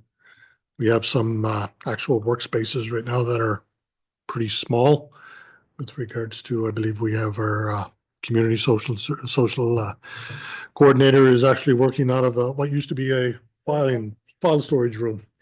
So yeah, some things like that to create better space. Okay, so that's over and above the accessibility, because there was some efficiencies built into the accessibility plan as well, right? Correct. So this is away from sort of that core piece. Correct. Okay. Yeah. Well, and just so that you know, I have a spare box of that tile that's in the washroom. And funny you should mention it. Funny that yeah, well, I helped to install it in 1985. Yeah. And you still have it. Yeah, it's in a shed in the back. Yeah. Oh, that's good. We might need some because there are some starting to fall off. There we go. Places. All right. Thank you. That's good. So the next one is the town square fire alarm system. This is a $35,000 request. This is to do the detailed design for an upgraded fire alarm system for the town hall facility. Currently, we have a interim connection to Grace Manor, but there is no connection with the theater, which under today's code, the entire facility should be interconnected with annunciator panels for throughout different areas of the building. So the intent is to do the design this year, get an understanding of the costs, and come back next year with a request for budget to do the installation. Question. Okay, go ahead. So you mentioned the theater, but does this include the library as well, or? Yes, the library falls under the town hall fire alarm system. Okay, thanks. Okay. With the fire alarm system upgrades, is there any consideration being given to fire suppression systems within the town square complex? Not under this, but we did explore that when we did the original design, conceptual design for town hall. To sprinkler the building would be quite an extensive cost, because we would have to get a fire pump as well. I can't remember what the actual number was for that at that time, but I do recall it was quite expensive. Currently, aside from that, with respect to the requirement to sprinkler the building, we're not required to. Us as the authority having jurisdiction, we could decide to, unless we were doing a complete renovation of the building, that would require us to bring it up to code. Just to follow up, I understand that converting the building to sprinklers would be cost prohibitive and maybe not even helpful. I think Scott mentioned one time that it might increase our insurance rates because water damages can be worse than fire damage. Maybe there are alternatives out there, new technologies that we might be able to look in just to give a little bit of protection. So I'd like to explore some of those details Absolutely in the future for sure. Yep, absolutely. Is the Grace Manor portion sprinklered? No, think so, no. Okay. Okay, the next one is the town square phased renewal plan development. So this one is $315,000. Some of it is a carryover from 2025, and it is a continual project. It's going on the development of priority-based phased renewal. Trying to come up with a plan to bring most of our critical systems up to snuff without doing a complete renovation or renewal of the building. So how to do an upgrade of an HVAC system without completely removing all the ductwork in the building. How to reutilize that. So it's going to create longevity with regards to our critical systems and stuff like that. So. And I was just going to add in a note on that one to Councilor Roper's question earlier. So there was a couple other projects we had last year, including the doors and windows, and then also the theater AC, and rolled them up into this one. So it's captured as one project to continue the renewal of the building. Thank you, John. Councilor Going? Okay, so just confirm for me, so this $315,000 is going to cover the cost of a plan and windows and the air conditioner, or just a plan? It's the plan, the windows, and the air conditioner right now. Okay. And potential installation of the air conditioner, because it was purchased in 2020. Correct, and potential implementation of some of the plan aspects, depending on what they come into. Okay. And would council be getting more of an update on what that looks like throughout the year, or are we just we are just. Yes, you will. Yeah. Okay, thanks. There's a lot of moving parts here, right? Like to the mayors, we struggle a bit internally actually how to present this to council because there's so many things. So I mean, Sean's got this spreadsheet and documentation, and trying to present them and try to roll things up and then piecemeal other things. So like to the mayor's point, when you look at efficiencies, so Sean outlined efficiencies with the accessibility document that went forward to council, and that was purposeful to bring it forward to council, and we did. So you had a bit of a preview of what that looked like because it's a significant spend. But then when you look at other areas of the building, when we talk about the layout efficiencies, we want to, anytime we do any work in the building, in many cases we're required to enlist the services of a engineer to look after that piece. So when there's a potential that we might have to remove something or deal with something, we want to have it might not, doesn't make a difference if we put the wall back the same spot or move it out 2 feet, make the area bigger, right? And I look at what we call the pod area right now where Terry and Rada and Sean is, right? That was all piecemeal through the years. It's all chopped up, and we actually have a bit of a plan in terms of what that would look like from an efficiency perspective to create a better working space, as one example. So that was that piece. Then you get into the renewal component, and when we presented to council a while back, the various pieces of renewal with the building, if it's roof or HVAC or windows and doors and et cetera, that was over a period of like 20 years. And that's what this kind of captures. In some cases, it's activities that we're actually going to action this year, and others is activities we're going to plan for future years. Because like Sean said, like what we received as part of the initial document was replace the HVAC system. Well, we don't want to just replace the HVAC system. What are the options to replace the HVAC system? And can we reuse the ductwork? Do we, because we're not looking for a Taj Mahal here, and it's not a matter of pulling everything out and putting everything new in. It's a combination of replacing what's existing and also other areas like the wall units, as an example. In some of the offices are highly inefficient, right? Is there an opportunity we're investigating using what are they called, Sean? The mini splits, for example, so that we don't have to figure out how to get the main HVAC into those offices, but we could hopefully get rid of the wall units that are highly inefficient and maybe use mini splits to look after the areas that, because of the design of the building, you currently don't have ductwork, right? So it's a combination of all the above. I can understand confusion because it's hard to wrap your head around even when we're dealing with it on a day-to-day basis. Anything we intend to do and spend, we'll be bringing information back to council for sure. We're not just going to walk in one day and all of a sudden stuff starts ripped apart. It'll be communicated for sure.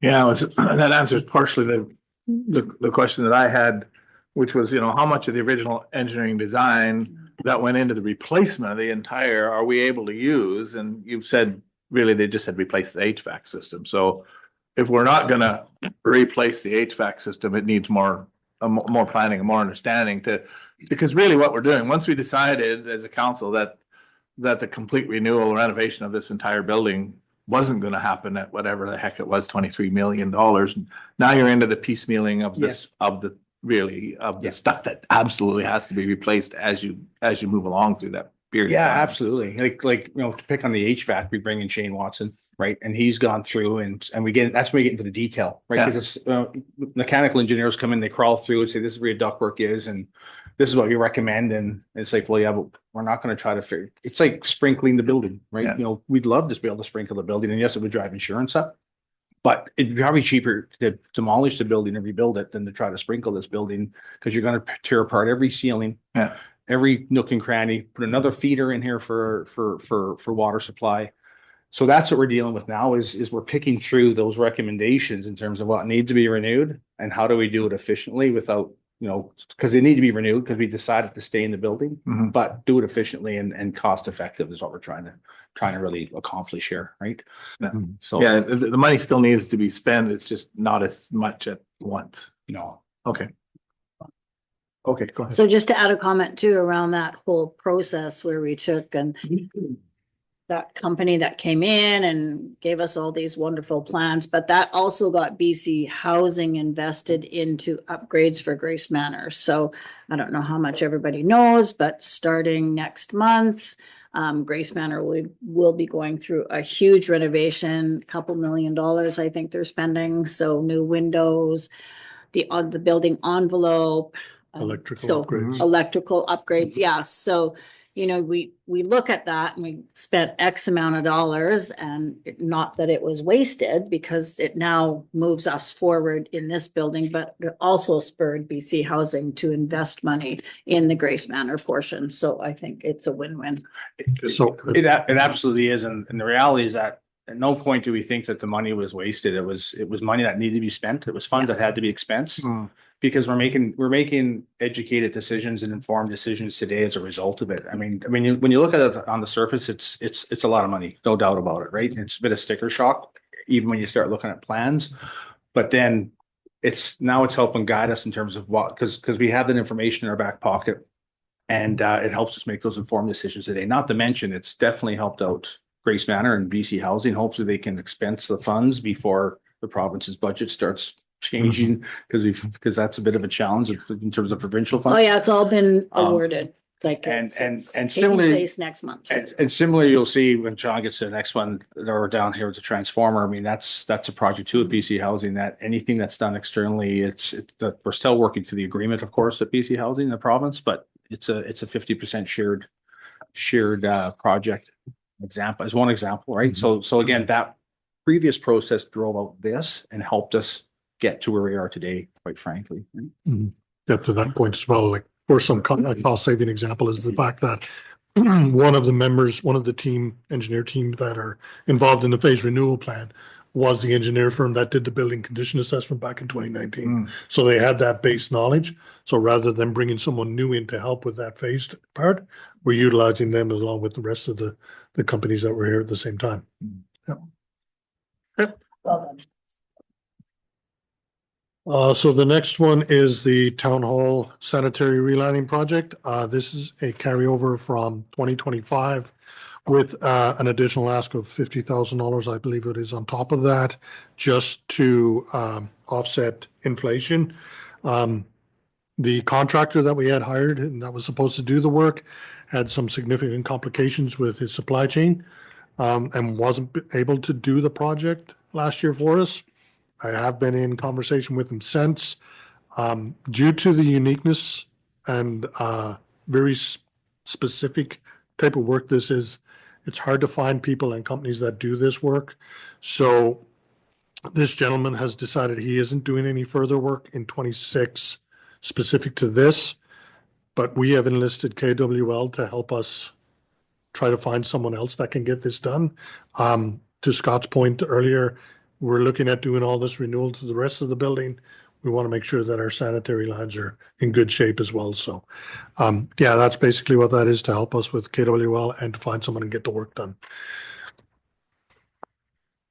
Okay, question? Okay.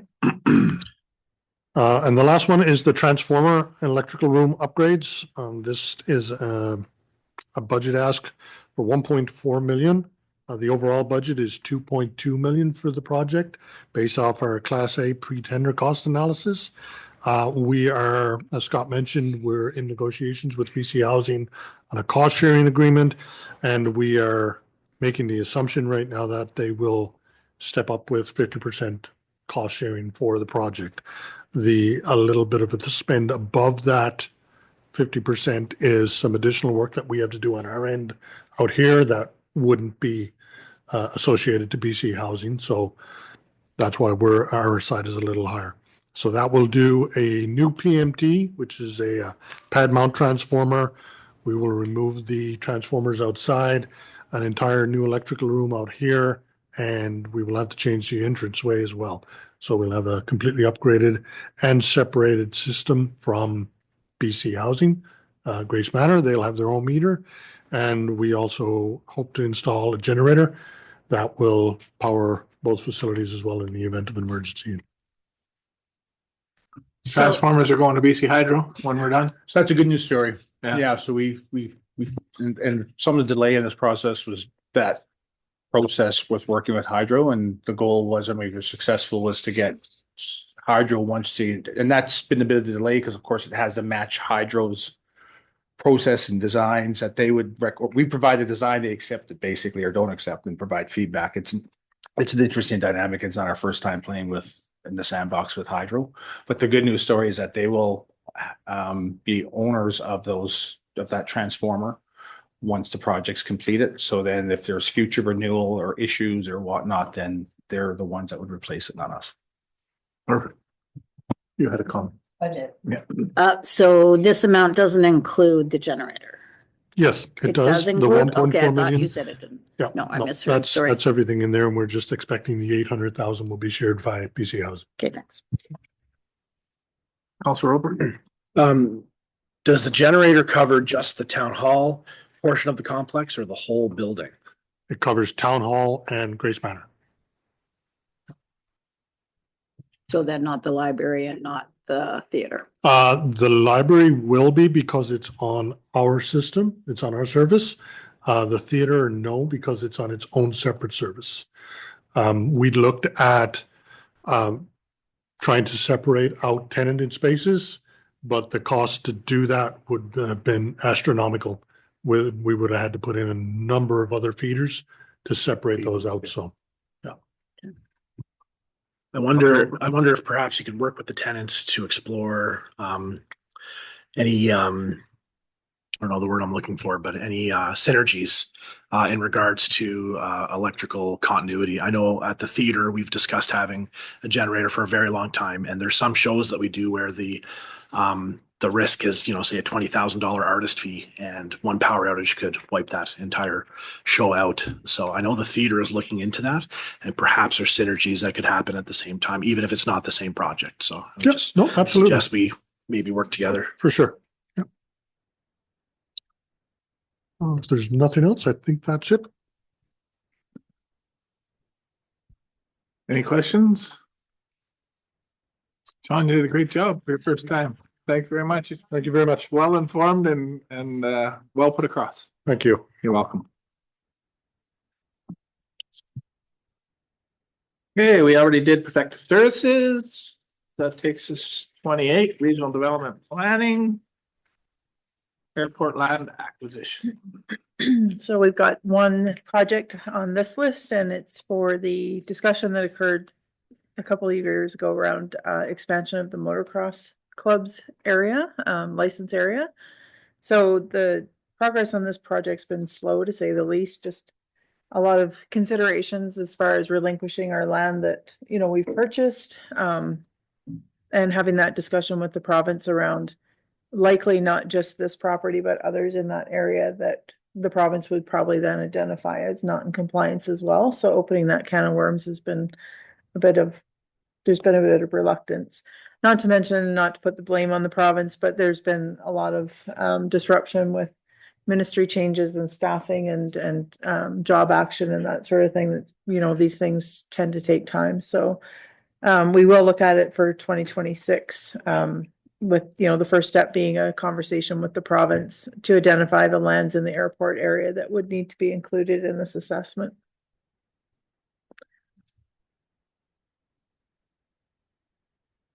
Questions? Okay. Thanks, Lisa.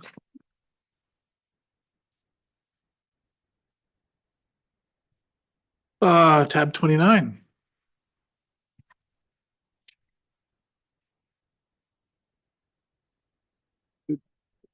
Do we want a break? Do we need okay, let's take a break. 5 minutes or 7 minutes, whatever it takes to bio break. Sure. Grab a sandwich. Okay, we're just finishing up, I think. Brenda, are you there? I am. Okay, good. So I think we'll start again. I think Josh is finished. And I think we're on to capital for public works. Tab 30, where we are. We did it. Oh, Don't forget sorry, Rick. did I miss? I'm sorry. I flipped one over, right? Okay, sorry. Back to Rick. Back to you. All right, so kicking this one off, our first project in here is Andy Bailey Regional Park and Campground improvements. This is a continuation carry forward from the last couple years. Good news story on this one. There's actually the numbers decreased on this one, which is good because we've had some spend in it finally. So there's been some movement in this one in the end of the last season, and we hope to wrap this guy up right at the beginning of this season when the snow's gone and things like that. We've had the tender went out and then came back unsuccessful because due to the cost of it. So we end up having to do a bit of a redesign and divide it up a little bit, and then bid out individual pieces separately, which worked out better for us. And then we have the contractors all lined up to do the work. So we just have to wait till the snow's gone and get the things in there. And some of that work's been happening in the background. So. Questions? Yeah, are the contractors local or? Yeah, you bet. Great. Yeah, all Excellent. in town. Good. Yep. Arena 2 heating. So this one again is a carry forward. So we did the first half of this one, which was a mechanical review which included a mechanical engineer and then one of our local contractors as well, to look at opportunities to add heat to our secondary arena. This kind of coincides with the bleacher project a little bit, but with that, we came back with a bit of a preliminary design of a heat installation and some ductwork and things to go with that, and an idea to reutilize some equipment that's no longer in use at the old pool, which could save some costs, big costs actually, compared to buying a whole complete air handler.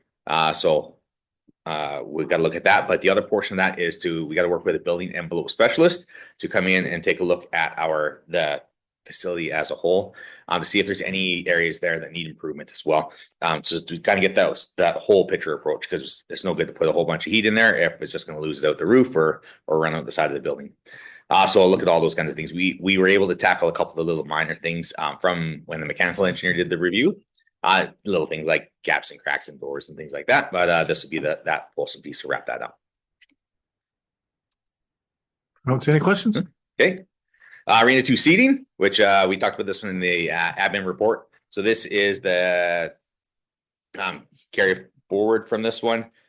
We chatted about this one was over the original budget process or budget projection last year, but we were able to make up the outstanding from our operations.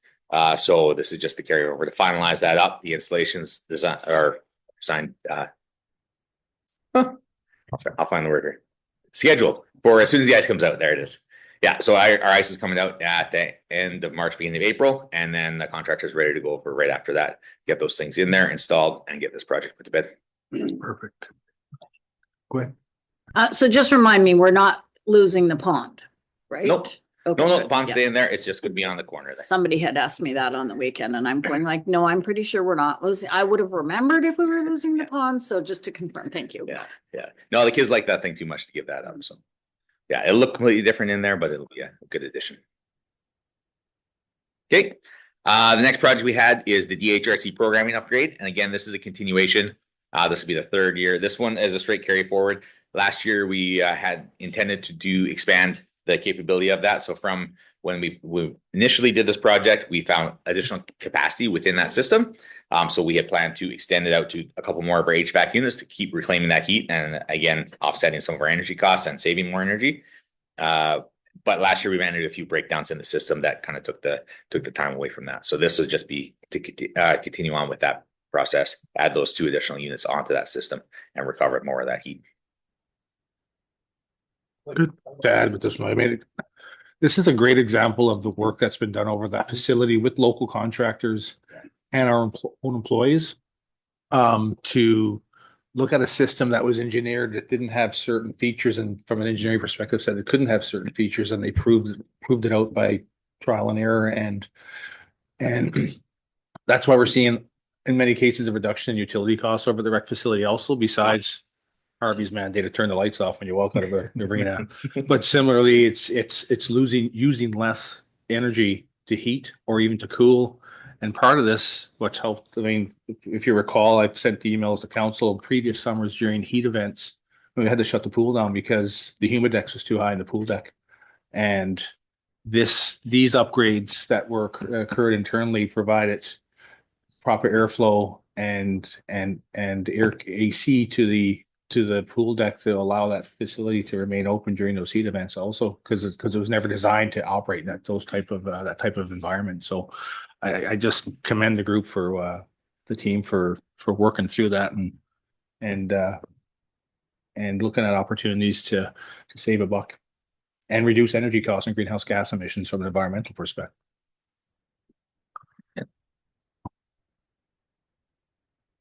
Thanks, Scott. So continuing on, our next one is the golf course minor amenity building renewal. So this one is a follow-up we had in 2018. There was a structural assessment done on that facility because the facilities at the golf course are part of our NRM assets. So the clubhouse itself had a structural assessment done on it, and in that report, it was outlined that it would need full replacement in 2028. So we're looking at this year to go with do another assessment on it and see do we in fact need to replace this whole facility? And if so, what would that look like? Or can we invest in some major maintenance, updates, upgrades, things like that to extend the life of that facility? And then kind of get a report so that we can see that analysis similar to what we did with Town Square to see what makes the most sense. Is repairing what we have there, trying to make that continue to function, or is it replacement of what it is?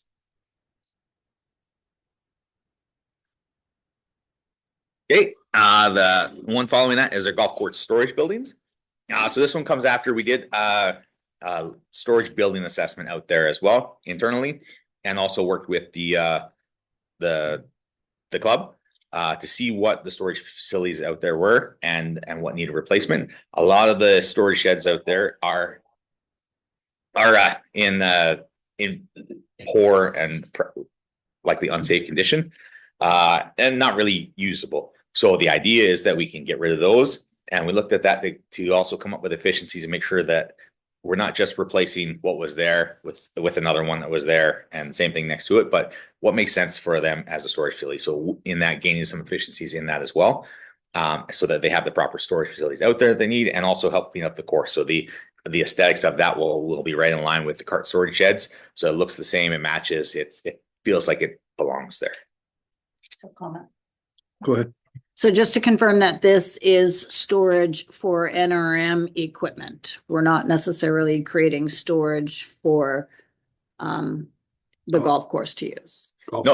This is not golf carts. It's golf course equipment. So the things they use to cover the greens, field greenskeeping equipment, field keeping equipment, all those kinds of things, fertilizer, things like that. So the materials and supplies that they need to maintain the course for us. Okay, thanks.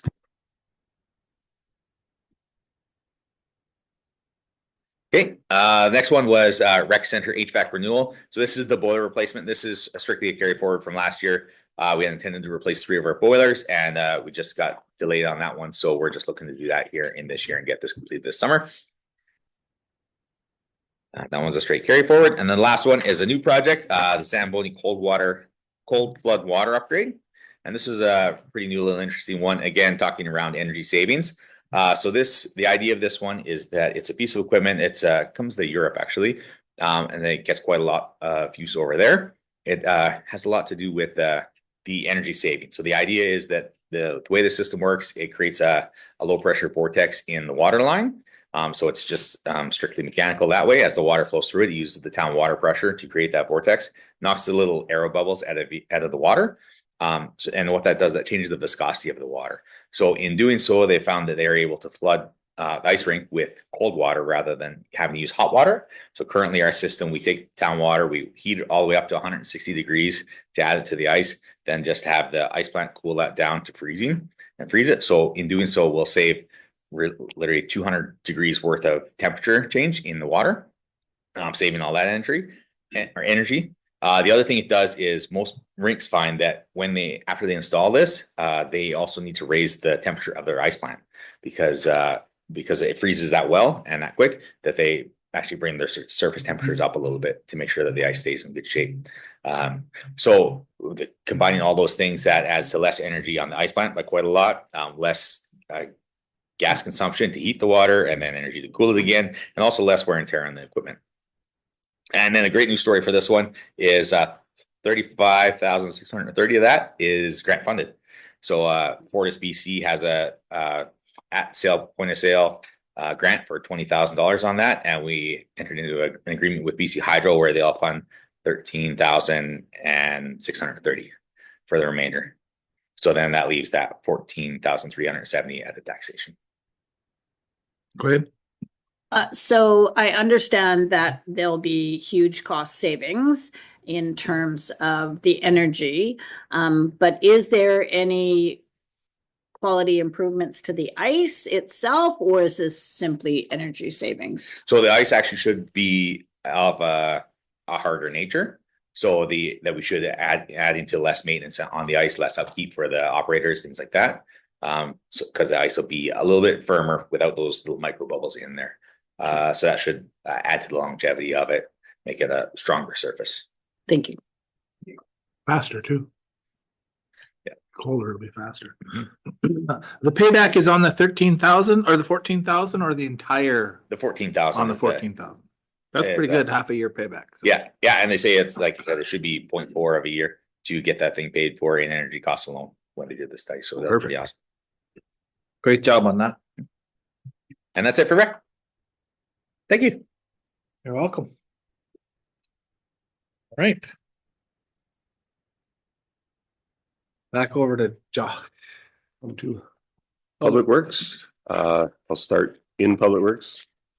Several in there. The first one on the list is the accessible parking space installations. This was a project that came from the AIC and council initiative to install accessible parking stalls down the downtown core. It's a multi-year program, which we've been completing in conjunction with our paver replacement program. And there's just a carryover funds. That's 44,000 in that budget. This year, the paver replacement is out front of Service BC, so we'll be renewing that letdown. Yeah, and I think this also comes from a report we had too on accessibility, right? From our local committee that some of these should be done. From the AIC. Yeah, good. Okay. We're good there. Next on the list is the asphalt hot box purchase request. So this is basically a unit that'll help us with our pothole repairs and smaller asphalt repairs from when we lower manholes, valves, those areas that are in asphalt. Then we're not relying on the outside paving companies to come in and we're kind of stuck to their timeline, their prices. We can do this all in-house it'll give you a longevity in your pothole repairs because it's a hot machine. It's not the cold patch bags that you're putting down and heating with a torch. It provides you with a better end product. Go ahead. Can this be used for repairs on the trail, the community trail? You know how those. It would work on the bigger cracks. The Okay. smaller cracks is more of the spray tar that you'd have to use that we utilize this year. Okay. But some of the bigger patches or bigger cracks, it would be a benefit on those. Okay, thanks. How long does one of these things last? I'm not sure, to be honest with you. I can look that up. I know we spend roughly $8,500 in cold patch a year on average the last 3 to 4 years. But we patch the same holes over and over because it doesn't adhere as well as a hot patch. Yeah, this one in the parking lot, for instance, is a good example of that. Yeah, right? there's a Keeps few popping roads out that of there. we visit regularly that we're hoping that this new system would prevent that from revisits. Yeah, I'm just wondering if the payback, do you actually get it paid back before you, I mean, anything you put asphalt and rocks and stuff in that they don't last very long. So it's is it worth it? But okay. The contractor that was up last year, Dynamax, they did the co-op and did our paving. They had a machine and he spoke very highly of it, that it works really well for small patches and. Right. Okay. Next on the list is the Birch Drive and 56th Street renewal from reserves. So this is address spot repairs throughout the street that are basically identified through age from they've sank where the services cross, water, sewer services crossing on Birch is a bad one. That's. So this wouldn't address the Birch Drive Yes. roller coaster? Yeah. That- So there'll be removal of those areas, build those areas back up, compact them properly, and then overlay with asphalt. Is it an overlay of the entire street or just the areas that? It would be an overlay of the entire street, but there'd be point repairs where those Right. areas have, where the dips are essentially. And 500, I mean, I'm not questioning I am questioning. That can be done for 520,000? Yeah. Okay, thanks. So this actually might be the place to have the conversation about paving in general. So because I see we've got this we've got Cordova, we've got, Miniker. you know, to the tune of $5 million, something like that, $5.5 million.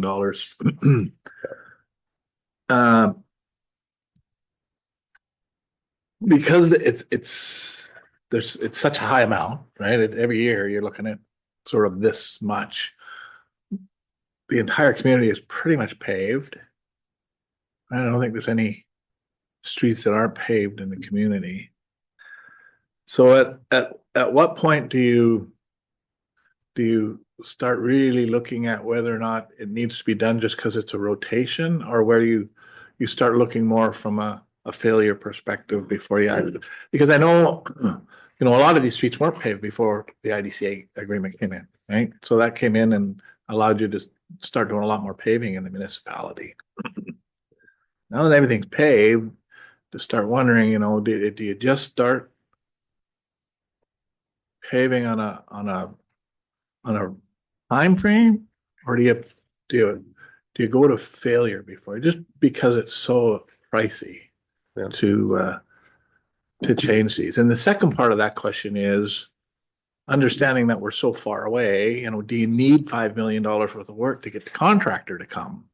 You know, and because there was some discussion about the paving contractors, you know, coming back and setting up if they knew there was a steady stream of work, they would set up, and we wouldn't have the cost of molding, demolding every single year for their batch plant, but they would set one up here. So I'm wondering about how that all fits together, and whether or not there's an opportunity to stretch out the repaving, or is that part of why we're doing the study on the pavement around the community? Yeah, I think the asset management plan is just an update on the current plan. I think if you're talking to the actual frequency of paving, that comes down to your service levels discussion, which we're starting to discuss this year. So that can kind of be fleshed out during those discussions. So it's all part of the same thought process then that I have with respect to. Yeah, I will say that this year we had 4 companies pull on our asphalt opportunity this year, which is the first time since I've been in this municipality we've had more than one pull on it.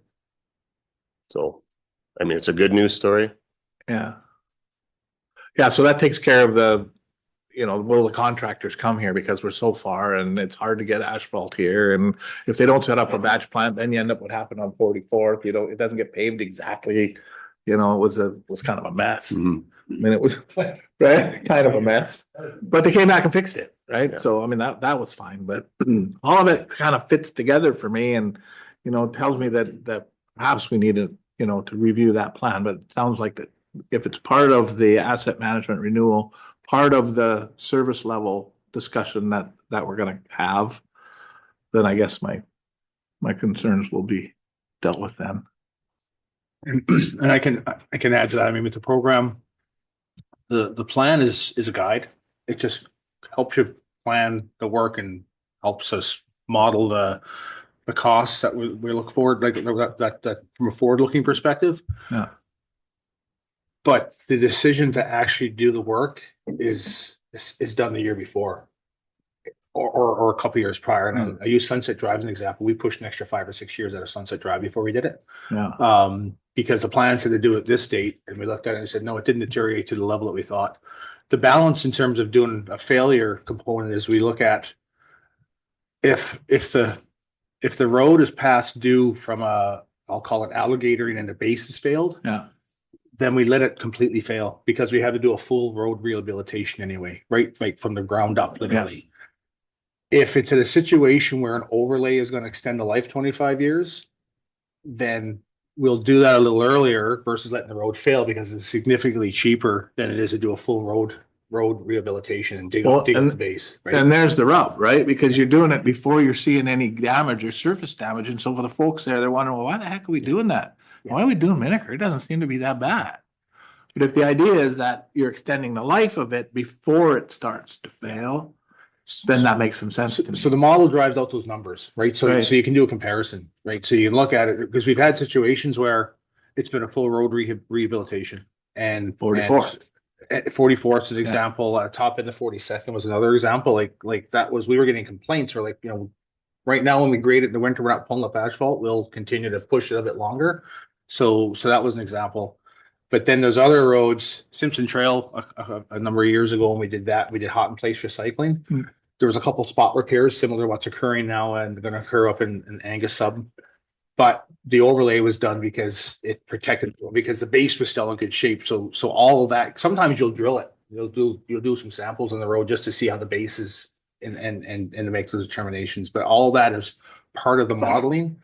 And then the discussion around, does it make sense to do a full road rehab and wait a couple more years and let it push it out? And then this is what the cost would be versus, again, an overlay. Typically a functional overlay will extend that lifespan 25 years. And then it's a better process. So that is all taken into consideration as part of it. In addition to, this is a unique year, as Josh said, with the paving, because we've had lots of discussions on paving with contractors.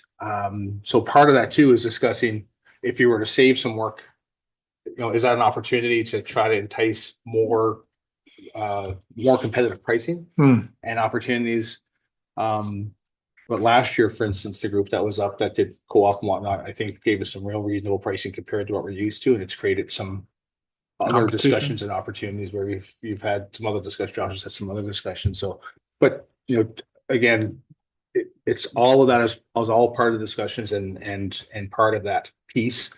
And then the 5-year cycle that is budgeted for this year just takes, again, overview of everything, just to help, for lack of better words, reset that plan to make sure that, because over the past 5 years, I haven't seen this where we've done a road earlier than the plan, but there's multiple examples where we've done roads well beyond years beyond the plan, what the plan suggested. And then that helps us reset and reevaluate the annual contribution. It's one of the reasons why when we presented the renewal program to council a couple of weeks ago, that even though the plan says this is how much should be contributed based on just strictly dollars in the modeling, we recommended a lower amount, because we typically push things past what the model might say, because it doesn't necessarily deteriorate to the same level as the model might in many cases, not all, but in many cases.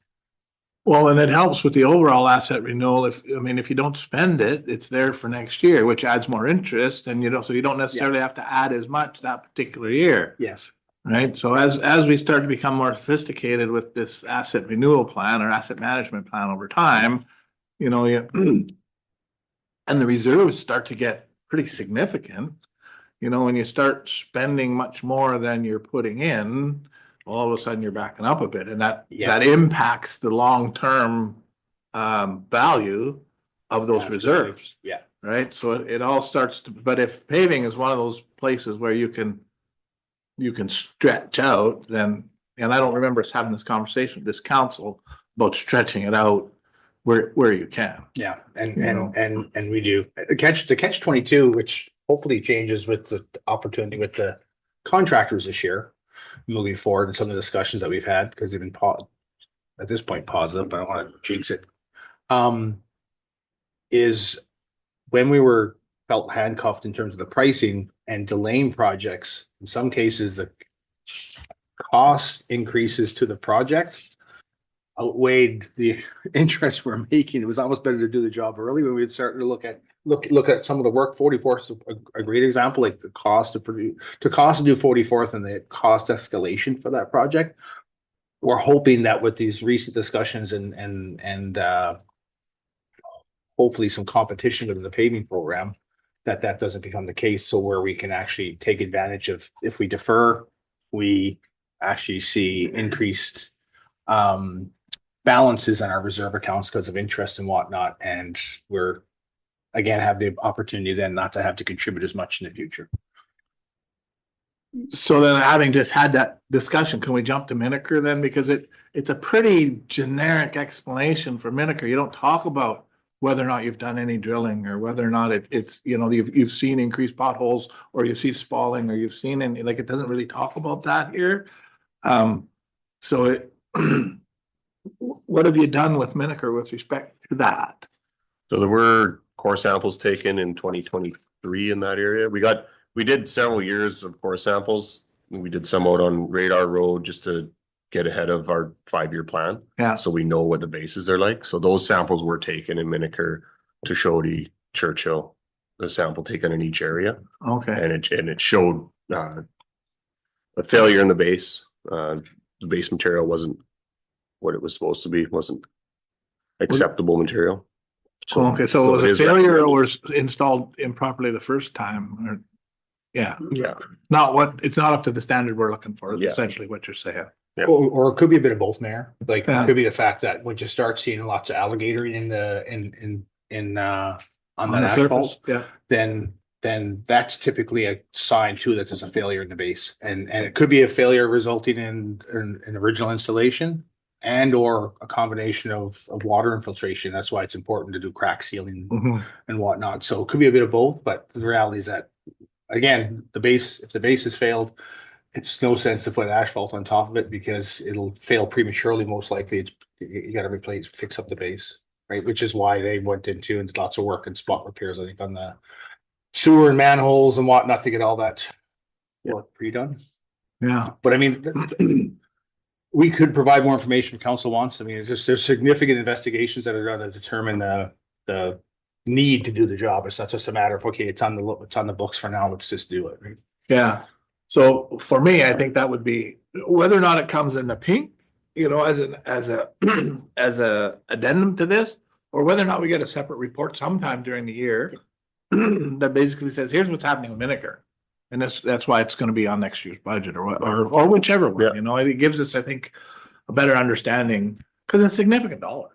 I think from an asset renewal perspective, it'd be probably wise that once we have an idea of the plan is for the following year, is to provide that in a report, which is say, this is our road asset renewal program, and this is what the planned work is and why, and get into the detail. So then it's pre-done with council. So when we get to the point of having discussions at a budget time, you've already had that information. You've had the opportunity to ask the questions. We've had the opportunity to bring back the information. Yeah. Yeah, for sure. Okay, thank you.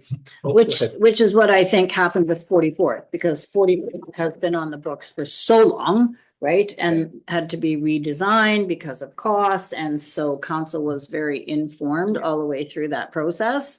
And then I just wanted to point out that Birch Drive is at failure, right? And so I'm confident that they're on the right track with those two. Yeah.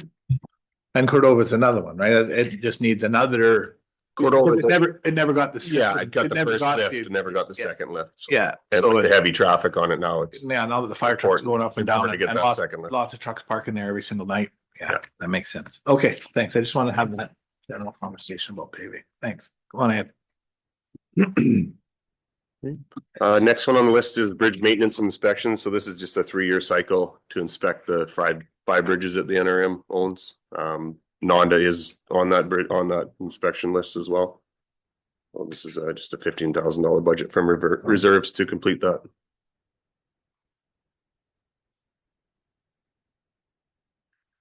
If there's no questions there, next one is concrete sidewalk renewal. Our focus this year is the continuation of Carlson Hill up towards the school, 51st Ave. There is some considerations with the property that is adjacent to that sidewalk, so we're working through that process. They have a fairly large concrete retaining wall that is in disrepair. So we're working through that process and looking through liabilities as far as working around it and causing issues there. So, but the budget there is $455,000 from reserves. Question? No. Okay. Next is the Miniker subdivision. I'm not sure if you want me to go into any more on that. No, I'm good. Comfortable with that one? Your explanation was good. Yeah. Okay. Next on the list is Nonda Bridge. I believe you got a handout today that you probably haven't had a chance to review. Just to provide a little more detail, working through the process of the abutment repairs and placing rock within stream, we've noted some increased costs, working with the engineers. So we just wanted to highlight the cost increase, so you have some information on why it's increased and provide you just maybe with a decision point on what we do with that bridge going forward. The initial budget for placing riprap on both sides of the river was $95,000. That was in the 2021 report that Barstow provided us. Going through all the required environmental approvals, in-stream work approvals, fish salvation, everything that goes along with working in stream, and an updated budget assessment from Urban. Our costs are approximately $581,000 estimated just for the rock and the river abutment placement. Can I just get a confirmation? So that's on the piers or the bank? It's on around the piers, Around the on piers. both sides Yeah. of the bridge. So just to confirm what I'm hearing, what was estimated in 2021 at $95,000, that same work is now estimated at $581,000 for the same work? The original assessment didn't take into account the requirements from the environmental perspective.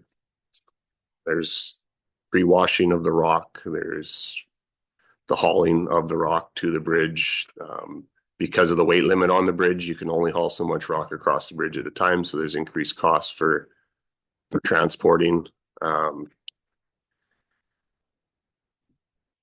There's a fairly good breakdown that Urban provided on the costs that I can share with you after, but there's just a lot to I don't think the environmental impacts were taken into account in the original assessment. And when did we purchase the bridge? It was purchased in 2021. So I'm just trying to, so we had this quote at the time that we were considering the purchasing of the bridge, or did this come after the 95,000? That was part of the presentation. That That was was- to council. At the Right? time. So- Yep. Just to remind this council that we based our decision on the $95,000 quote, not the $581,000. Within, Yeah, go ahead. sorry, I said at the time, within that quote, at the time, there was a lot of work that was proposed to be done too by the locals, which were still, Josh and his group were still gonna look at those opportunities. We just had a conversation with Track last week. But there's some stuff that wasn't considered, that was unaware to us, unfortunately. We've had some conversations with that engineering group. But that said, a lot of things, or sorry, the conversation with Track, we're looking at opportunities to help mitigate the cost of that work to help knock that down. So I mean, again, like I said, Mike, I was on the call last week with Josh and talked to Tom and Randy and the group up there.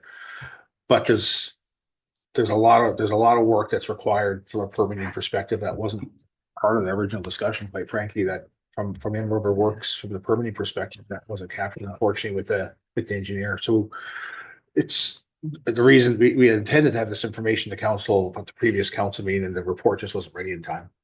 That Josh handed out today, so that's why we handed that out today. So I think it's probably good for council to have further discussion in terms of what we may want or not want to do with that bridge, given the cost to maintain it. And the unfortunate reality is that when the bridge was acquired, it wasn't, it was only a few weeks later, we had a rainstorm and washed the road out. So there's still access from an ATV perspective, but big feature at that time was to be able to drive to that tower location and site in a regular vehicle. So a lot of things have changed since then. So from a budget perspective, we're saying this is right now, if we were to do everything and have to pay the costs that the engineers are estimating, this is what the cost would be to bring that bridge up to a standard and meet the requirement, right? But there's potentially other options that council can look at too with this bridge, quite frankly. So we had an informal discussion yesterday about like this meeting, like if we have concerns about a project moving forward, that today was the time that we should be letting those feelings known. So I'll formally let you know that, yeah, I have real concerns with the bridge and the amount, and would very much appreciate more information and a more fulsome discussion from council. Moving Yeah, forward. I would agree with that based on the fact that when you purchased it in October, November 2021, nobody knew that that road was going to be essentially gone. And there's been all kinds of discussions, right, at the planning level about what to do with that road and who's going to take over that road. And, you know, it made some sense that because we own the bridge, that might be the direction that we might go, is to add it to our road inventory. But now that there's significant repairs that need to be done on it, and, you know, and it sounds like it's significantly more with respect to the bridge, the council might need to review that whole decision. Right? I mean, and then on the other side of that, you've got all the tourism that happens up there that folks are very interested in continuing to carry on, because it's one of the only places in Muskwakachika that you can actually have some road access into some pretty remote country. And so it's a balancing thing. So I think before we finalize this budget, I think we need to have a fulsome discussion on what we might do with that and make whatever decision we need to make. Councilor Roper? I think we also need to consider what would happen if we don't go ahead with the improvements to the bridge. What our requirements might be. We might be decommissioning this bridge. That might cost 3-4 times extra than what's on the paper in front of us. So I think we should take that holistic approach. Absolutely have all the information in front of us, but I'm not prepared to make a decision one way or the other, but definitely some more discussion. Yeah. And then I don't know if there's a piece for the province, like if tourism is important to the province, maybe they need to be. Well, at least they should be able to tell you what the province's perspective is on this particular bridge. Anyways, that'll come to us, I think, hopefully before we finalize the bid. I think too that the original construction of the bridge, I'm sure that the river rock that's in the screens that are at the base of the bridge came from the river. And environmentally, they might not be allowed to come from the river anymore. So that's a provincial thing too. Yeah. So why do you have to have washed rocks when you take rocks out of a river and put them in a screen? Ask the province. They must be smarter than us. Yeah.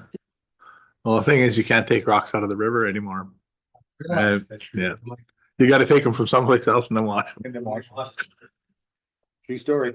Okay. All right, well, we won't be able to fix that one today, but So we'll commit to getting some more information and have further dialogue at a council meeting, so we can get under the hood of this one. That was the intent to get the more documentation to you today was, you know, we flagged that one internally ourselves as more discussion required.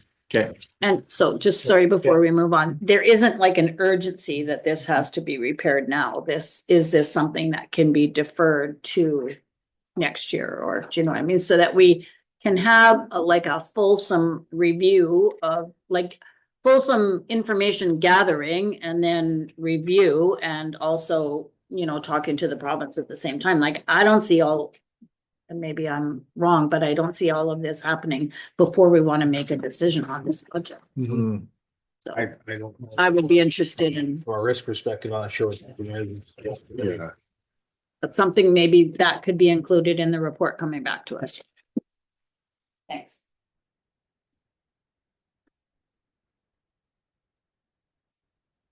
Okay. Next one on the list is the Public Works Building Renewal, and this is just a continuation of the funding that was acquired during the fire hall purchase. So it's, we're gonna utilize it to expand the employee lunchroom area, which is not adequate as it sits for the employees we have over there. Okay.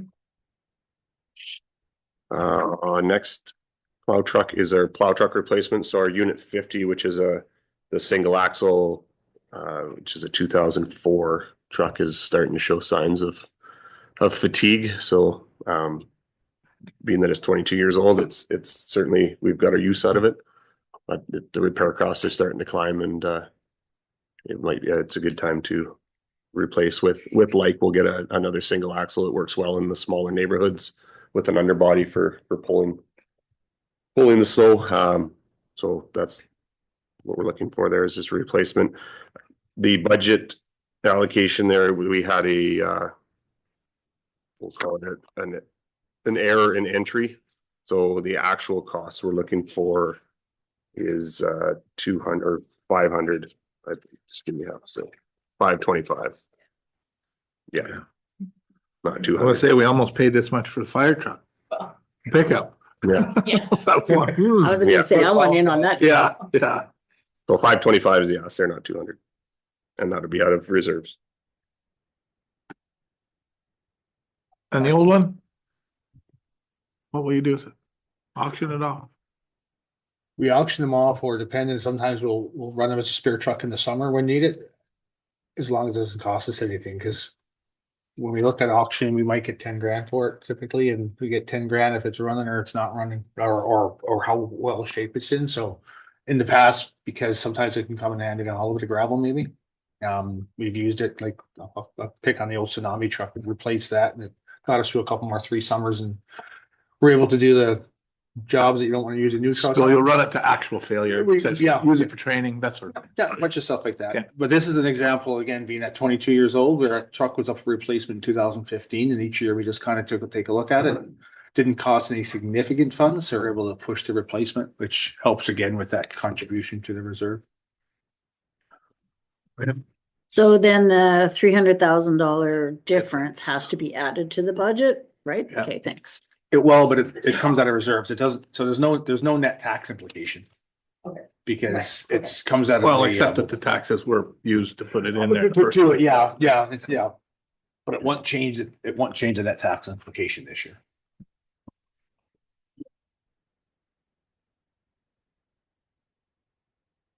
Next is roads renewal gravel. So this is purchase of gravel for our rural roads program for just additional topping and ditching just grading.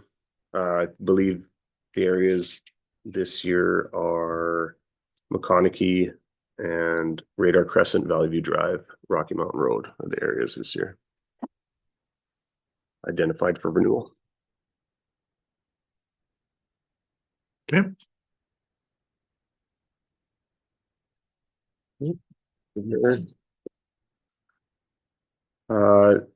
Next one is the school traffic and accessibility improvements. Did I miss one? Yeah. Okay. Page 10. 900,000. Oh, let's go that one. Okay.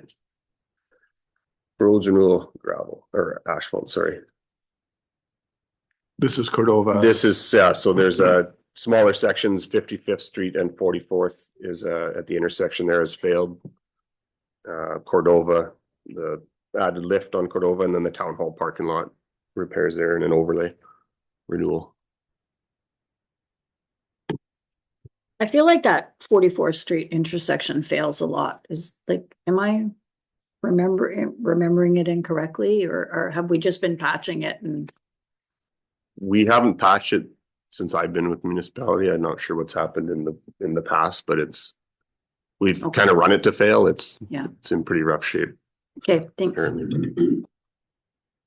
Traffic or school traffic accessibility improvements. So this is a focus on the high school crosswalk. There's been some concerns highlighted there. So we're looking to purchase and install the flashing crosswalk lights like we have at the rec center and the bottom of Liard and a few other areas around town. Are these the ones that give you the speed? The speed? No, those would be the ones that are activated by pedestrians, so it flashes to alert traffic you're crossing. Next is surface drainage and stormwater. So this is ditching and clearing of open ditches. Recommended areas this year: Gardner, Boundary, Spruce, and Mountain View area.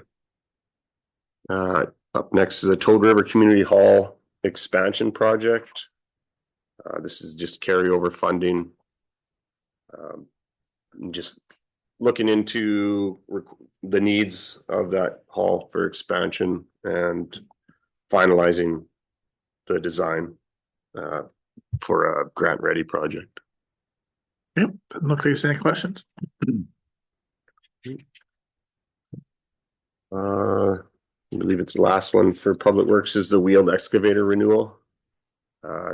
We currently have a 1995 Caterpillar, which is well beyond its lifespan. We've had some increasing maintenance costs this year. We spent roughly $35,000 this year on repairs, which was one cylinder of the stabilizer, which we can't get parts. We have to rebuild. You have to send it out. It's time consuming and expensive to perform. And it's a safety concern when operating if your stabilizers aren't working properly. So that is a big ask, but it's an important piece of equipment. It gets used at the cemetery. It gets used for any of our major water repairs, sewer repairs. Doesn't owe us any money. That's for sure. Certainly not. No. That was it for Public Works. We can go into sewer next. First on the sewer list is our sanitary sewer collection renewal program. So this is a cured in place pipe placement program. There's several areas around town. Nahanni, 53rd Ave, 52nd Ave, 55th Street, Airport Drive, 51st Ave, 50th North, the feed from the hospital, which is on 53rd Ave, an area on Gardner, and 54th and Cottonwood. Good on that. Wastewater plant addition of screens. So this project is pretty well complete. We're just waiting commissioning and invoicing. So though it started in 2025 and just carried into 2026. Equipment is in place, electrical is done, just commissioning and payment. And those are the only projects for sewer. Next is water.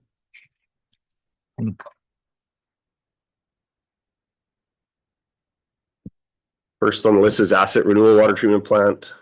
These are just condition assessment of the water treatment plant. And oh, sorry, I apologize. This is the rebuild of our treated water pumps. So this is just a return of the last pump that was rebuilt. It just will be paid for once it returns. Everything else is completed in this project. So just delay in purchase. The pumps come from overseas. So.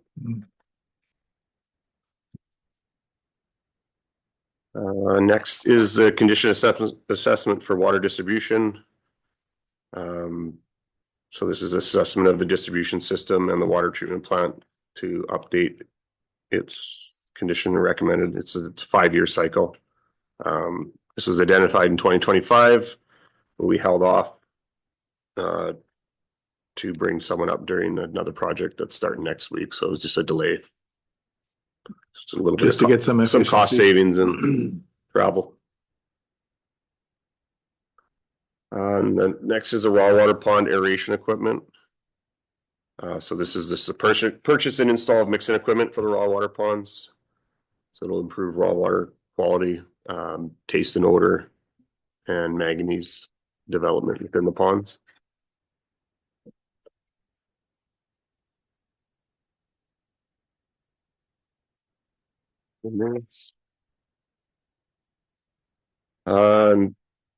Raw water pond desludging. So it's been identified for pond 3 to be desludged this year. So this is the project to drain and desludge and rebuild the bank on pond 3. And then the aeration equipment will be installed after that. A question. So does a local contractor is able to desludge this, or does Public Works do it? Put it out for opportunity for a contractor. Okay, A local contractor more than likely. great, thanks. Yeah. Where does the sludge end up? Yeah, we can landfill. Use it for capping on Yeah. landfill. Yeah, cover. That makes sense.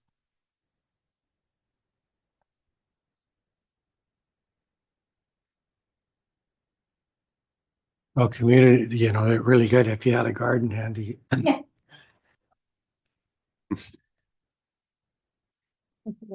could just throw it back in the river. Did you just say that? Her mic is not on and Scott doesn't want to go to jail.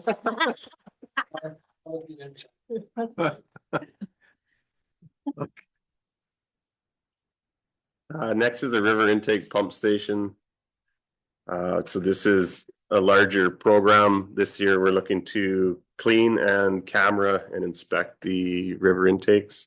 This was part of a 2025 project that just got delayed due to contractor availability. And second part of this is to design and install screens around the river intake to prevent fish intake and other debris from entering the pipe. Cars and stuff. Cars, yeah, that's right. Okay. Riverwell pump renewal. This is just a rebuild of the Riverwell pump recommended on a 3 to 4 year cycle. We delayed the removal of it for the river cleaning project. It was slated for 2025. But we delayed until this project takes place because the pump has to be removed for the project. So yeah, it'll be sent out this year. Riverwell to booster line replacement. So this was a project that was in the 2025. All the submissions came back over what our original budget was. So we increased the budget and have reposted for tender for this one. So the project it changed a little bit. We removed a few items from the project to try and reduce the costs. Essentially the same project as 2025. What kind of pipe are you using for this? Do you use the blue wall or do you use a high density? HDPE, or there's a PVC option. We've left it up to the contractors based on pricing. Oh, okay. So there's a few options within that.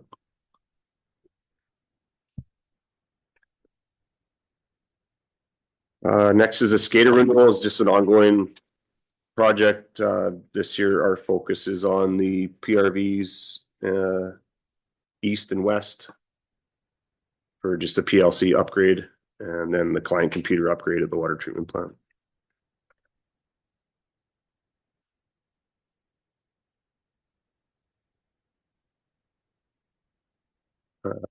Cold River water supply. So this one has had its own difficulties. Sampling in 2025 determined that the anticipated treatment scope was no longer feasible based on the sample results from the well itself. So we're currently just exploring alternatives, and we anticipate further information to come to council in early of 2026. It's a $311,000 carryover.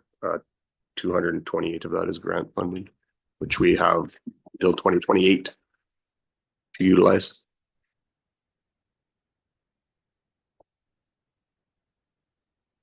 Water service line assessment planning. This is just a small ask for ongoing analyzing of our underground services, water lines. Just a basically data collection and assessment. We do this ourselves? Yes, we do this during our digs and when we open up. Okay.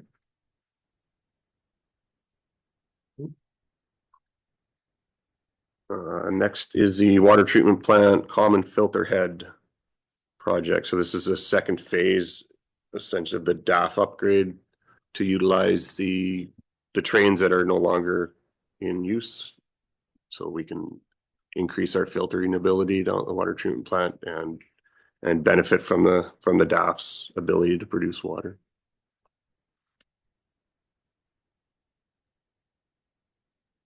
And then the DAF underdrain renewal program. So this is just basically a renewal of the underdrains to help with the filter cleaning and backflow to just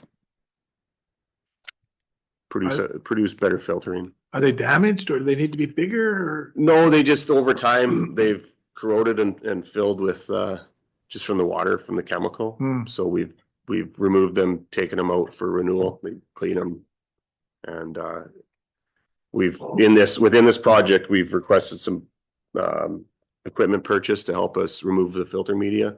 We've had contractors bring that equipment up this year, but it'll save us money and time if we have the equipment ourselves and we can remove the filter media, send out the underdrain So you're not reinstall. actually replacing the pipe, you're just cleaning the pipes. that are Yeah, it's there? basically a renewal. It's, Yeah. they soak it, or I'm not sure what the process is, Yeah. but it They make it look new again. basically Okay. make it look new, yeah.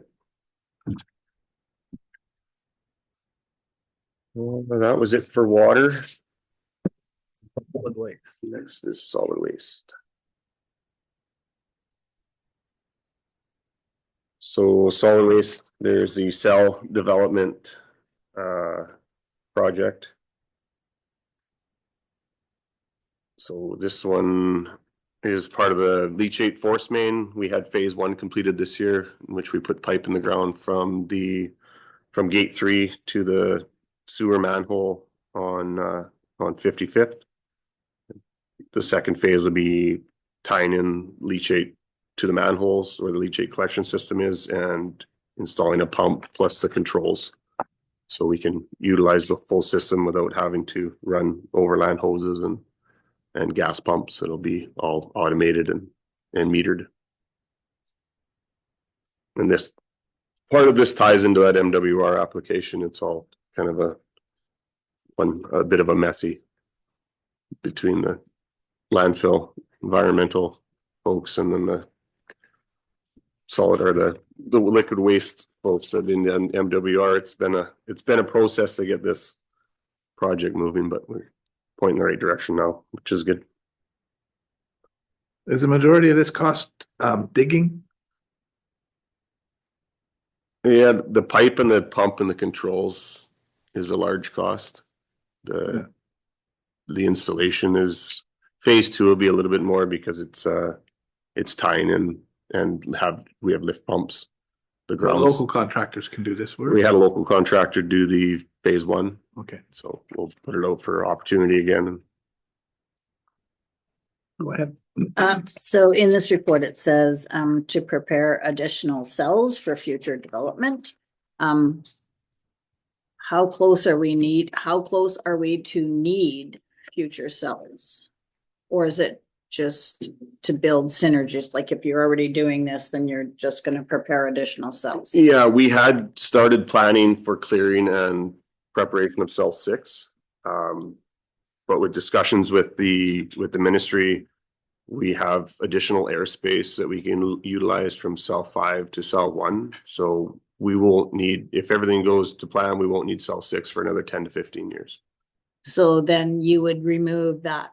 You wouldn't be then developing 6 in this project. Well, the plan is still to clear the trees and fence it so it is cleared and ready for development when it's required.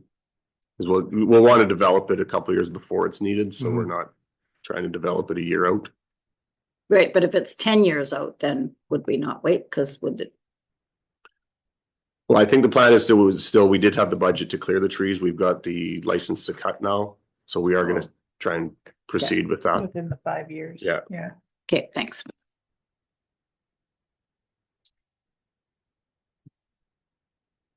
That was all for solid waste.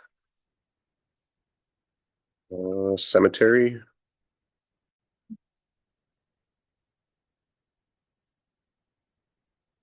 Cemetery is the expansion project. And this is just to continue to build road access on the upper plot area. We built the center road last year, and we'll continue to build the offshoots going forward.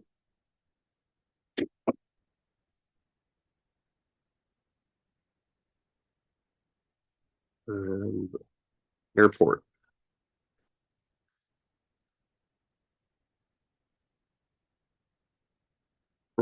Airport, so we have the ACAP airside lighting. This is a fully funded to rehabilitate the approach lights at the airport, with construction anticipated in the summer of 2026. That includes engineering and design tender. And then we have an ACAP airport sand storage tent. Just waiting for approval on this one, which we anticipate to be in March. Once approved, we'll procure for engineering.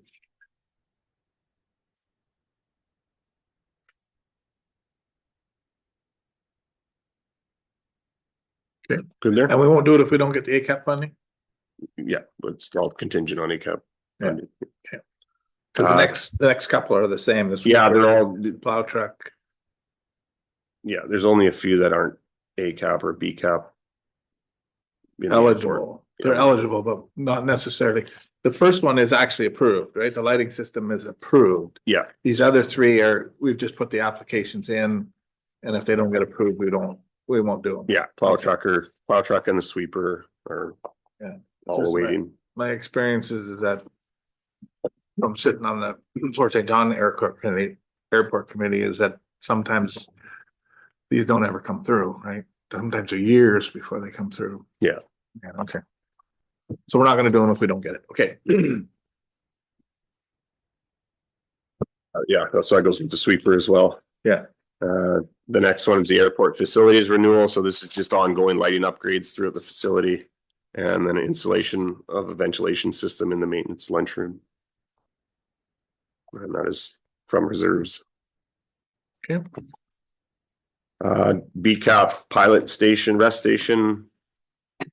This was also a 2025 application, which I believe we were turned down on. So we've applied at last intake with anticipated approvals sometime this year, we hope. Okay. And then the sanitary sewer lift station and lagoon improvements. This is just a critical spare pump purchase in 25, which will be utilized. The pump removed will be sent out for renewal, repair, and then brought back, and then the second pump will be out. So it's a 2-year program, and they're rebuilt on a 3-year cycle.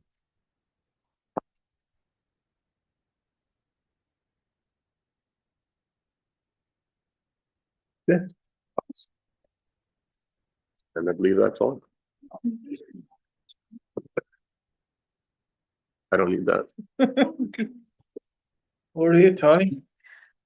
Well, I am impressed that we have been able to work our way through the budget over the last 2 days. I also have to look around and see these young fledglings who are now sitting at the table and doing an amazing job of explaining their projects and their departments, and I feel like a mother hen, a very proud mother hen. But having said that, I'm going to get Alicia to take us back to slide 3. If you wouldn't mind. This is not an official Please. mother. Please don't look while she's doing that. This is the timeline conversation that we had when I began the presentation yesterday. And that we have questions for council about public consultation and about next steps. So first of all, we have in the past done an open house of sorts for communicating, and over the years, we've changed it up a little bit. And so in speaking with Ms. McIver, we're wanting to know council's concerns, expectations in presenting the budget. First of all, I must say, if we are ready to present this draft to the public with those few modifications that we identified yesterday. And if we are, what's council's wishes in terms of doing those presentations? And I believe, Jay, you mentioned that a survey will also be incorporated this year. So we've done a public survey in past years, and that's a fairly easy task to collect data because it doesn't require a person to be at a certain place at a certain time. So that is certainly something we could easily deliver. And I know there's been kind of varying results from doing an open house. So I think in-person engagement's really important, but how that is delivered is up for discussion. Alicia pulled together some dates and kind of things happening at the rec center through the course of the end of this month and into March that will create some probably good crowds. So whether it's a scheduled open house as we've done in the past, or working with rec to leverage maybe the main lobby space to have a static display, and then offering maybe some times where a representative could be available and we can just post about that, like come see the information. And if you have questions or want to have a conversation, representatives will be here from X to X on these dates. And that might maybe create a bit more flexibility versus having one point in time where people will be there. But again, that's up to council and your availability. And what you think might be worthwhile trying this year versus what we've seen in past. So. I would still like to see our public house for the budget. I think last year we had a record turnout. And I think having that structured time where we have all the voices in the room, all of the counselors, the mayor, I think those are the times where those questions can be answered, as opposed to here and there and this person here and this person there. I really like that structured approach. And again, last year we had a record turnout, lots of engagement and feedback. So I like having it, not speaking to the open house, but whatever we decide in that.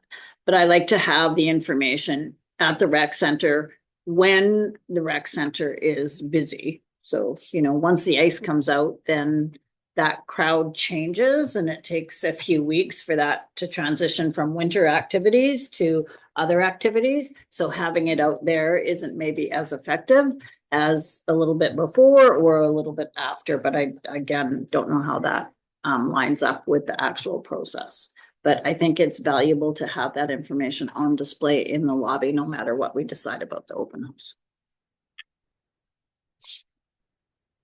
I agree with both of those. So I don't see us changing the way we've done it for any reason. There's still, I think a significant portion outstanding. We need a report on the government transfers. That report should be coming to us soon. We know when that report will be coming to us. Soon. Before the open house. We haven't determined. We haven't determined that, but. We need to have that done before. We've met in like within a month. So I'm not sure when the open house is happening, but that's what we've discussed is within a month. Ideally, the open house would happen, I think, before the end of March is the thought. Right. Because April would be when you're considering your budget. So we need time to bring back any feedback from the open house and the survey and present that for your consideration in terms of deliberating on the final budget. So. Yeah, and to take Deputy Mayor Grewing's point, if the ice is coming out on the 1st of April, then we need to have that information out during March. Right? Because that's when it's busy still. I can't talk. Look, there we go. However, that said, I don't think that there's a point in having the open house without having that government transfer piece completed. Correct. Right? Okay. So we're looking at, early March at the latest to have that done. Yeah, Councilor Roper.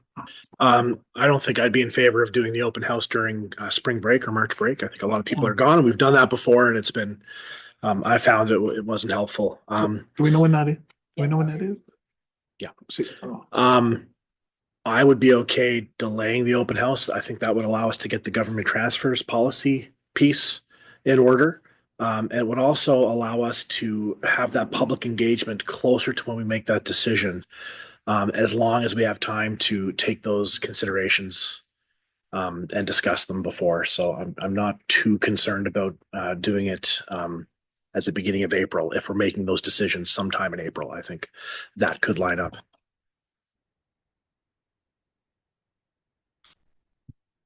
So I'm going to weigh in on timing. If we have public consultation that basically supports the plan and council is able to move forward with the plan with little or no changes, then our timeline aligns well to be able to do those. If we had a season where we were looking for a lot of changes, we would need to make sure we had extra time in there to prep that final budget piece. So then let's work backwards. When do we have to, when's the last date? May 15th? Like, is that, it has to be submitted by May the 15th? That's the latest we So can do it? the bylaws have to have two sets of readings Right. by the 15th of May.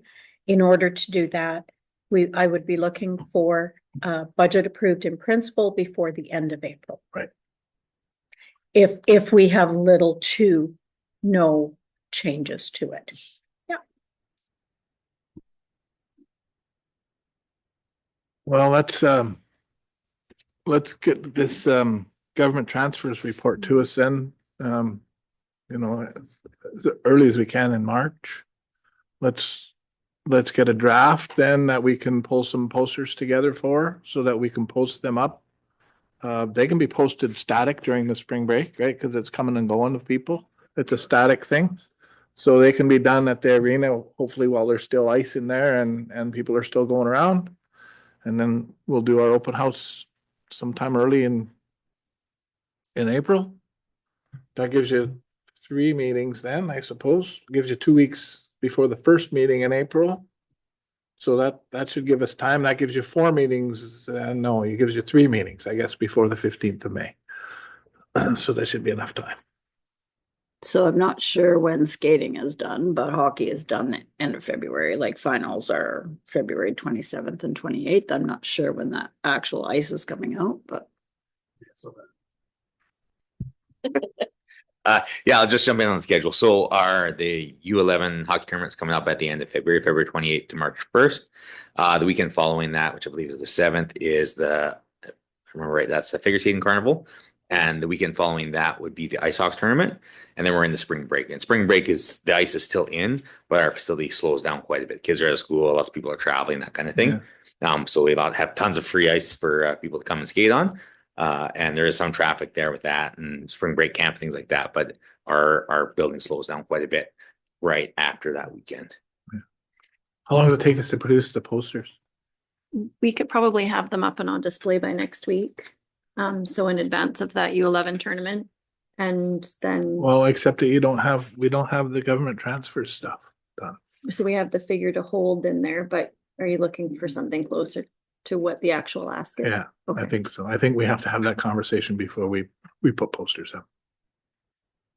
Once. Just because the amount of discussion it generated last year, right? And so we're holding it, right, because we need to hold an amount of money in there. But I think we've got to flush that out to what's been approved, what hasn't been approved, and you know, the level that we're prepared to sustain over time. I think all of that's part of the discussion with respect to government transfers, and then that needs then to be given to the public, right, so that they can respond. Councilor Roper. Yeah, I mean, if that's the only uncertainty in all of the material, then it's easy enough to have them ready and get them, once that decision's been made, produce them.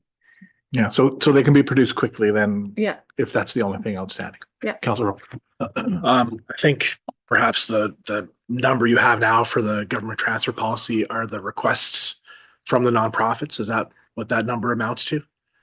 No. So the request from the nonprofits currently is sitting under $1 million. We've used $1 million as the placeholder at this point, but we still have to have a bit of a discussion around applications that still may flow through the subsequent intake periods yet. So I think the usual process is we make a presentation to the public or present those figures, gather the feedback, and then we make the decision as to the level of funding or the comfort of the council or the community. So No, I don't think that's the way we did it in the past. We usually did it here at this session. Then it was put out to the public. And so we haven't done it at this session yet. So, and no decision was made. That was a draft essentially that we put out. Then we made the decision, right? So it's a different order than what you're talking about. But I still think we need to have that discussion so that then we can put out the though I say approved, I guess approved figures from perspective of the applications that have been put in, right? So Shayna, as our new community and social development coordinator, is going to take on that role of review and making the recommendations to council for the ones that need to come to council. So I'm assuming that's right. Or 11 out of the 12. Yeah, all but one. So myself, Jaylene and Tony are gonna have to sit down. Shane is going off here for a while, so the three of us. will Didn't have she to just sit- start? She did pre-planned vacation, Yeah. but the three of us will have to sit down and ensure that we get that information to you. I'm thinking the March 9th council meeting.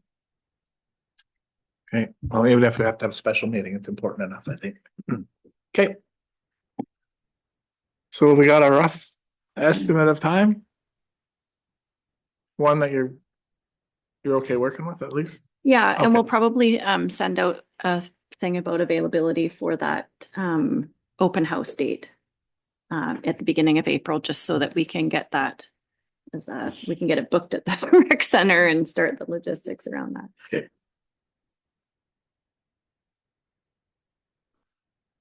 Good. Well, thank you very much, everybody. That was fairly painless, I think. We had some good discussions yesterday and today. I think it went fairly smoothly. You all presented yourselves and your departments well. The information was there for us to digest in time. So yeah, so thank you very much, everybody. I think it's been great couple of days. Does anybody else have any comments? Okay, I think that takes us all the way through. Is there any public online? None in the room, none online? Okay, then we are adjourned. Thank you very much.